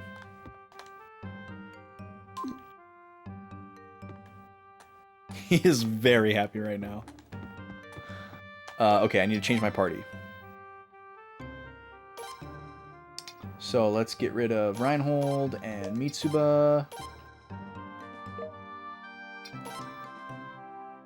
And let's look for the new guy. Where's Jeremy? He seems very serious. Hearing me say that explains a lot about my preference for this game over the others. Yeah, I mean, of course. Like, any game that telegraphs well, I appreciate. And any game that, like, predicates itself on, hey, the cool thing about our video game is doing X, you know? Okay, cool, whatever that may be, whether it's recruiting characters, collecting items, battling, whatever it may be. But if you predicate your game on doing X or Y, you have to give me tools to do X and Y. Or explain to me the way to do X and Y.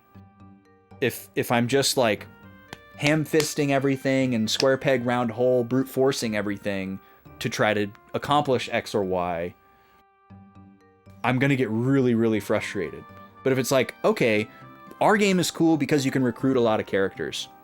Here are some things that we put into our game to help you recruit all of these beautiful characters that we made and put time into creating. Great. Or, our game is predicated on collecting items. Here's a screen where you can keep track of all the items that exist versus how many you've found. Great. You know, imagine Banjo-Kazooie. You know, there's 100 notes in every level, 10 Jiggies in every level, 5 Jinjos, a random number of Mumbo tokens. But imagine that if you pause the game, you can't see any of your totals. And you don't know how many of everything that you have. Or you had to like write down on a piece of paper, okay, found 3 notes on hut near Mumbo's hut, you know, and like tried to manually count to like 100 notes. You're not going to play that game to 100%. Like, maybe, you know, some sadistic people are going to do that, but like the average person isn't going to want to do that. You got to tell, like, you got to leave some breadcrumbs or something. And I just was not getting that from Suikoden 1 and 2, and it was really pissing me off.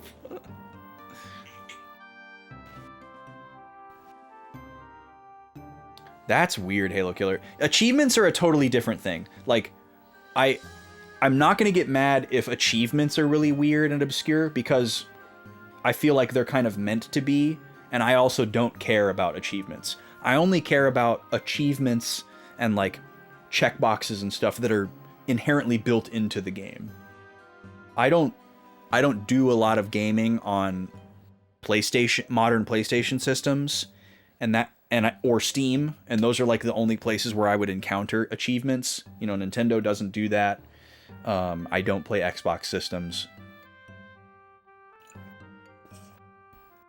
So I'm not really tapped into that ecosystem. You know, most of the trophies that I get in the PlayStation 3 and 4 games that I've played are just like, you know, the ones that you get for playing the game. It's like, oh, you made it to the next chapter, here's a trophy. you know, I have some where I went out of my way to do a random thing, but also I like achievements because, well, let's be honest, like, achievement hunting is a product of achievements, right? Not the other way around. Like, achievement, I personally, you can disagree with me. Personally, I feel like a lot of achievements are meant to be Easter eggs and are meant to be discovered randomly. Not, okay, go to our website and pull up the full list of trophies and go on a quest to get them all. Like, that's for special people. That's not what, I don't think that's what they intended for the average person's experience. But when you're playing a game and you do some like random stupid thing accidentally, or like die in a weird way, or, you know, something funny happens and then you get an achievement for it, that's great serotonin. I love that. And I feel like that's where achievements shine, not like get one of every item. But there are people who might just randomly play the game that way and get the achievement without knowing it exists. That is cool. But people feeling like they need to do that to have completed the game, you know, that's scary.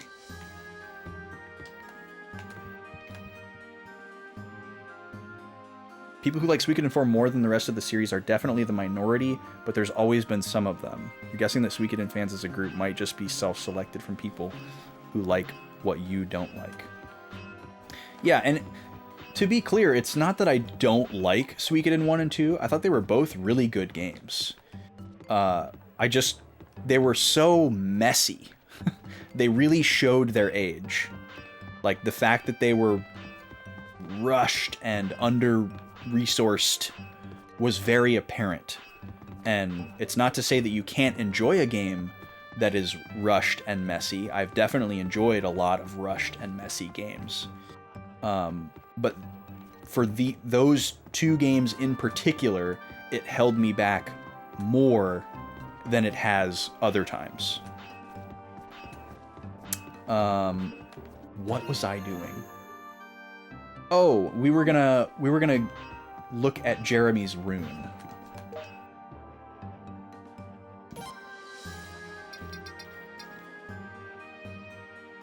We have a lot of money.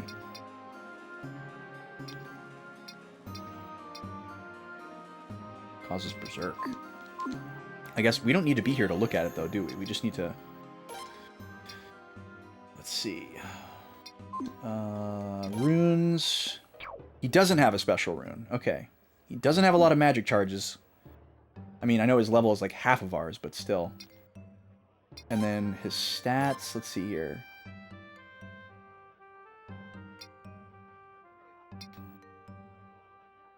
He is very strong.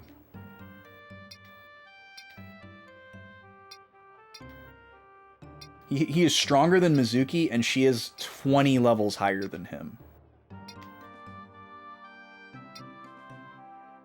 So he might be really, really physically strong. Achievements used to be a lot more fun. Last 8 years or so, a lot of games just make them checklist stuff. Yeah, it depends on the developer, for sure. Like, there's a lot that goes into the achievements. Like, I think some people that make achievements, or some people that make games don't make the achievements, and like the publisher makes the achievements, or Sony makes the trophy list, or Steam makes the achievements, you know. But if the developer is like really embedded in that process and they can make really creative things, sometimes they're really, really cool. It's very game to game, but I just don't consider it a part of the game. Oh, amen. Oh no. What troubles you, my friend? Why such a somber moment? What has happened?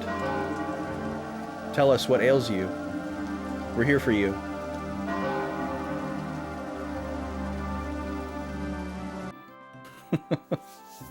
Now you know.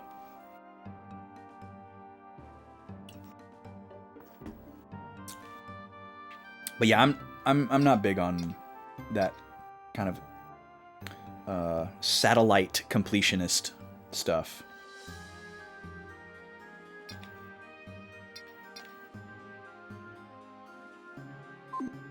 Okay, so Jeremy could potentially be...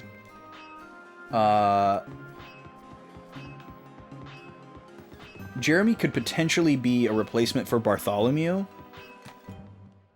You want your points back? Too bad, buddy. Too bad, my dude. I'm sorry that you didn't trigger it at a sad moment.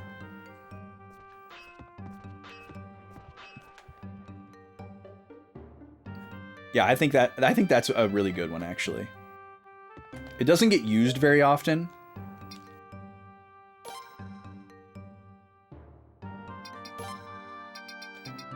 Maybe because I'm such a god gamer and nothing sad ever happens to me.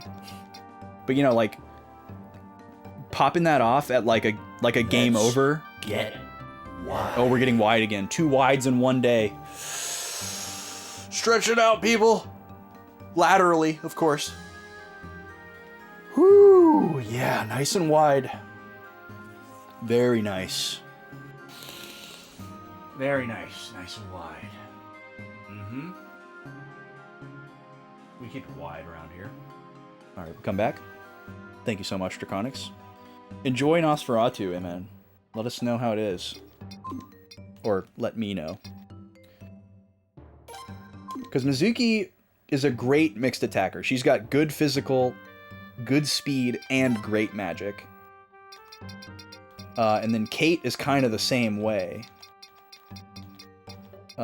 Kate is amazing.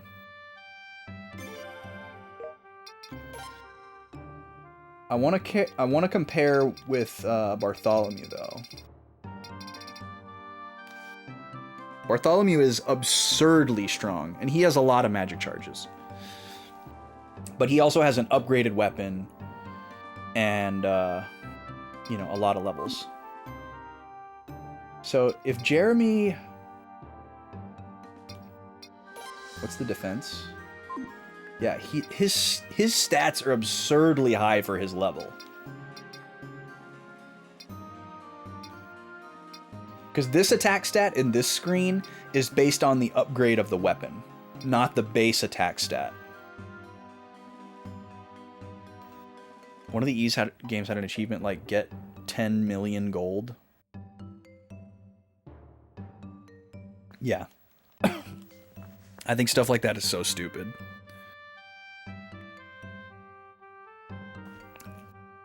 Like, it's so easy for someone to just think of that. Like, I don't know, just do like max money as an achievement. Oh yeah. You know, like they needed 5 more or whatever. It's so low effort. It's so dumb.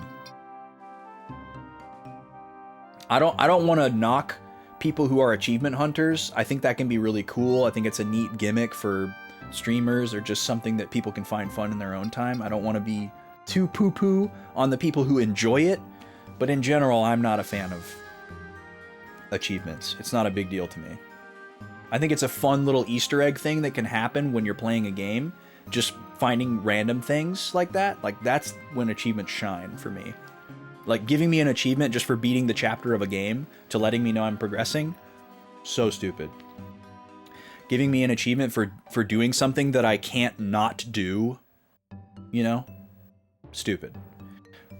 Giving me an achievement because I, like fell off of a cliff, hilarious. You know? Or like, if you find an item that is like way out of the way and seems kind of weird, and then you get an achievement for it, it kind of confirms to you like, oh, this must be like a really special item. That's kind of cool. I like stuff like that.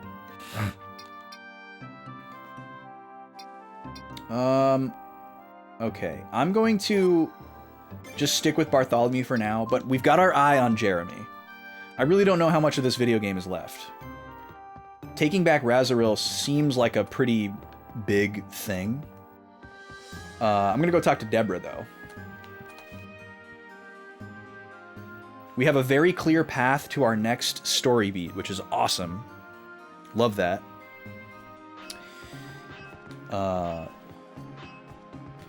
Wait, I went the wrong way, I think. No, this is the right way.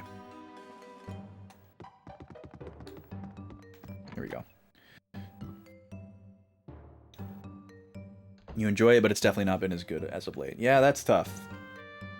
Could this be the engraver? It looks like he wants to hear feedback on something he handed you before. Weird. It's weird how these recruits are staggered. So she's referring to Gareth, who is in... Where is he? Who is in Nay. And we have talked to him since we got the item that he worked on. But he didn't say anything special. But for some reason now...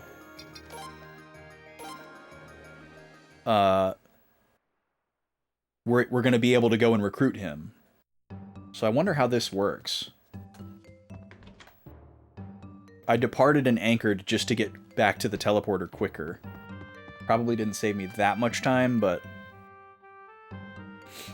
keeps me from getting turned around in the ship. Alright, we're going to Nay.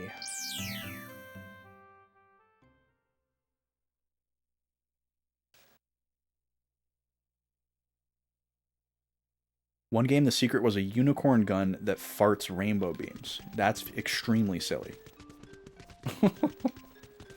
That sounds like some Ratchet and Clank stuff.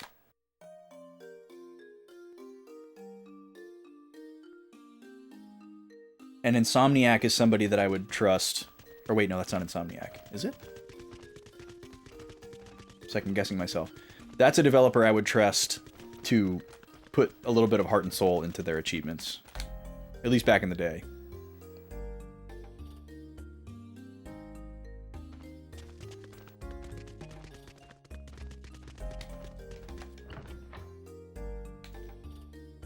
I love Ratchet and Clank. Red Faction Gorilla. Ah. Did you deliver it to Lord Reinbach? That rose crest. Oh, dang it. Okay, I probably have to bring Reinbach with me.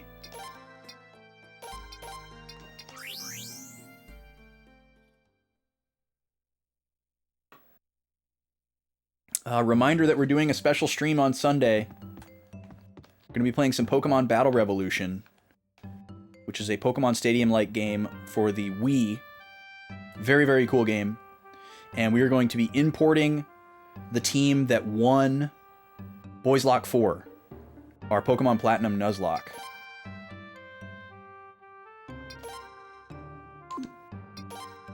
We're going to be importing them into that game and seeing how far we can get with them in the single-player mode, where you battle through a bunch of different modes and a bunch of different trainers. You get to customize your trainer and their appearance and stuff. It's really fun, really neat. You can unlock like more outfits and things like that. There's like an announcer and cool animations and everything, just like Pokemon Stadium, but slightly more modern. It's a really cool game. And we're just going to get as far as we can get on Sunday. We're going to play it for about 4 hours. And if y'all like it... if you speak loudly as a community and say that you want more of it collectively, I'll consider doing more of it. Or if that doesn't happen, but you personally really like it, it's something that you can commission again off of the one-off stream list, which is how you unlocked it to begin with. So that's coming up on Sunday. Pretty excited for it. I've been grinding... I've been leveling up those Pokemon to level 100 over the last 2 weeks before importing them, because I need to do that in order for them to be able to participate on all the modes properly. So my DS has been on for like 3 weeks. Just set up with like... I should just show y'all. Do y'all want to see it? It's pretty funny. Let me get my phone cam working here.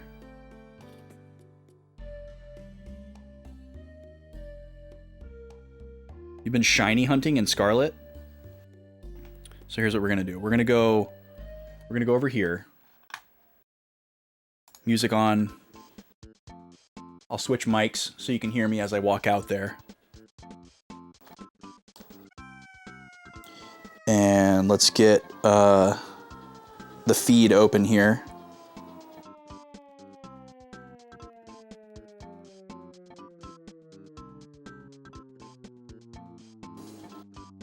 All right, and I gotta make sure not to show Backlog Baby. And then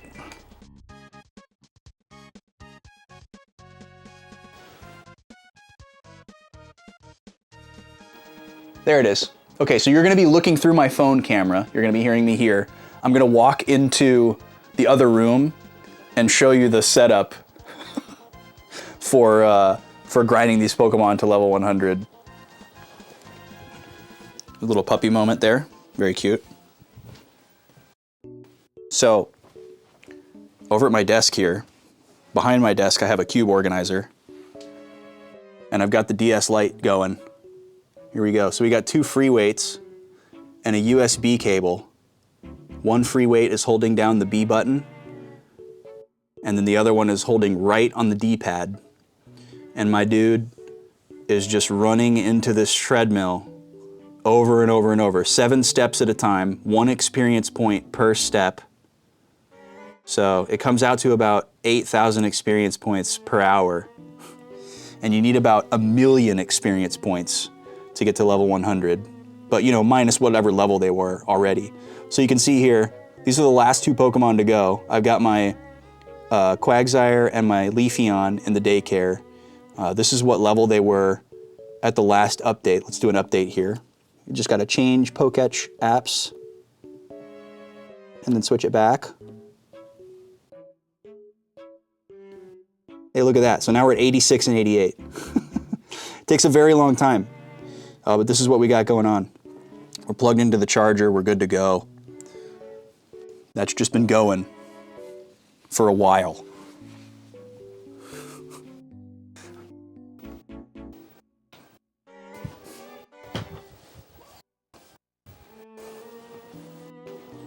So yeah, that's what's going on. Let me turn this off. There we go. Yeah, back in the day, I did that to get my Pokemon to level 100. I had a clippy pant hanger that I bent that was made out of metal and had these really strong clips, and that was strong enough to hold the buttons down, but I don't have that anymore. So, had to come up with a new solution.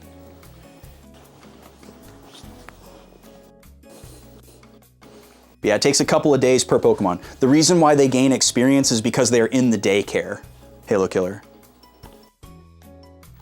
Just walking around with Pokemon in your party, they don't gain experience. But if you have Pokemon in the daycare, they gain 1 experience point per step while you're out and about. So those 2 Pokemon that were on my bottom screen are in the daycare. Yeah, it's a lot slower than training by hand, obviously.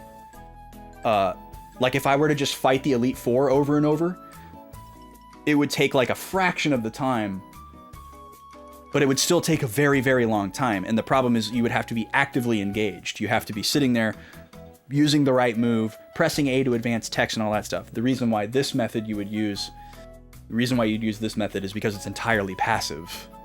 It's significantly slower than training by hand, but you can do it while existing and having a life.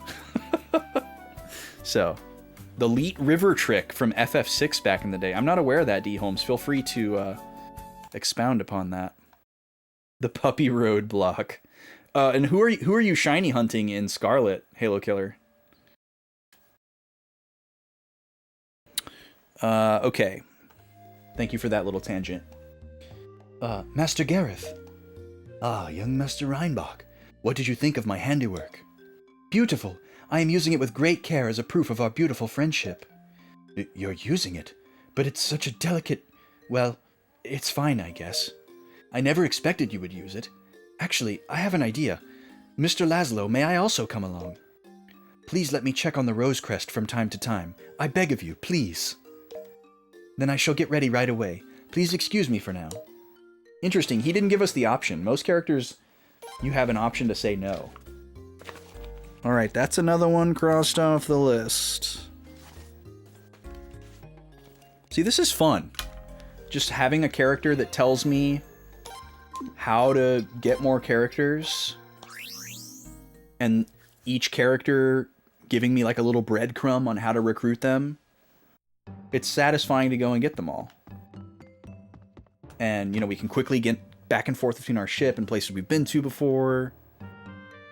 You're going for a shiny living dex? Oh my god. That's nuts, man. Well, 07 GLHF on that one. That's wild. You get frustrated with games about good guide and stuff? Yeah, me too, Broken Quest. And it's not like I don't have the intellectual capacity to figure things out. It's just like I've played so many games that like my standards are through the roof. So if you don't at least like get somewhat close, like I just can't be bothered. You know, I got better games to play if you're not gonna meet me in the middle somewhere. The Elite River has path with loops. You automatically encounter battles as the rafts move, so you can tape down the attack button on the SNES controller. Yes! If you do this with just Celis in your party and have some sort of region, leave it for days, you'll eventually reach level 99. Nice! That's so cool. World of Ruin, each player rejoins at the same level as your party average, so they'll be level 99 too. Nice! That would be really fun to do for just like a special playthrough. Of course, I guess in this day and age, you could just download that save on your flash cart and load it up. You know, or play the emulator and fast forward for, you know, one day instead of several days. Or not even one day, probably. There's someone gazing at the sea. Yes, someone meant to meet you. Where could this be? I can see some sort of shop nearby. A sandy beach, perhaps.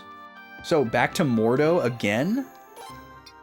That's the exact same, yeah, we'll just do it this way. That's the exact same, prompt that we got for Mordo, for the spa people. Yeah, I know you're on the same page as me, Broken Quest. Thank you for understanding my feelings. Like, and, you know, there's always exceptions, right? Like, there are games that intentionally obfuscate and make things extra hidden and challenging. And if it's done in the right way, it can be enjoyable to unearth those secrets.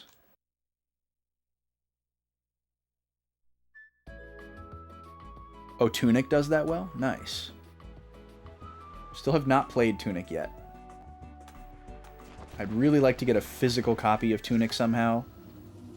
That would motivate me to play it.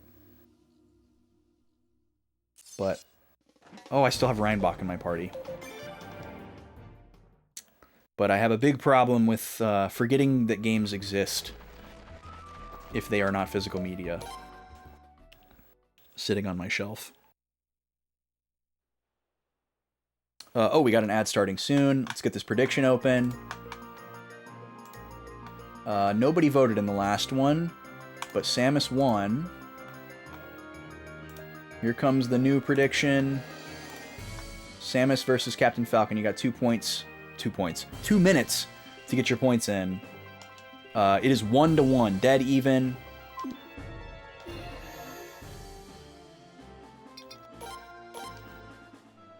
Could be anybody's game. Since I love FF9, what is my opinion on Hot and Cold? It's a great minigame. I love Hot and Cold. It's got a great song. Great visuals. Like, obviously, if you're, you know, trying to get everything, it's going to take you a long time and it's a lot of work. It's very random. But there's not, like, there's no confusion about how the game works or what the goal is. I do think some of the pictographs are a little too hard to find, based on the samples that you're given, you know, and that's kind of a graphical hurdle. It's probably a little easier to tell in the remaster, but I don't want to play the remaster, personally.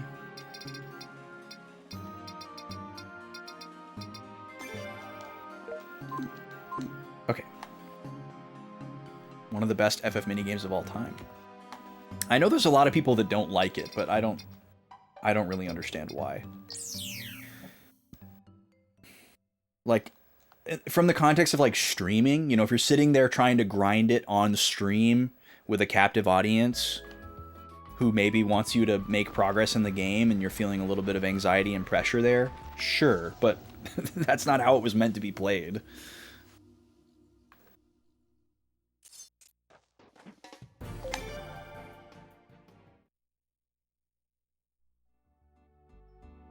Oh yeah, it totally makes sense, Halo Killer. I wish that I didn't care. Because digital game libraries are so much simpler. And usually considerably less expensive.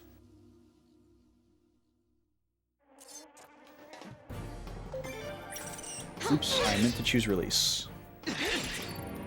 Alright, we're about to hit an ad here. I'm just going to go ahead and switch over. Good luck if you're in the prediction. We'll be back in about 3 minutes. This will be our last ad break of the day.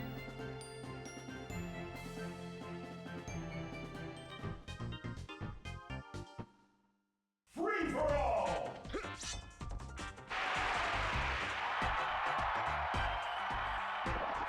Three, two, one, go!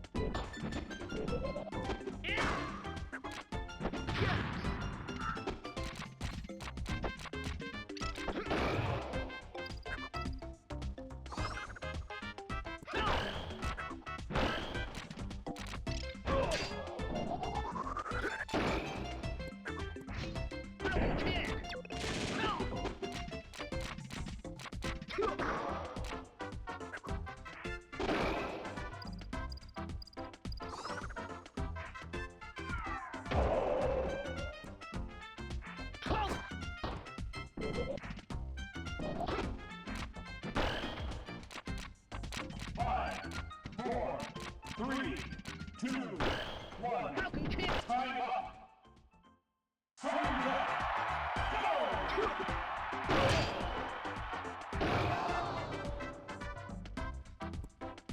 Game set. This game's winner is Captain Falcon. All right, another close one going to sudden death. Very exciting. Stat sheet update. Captain Falcon goes up 2-1. Okay.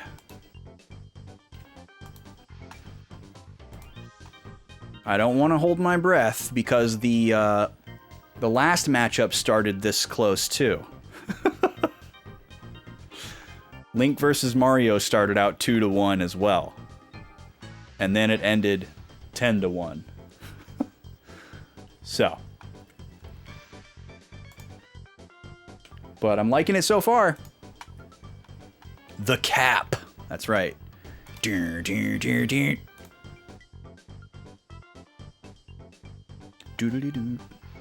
All right. Samus and Captain Falcon. Pretty cool. Very similar, you know, characters as far as like their move set. Samus has range and projectiles, and Captain Falcon has a little more knockback, but they're definitely extremely similar characters. Are they the most similar matchup that we've had? Let's see here. I guess Luigi and Mario are probably the most similar matchup that we have had. But other than that, they are definitely the most closely related characters that have fought. So that's pretty cool. All right, we're gonna come back to the game for a little bit longer. Let's see what we can find up here. Nothing. Awesome. Gotta remember to run from the enemies. And nothing. So, hold on. Is she giving me bad information? Is it possible for her to tell you a place where a recruitable character is, but you already got them? Or is there another character in this hot spring? Because that would be nuts. We already got 4 characters here.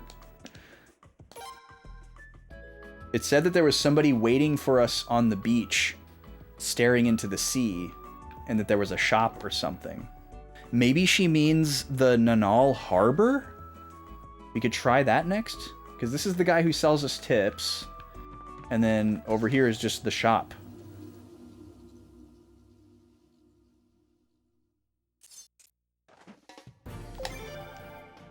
Hate those little lemurs. They can do instant death. Is there somebody hiding over here? Nope. No day-night cycle. I guess they could be like a, you know, a chance spawn where they're not here every time you come here. That has definitely been a thing in these games. I'm going to try Nanal Harbor, though. Let's see. We want to anchor.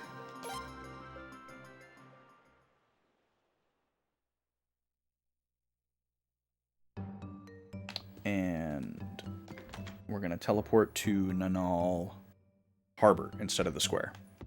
Because there is a beach and there is a shop on the beach.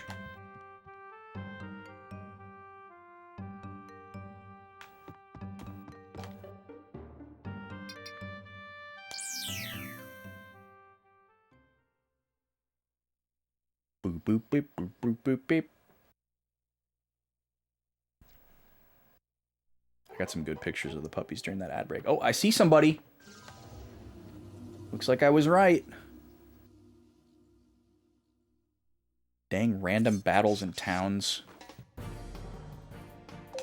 Alright, they don't show up for release, so we're gonna fight them.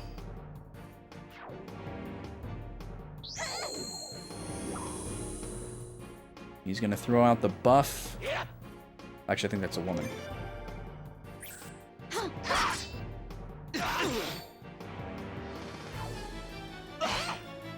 Yep.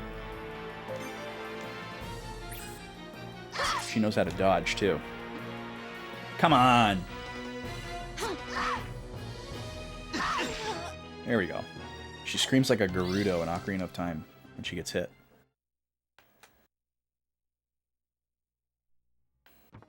Whoa, that water looked really weird for a second. What is that? Is that rope? Hello. Ugetsu. Would you listen to my story? My ship was destroyed by the Kuluk when they landed the other day. Now I'm off, just an offshore fisherman without a fishing boat. It's like being a fish out of water. That must be tough. Oh well, goodbye. For real? I'll come. I can fish for you. Oh, this must be how we get fishing. Nice. Nice. Okay, so Ugetsu.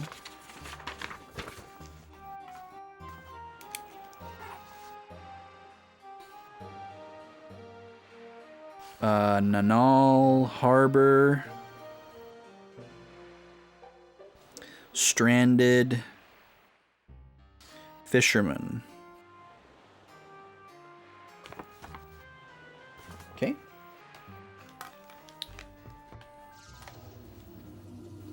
So either that was the same description or it just was very, very similar from Deborah. But we figured it out. Guessed it right.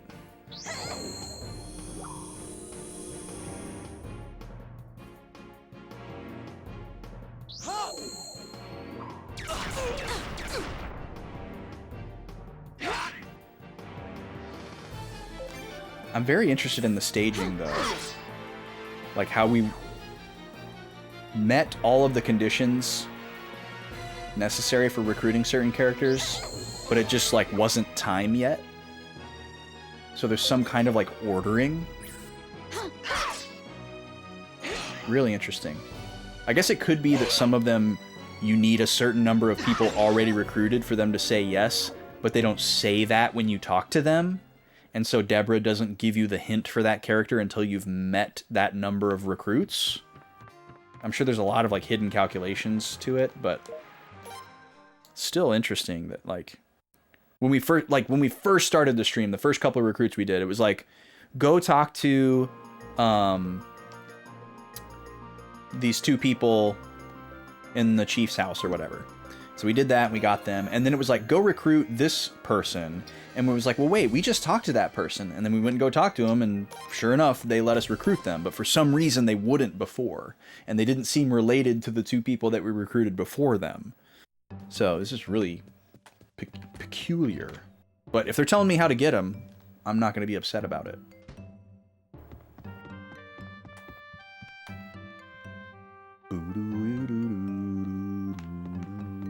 Down to Deborah's house.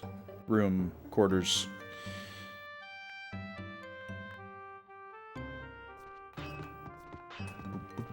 Be nice if it was a little quicker to get to her house. I guess I could use the elevator to go to the 4th deck. I'll try that next time. That's a little bit faster. An old glass bottle. I can see the girl who stuffed a letter in the bottle. That is not a good hint. Where have we seen a girl with a letter in a bottle?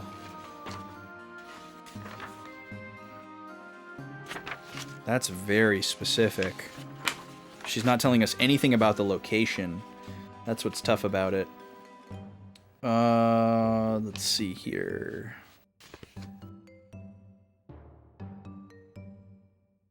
Furniture guru. Appraiser. Sick person. Laundry person. Advisor. Tourists. Card game.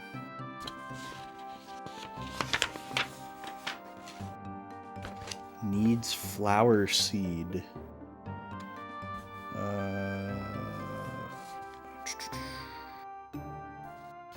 Maxine. So this character is either someone we've never met before or someone that I did not write down.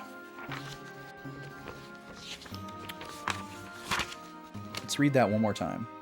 An old glass bottle. I can see the girl who stuffed a letter in the bottle. Huh.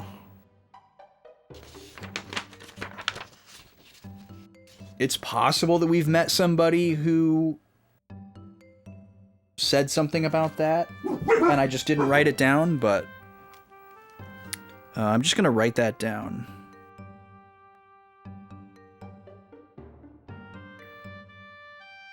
Old glass bottle.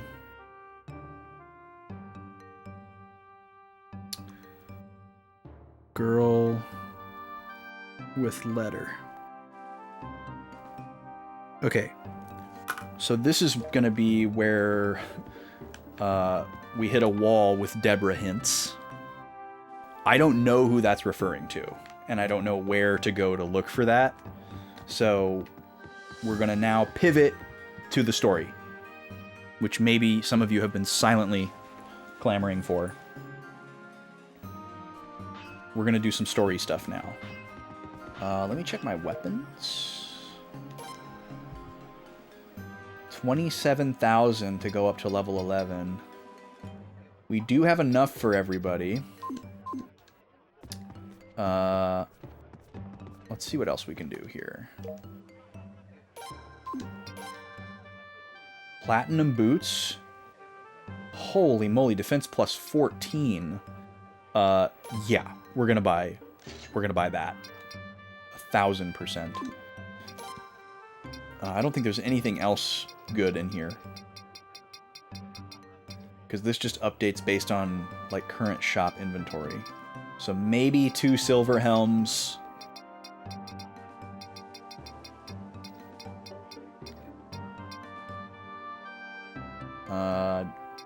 Probably not. Oh, silver mail as well. Silver helm, silver mail. Get some pirate stuff. Leg armor. Pirate boots. Silver boots. Okay, there's a lot of stuff, actually. Alright, somehow we've unlocked more gear.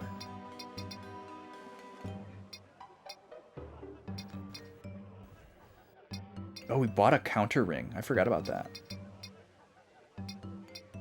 Speed ring. That's new as well.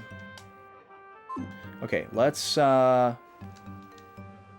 gotta take it. First, let's equip that thing I just bought.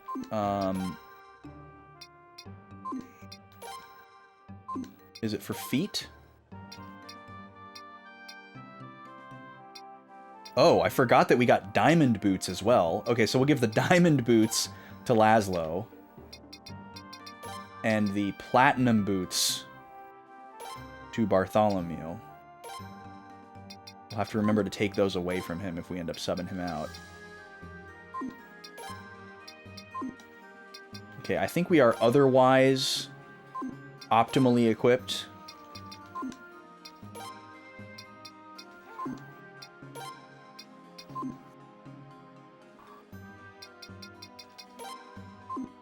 Oh, the Rose Crest is equipable. The Rose Crest is equipable. It's probably only for Reinbach, if I had to guess.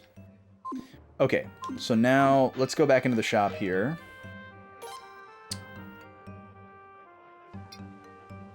Top off our Mega Medicines. A couple more Jizo clocks. And now let's look at this equipment. So, Silver Helm. Silver Helm. We're going to need 2 of those. Silver Helm. Silver Mail.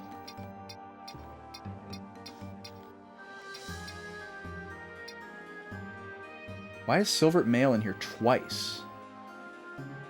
That's so confusing. Is it just copy-pasting? Wait, it's not in here twice. What? I don't know what happened there. Okay, Silver Mail, Silver Helm.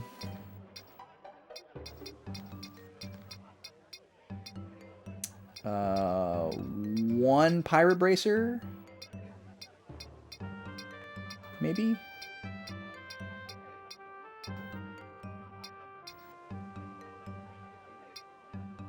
Magic sandals. Okay, we need 2 magic sandals.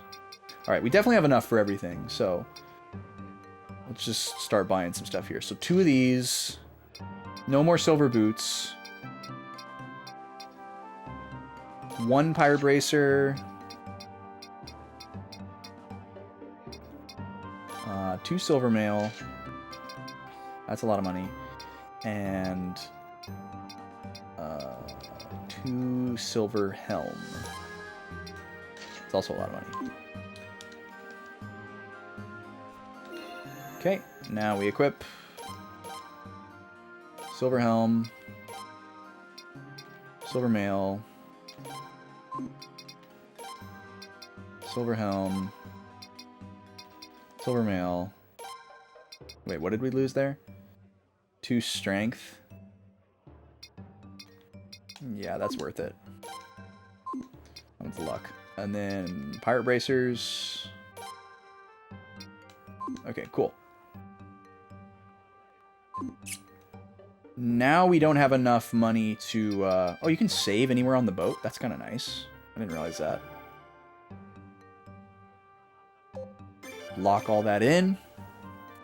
So yeah, now we're not going to blow money on upgrading weapons because I want to upgrade everybody at the same time.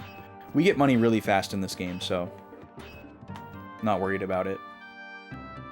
And having everybody at level 10 feels great. So we're going to warp to Middleport because that's the closest one to Razoril, I remember. And then we're going to sail towards Razoril, see what happens.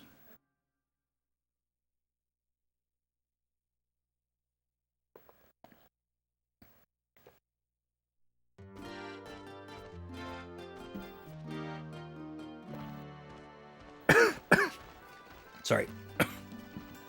The ginger got me mid-sip, and I almost wrong piped. Or would have done a spit take, which would have been a disaster. Okay. We're going to come out just a little bit here to get clear of the invisible walls. And we set a course for Razoril. It did hurt a little bit, but I'm okay. Cleaning up a spit take would have hurt a lot. Would have hurt a lot more. And wrong pipe would have hurt a lot as well. We're still not strong enough to release these guys. That's annoying.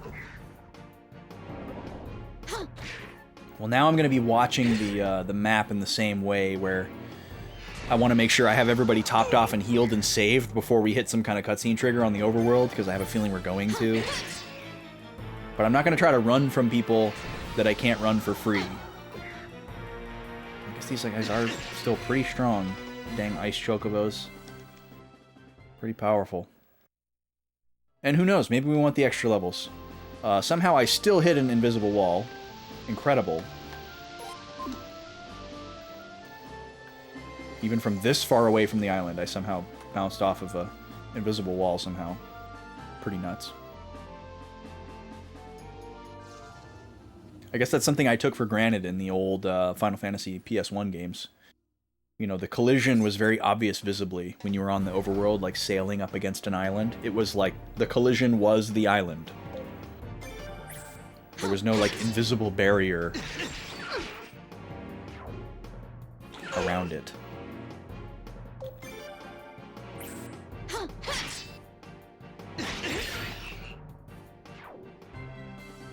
Obtained scale.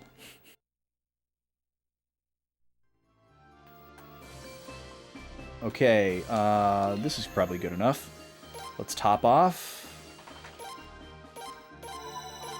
It's very time consuming, but we're going to use the small medicines so that we save the big ones for battles.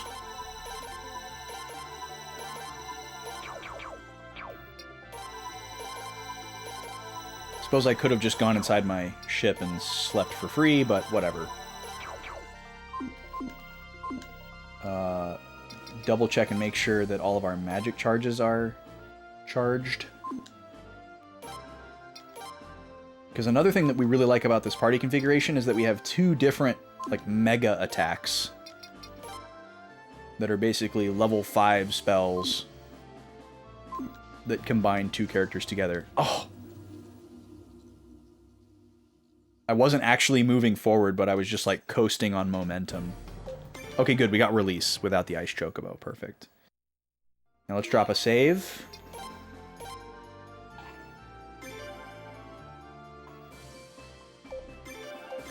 And we should be very close to the cutscene trigger. Maybe we will just land. I don't know. I'm just expecting... not. Yeah. Alright, what's gonna happen?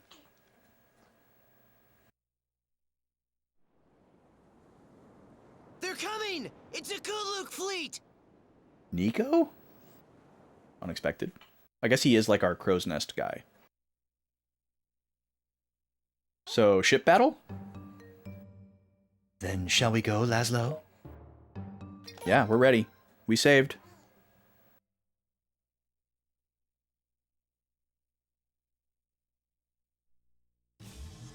Alright, regaining Razoril.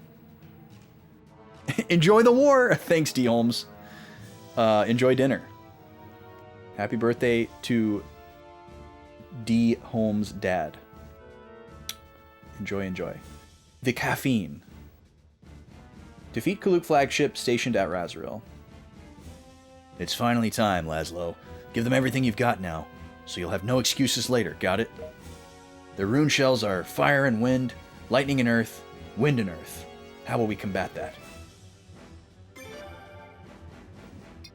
Okay, so my ship... we can change whoever we want. But ideally we want to have all elements represented with high numbers. So let's first take a look at who's got high numbers. Holy moly, Katarina's a 40. Okay. Well, we're definitely bringing Katarina. Oh, do I only get 3? Oh, and I have to choose. I don't get both of these. I see. Okay, well, let's just try this. It still shows both, though. That's weird. What else we got? 6. 5. Jean has 60! Whew! Okay. And 30 is really good. Okay, looks like 30 is our next best. So this only gives us 3 elements to work with. So water's good against fire. Earth is good against lightning. They only have 1 lightning. They have 2 earths. We don't have any wind. So this is not a good matchup.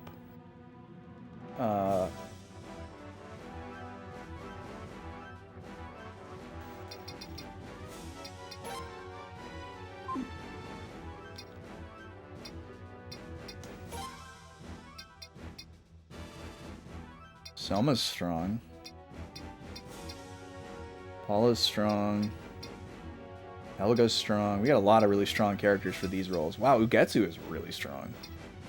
Oh wait, I'm looking at the wrong number. I'm looking at HP. Sorry. I was thinking the top number was attack.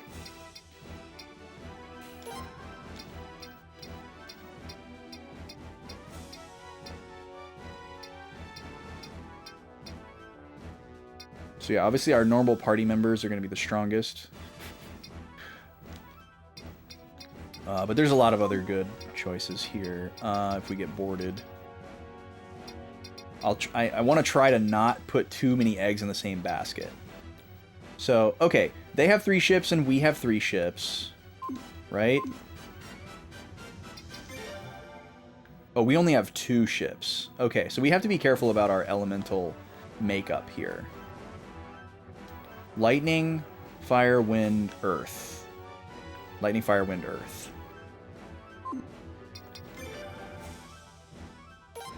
So we need water, Lightning, fire, wind, earth. Lightning needs earth. Fire needs water. Wind needs fire. And earth needs wind. So we don't need lightning at all, because they don't have any water. So we don't have to worry about representing lightning. Hold on, let me write this down. I can't do this all in my head. Okay, so they have lightning, earth, fire, wind, and wind, earth.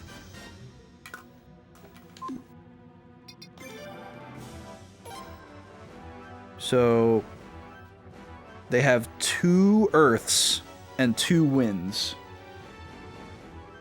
So fire and water are the most important. So we'll bring Katarina for her water. We don't need lightning at all. So even though 60 is amazing, we might not bring Jean. Fire is good against wind, and there are 2 winds, so we definitely want Pablo. So we have both earths and both winds covered.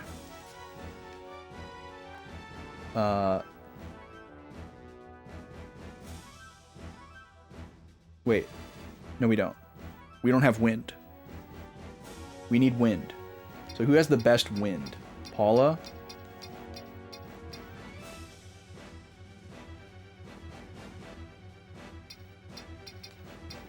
I swear you get to choose which color you want when you attack. So maybe I'll bring you instead of Paula. Because Earth is good against lightning, which... Oh, they do have one. Okay, so maybe we do take this one. Because...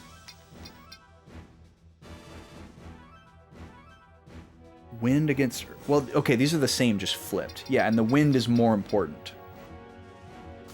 Wind, Earth... Oh, wait, no, it's not the same flipped. We don't need lightning. Yeah, we don't need lightning, because they don't have any water. And if we were gonna bring lightning, we would bring Jean. Okay. I hate that there's 4 slots here and I can't have a 4th. Then we could have everything covered. Okay, let's see. Lino, Ornin, Akagi, Mizuki. I'm fine with that party. Well, actually, let's just go all the way here. Let's replace Akagi with... we'll put Bartholomew on the other ship.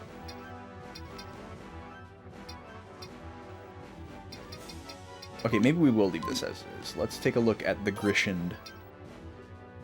Okay, so on this ship we can put Jean with the bananas lightning power, and then the other one that's important is wind and fire. Do we have a good fire or wind? Probably this guy.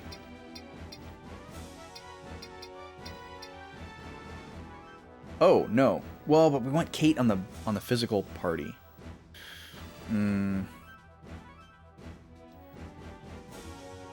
Well, maybe this is good. Because the rune cannon is more important. We might not get boarded at all. So let's do that. Because, yeah, they only have 2 slots here. And then we want to beef this party up as much as possible. So let's get rid of Dario. Swap him with Bartholomew. And we'll get rid of Chiapu. Swap him with... Let's see, 180... Is 180 my highest?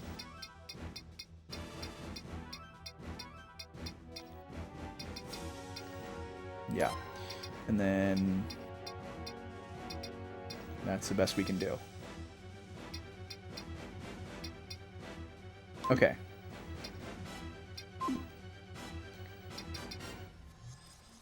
Now, let's look at our elements here and see who we want to go after first. Water's good against fire. Wind is good against earth, right?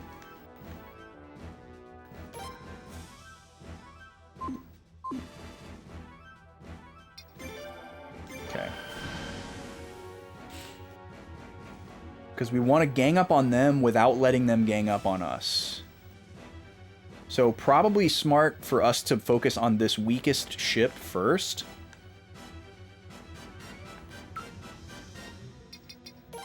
Show me the, yeah,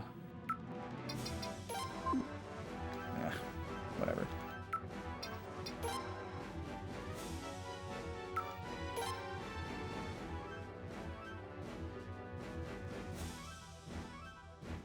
Alright, they're staying pretty formed up here.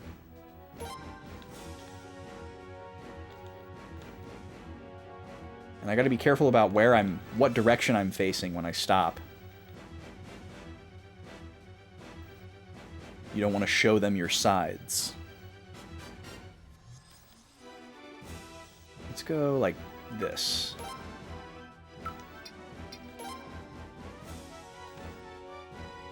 Oh, that's right, and this ship can shoot really far.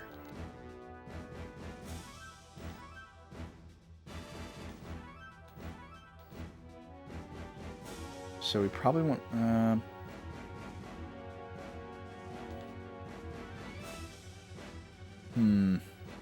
Let's do this. Laszlo, we had faith that you guys would come back. What? Helmut? Is Helmut like the commander? So are they like mutinying when they see us? Oh, they're fighting each other! Okay, this is interesting. So maybe we don't even have to beat all these ships. We've got some supporters out there.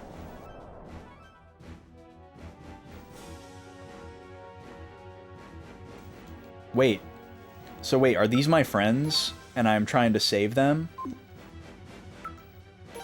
Do I need to... Oh, okay. So I need to rush over and save these guys, probably. Or they die.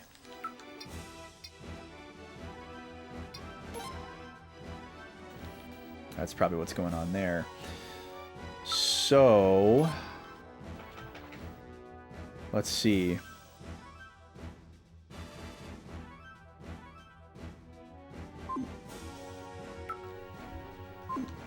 Oh, this ship can't move again yet.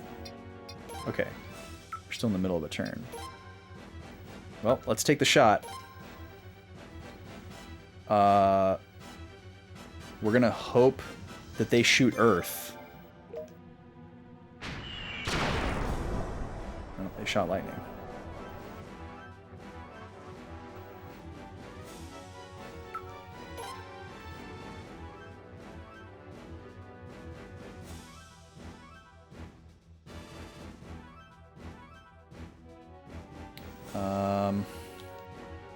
I guess we do this.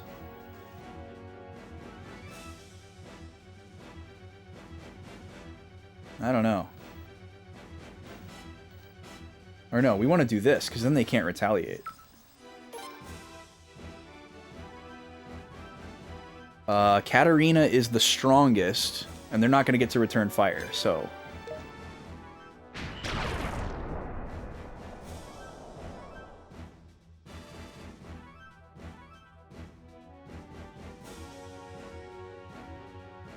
Oh, interesting. Okay, so they are lightning and earth.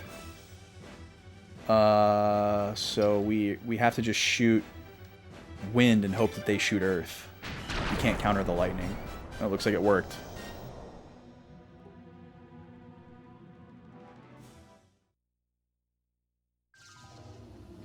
Oh, they're boarding.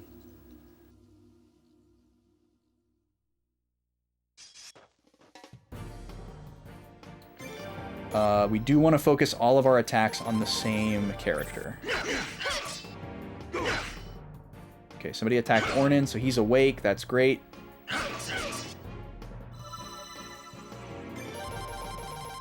We don't want to auto, because we'll get really quickly overwhelmed. Ornan is dead?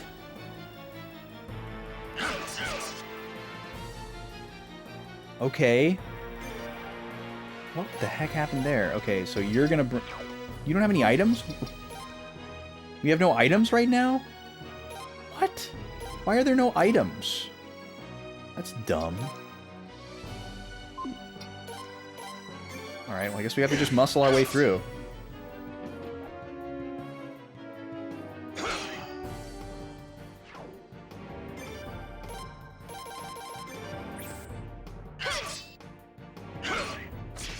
I know we haven't used Ornan in a while, but I thought he at least had like 280 HP or something. Yeah, he has 300. So I don't know how he got killed so fast. Maybe I just didn't see how many times he got hit.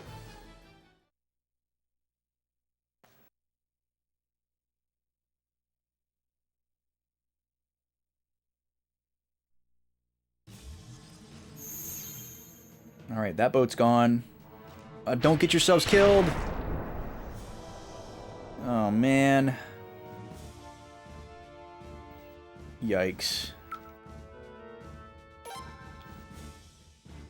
I don't know how to draw their aggro. Okay, good. Oh, no, but...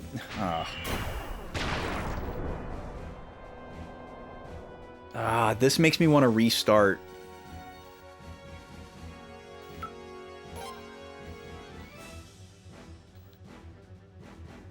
Oh, I can shoot you from here?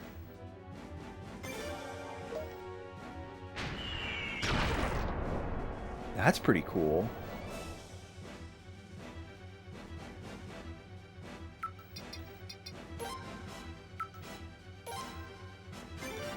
Go big.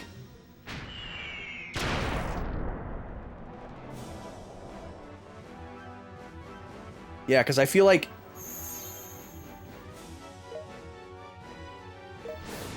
if we would have won with that ship being alive, we probably would have got something. Maybe it's nothing, but... Damn it. It has come to this. I'm gonna reset. It won't take that long. I'm also going to just front load the most powerful magic and not worry so much about the elemental relationships. Like, especially after seeing Jean do 115 damage.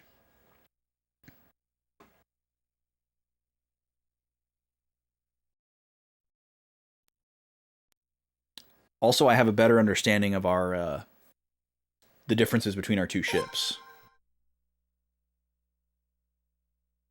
One has shorter range of movement, bigger range fire, wider range of fire, and then the other ship is the opposite. And I can shoot like slightly diagonal, which is pretty cool.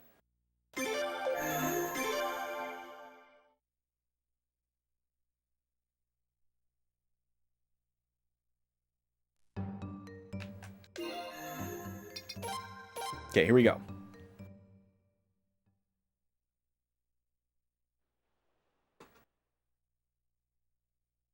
I can't tell if Gobi is snoring or doing like little barks, little growls.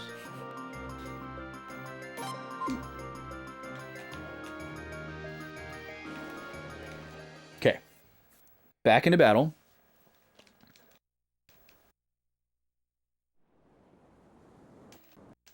Oh, you can pause. Coming! It's a Kuluk fleet! Did not realize you could pause during a cutscene. That's good to know. There's always that fear that you're gonna just skip the cutscene when you don't want to.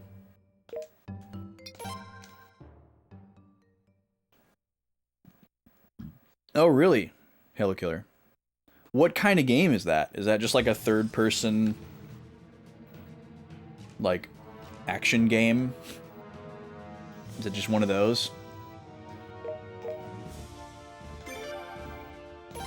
Okay. So let's go Katarina.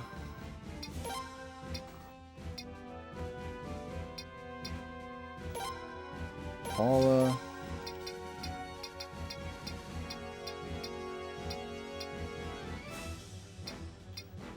Pablo. That was fine. And then Jean. You. Dario gets swapped for Bartholomew. Chiapu gets swapped for Jewel. Okay, let's go.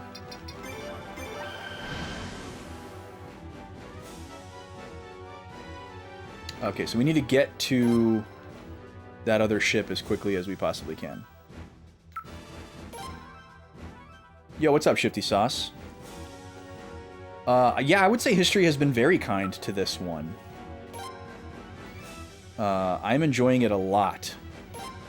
We were just talking earlier about how Suikoden 1 and 2 really show their age, despite how ambitious and neat they are. I'm finding this game to be a lot more approachable and understandable. Much better quality of life.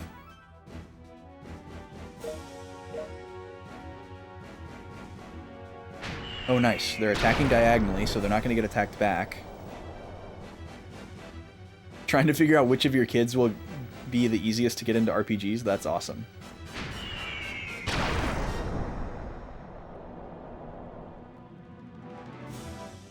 Yeah, the remakes stand a great chance of fixing a lot of the issues. I hope they can do it too. Okay, this might just be a straight KO. Hopefully they can modernize it a great deal and not just a bit.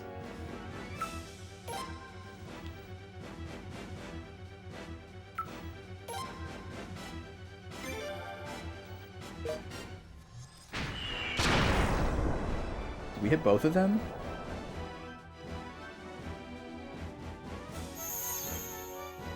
Alright, we took out Helmut. Oh, we just win immediately. We don't even have to take out the other ship. Wow, that was so fast. Alright, I'm happy. We saved the ship of people who wanted to help us, even though they didn't say their little line of dialogue. Oh, you got DQ3 as a gift. Nice. It has come to this. I don't remember Our who... fleet is lost. We surrender. I do not want either of us to suffer any more losses. Will you take charge of my men? I do not care what you do with me. I am prepared to meet my fate. Yeah, everyone joins us. We're the nice guy. Paragon. Very well. I was always hesitant to invade Razoril without reason, but I suppose that is nothing but an excuse. It is probably too late to atone for what I've done, but please, let us join you in battle. Helmut has joined us. I don't think I had him written down. Straighten your neck, little guy. Your neck is not straight. There you go. Let me see if I had him written down. Yeah, chronologically, this one is first in the timeline. If you care about that sort of thing.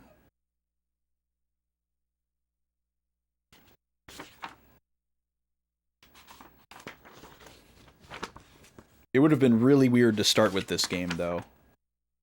Yeah, I don't think I have Helmut written down. I know we've seen him before.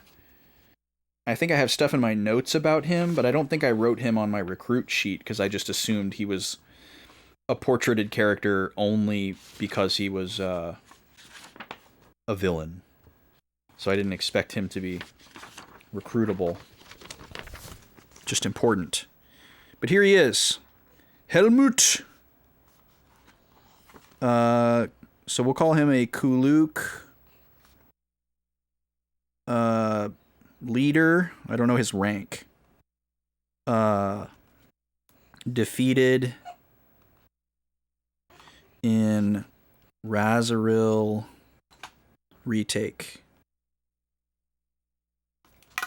Okay. Yeah, the DQ3 remake is really cool. I haven't actually played it yet, but I've watched a decent bit of it on stream. I played the Game Boy Color version of it. At last, we have returned home.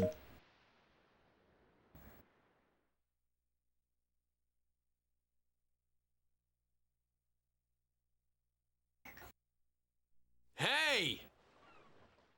Tal. That was a short cutscene. So, you're okay. We were disorganized after we lost the commander, but to think that Razarul would be beaten down so badly. Yeah. I have a request for everyone. We wish to fight against Kaluk with Laszlo. We are now going to gather those who agree with us. We would like your help. Would you mind? The caffeine. All right, we'll help. Count us in too, okay? Say, Laszlo, can I ask you something? About Commander Glenn. I didn't kill him.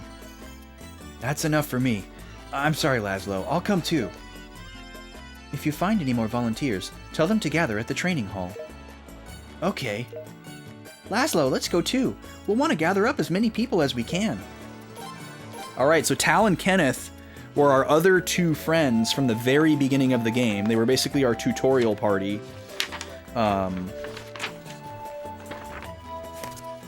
And they kind of believed in us when we got exiled, but not enough to stow away with us like Paula and Jewel did. So now we can finally check them off. Yo, hey Pixel Pond, how you doing? Nice to see you. Suikoden is a pretty unique and interesting series so far. I've played a lot of Japanese RPGs, and it's always nice to get a breath of fresh air. And these are quite unique. I'm having a good time with them so far. How are you doing today? To save as an item... Wait, what? Outcast Second Contact. I have no idea what that is. A shooter from the late 90s. Well, that explains why I don't know what it is. The save is an item to use aiming. Just... Wait, I don't understand this sentence. The save is an item to use aiming just has, like, a laser pointer that semi-auto locks on. Is there, like, a autocorrect in there? Are you saying that saving in the game is like a consumable item that you have to use? Maybe save was supposed to be a different word. Jarring to go from modern shooting to that. Yeah, I bet. Hi, Nicole. Nice to see you. I think you have 2 or 3 in your collection, but not the 1st or 4th. Interesting. Well, 2 is the most expensive one, so that's a good start. 5 is also really expensive.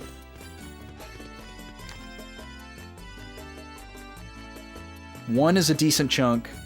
I think 3 is the least expensive. 4 is probably not bad either, because a lot of people don't like this one. But I'm loving it. The reasons I'm finding out why people don't like this one are very locked to its contemporary period and don't really hold up anymore. Ooh, a window set, thank you. Shmups and JRPGs, nice. Jeremy collects expensive camera gear. Yeah, none of these games are going to be as expensive as a camera. So, you're good there. Yeah, the ship battle system functions very, very nicely. It's well explained. I understand how everything works. That's more than I can say for any of the battle systems in Suikoden 1 or 2. Boy, we ran them out of town really quickly. I forgot Snow's last name was Vingerhut. Such a wild name.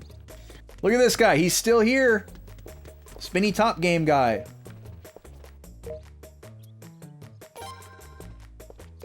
Yay, he's joining me. Okay, good. I don't have to play his wild minigame anymore.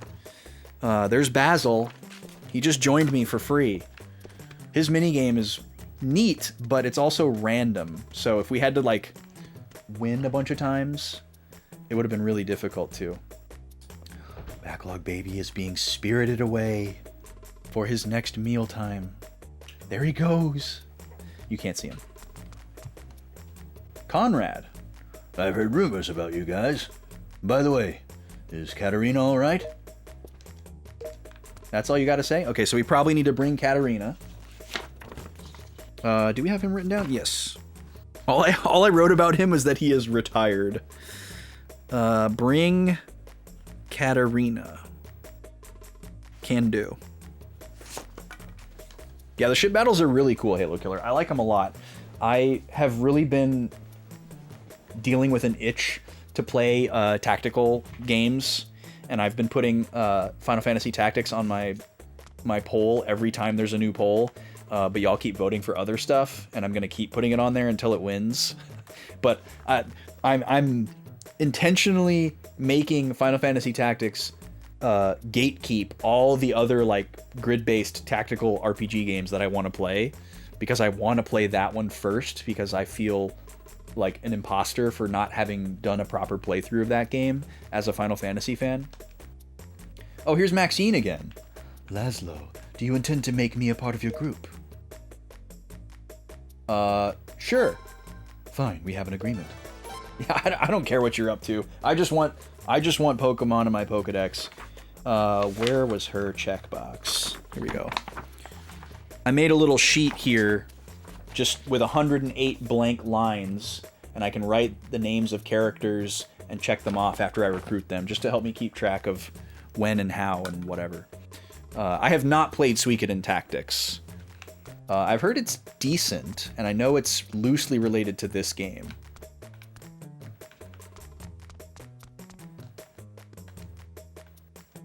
True, yeah. Using it for work makes it a little bit easier to spend a mint on, you're right. So, might be a little bit harder to have your expensive old video games bought secondhand as a tax write-off, but you could do it. If you stream enough, you could justify that. Alright. Running around town, picking up stuff. Don't really care what you have to say, just want your items and your recruits, please. Actually, I need to sign off for the evening. That was my cue. Looks like we're not going to get encounters anymore, which is really nice. I just wanted to do a quick little scan of the town. I'm assuming our next story beat is going to go towards the academy. So probably want to drop a save before we get too close to there. Made a quick loop through the alley there. I didn't see anybody. So next week, I'll go through my list of people in Razoril. We'll see if we can go recruit them.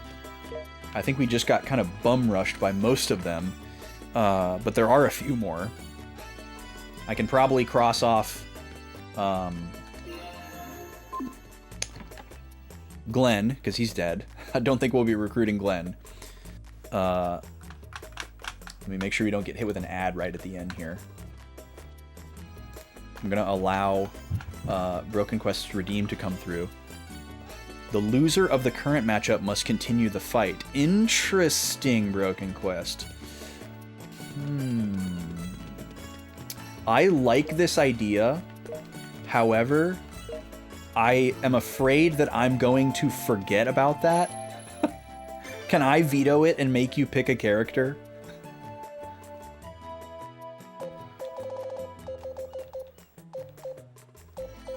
If you don't mind. So let's see here. I can offer some guidance though. Okay, Yoshi, perfect. Yoshi will make his third appearance.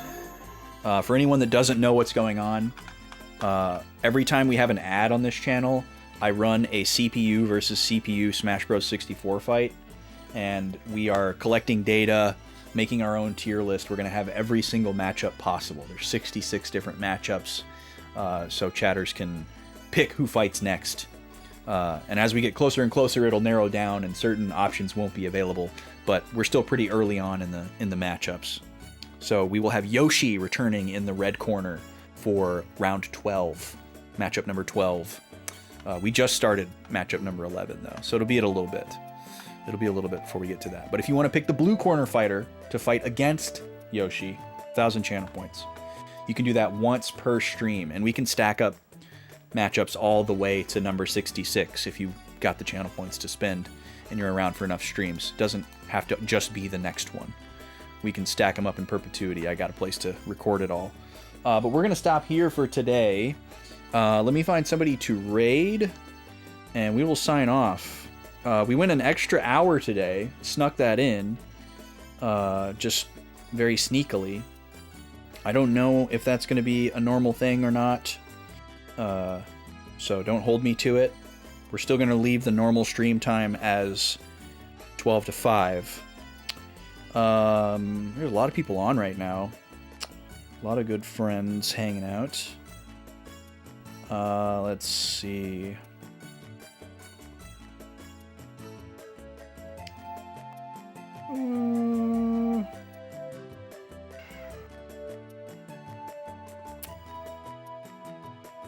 Okay.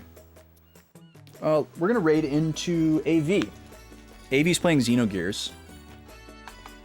Not a first playthrough, but still be respectful. Don't talk about stuff in the game. AV is very cool, very nice.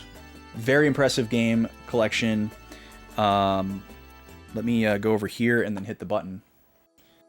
Thank y'all for being here today. Yeah, exactly. Do not fun fact her. Do not backseat her. She will eviscerate you. Just hang out and chill and vibe. You'll have a good time. Much like here. Much like here. But yeah, thanks for hanging out, y'all. I'll see you Sunday for a special Pokemon stream.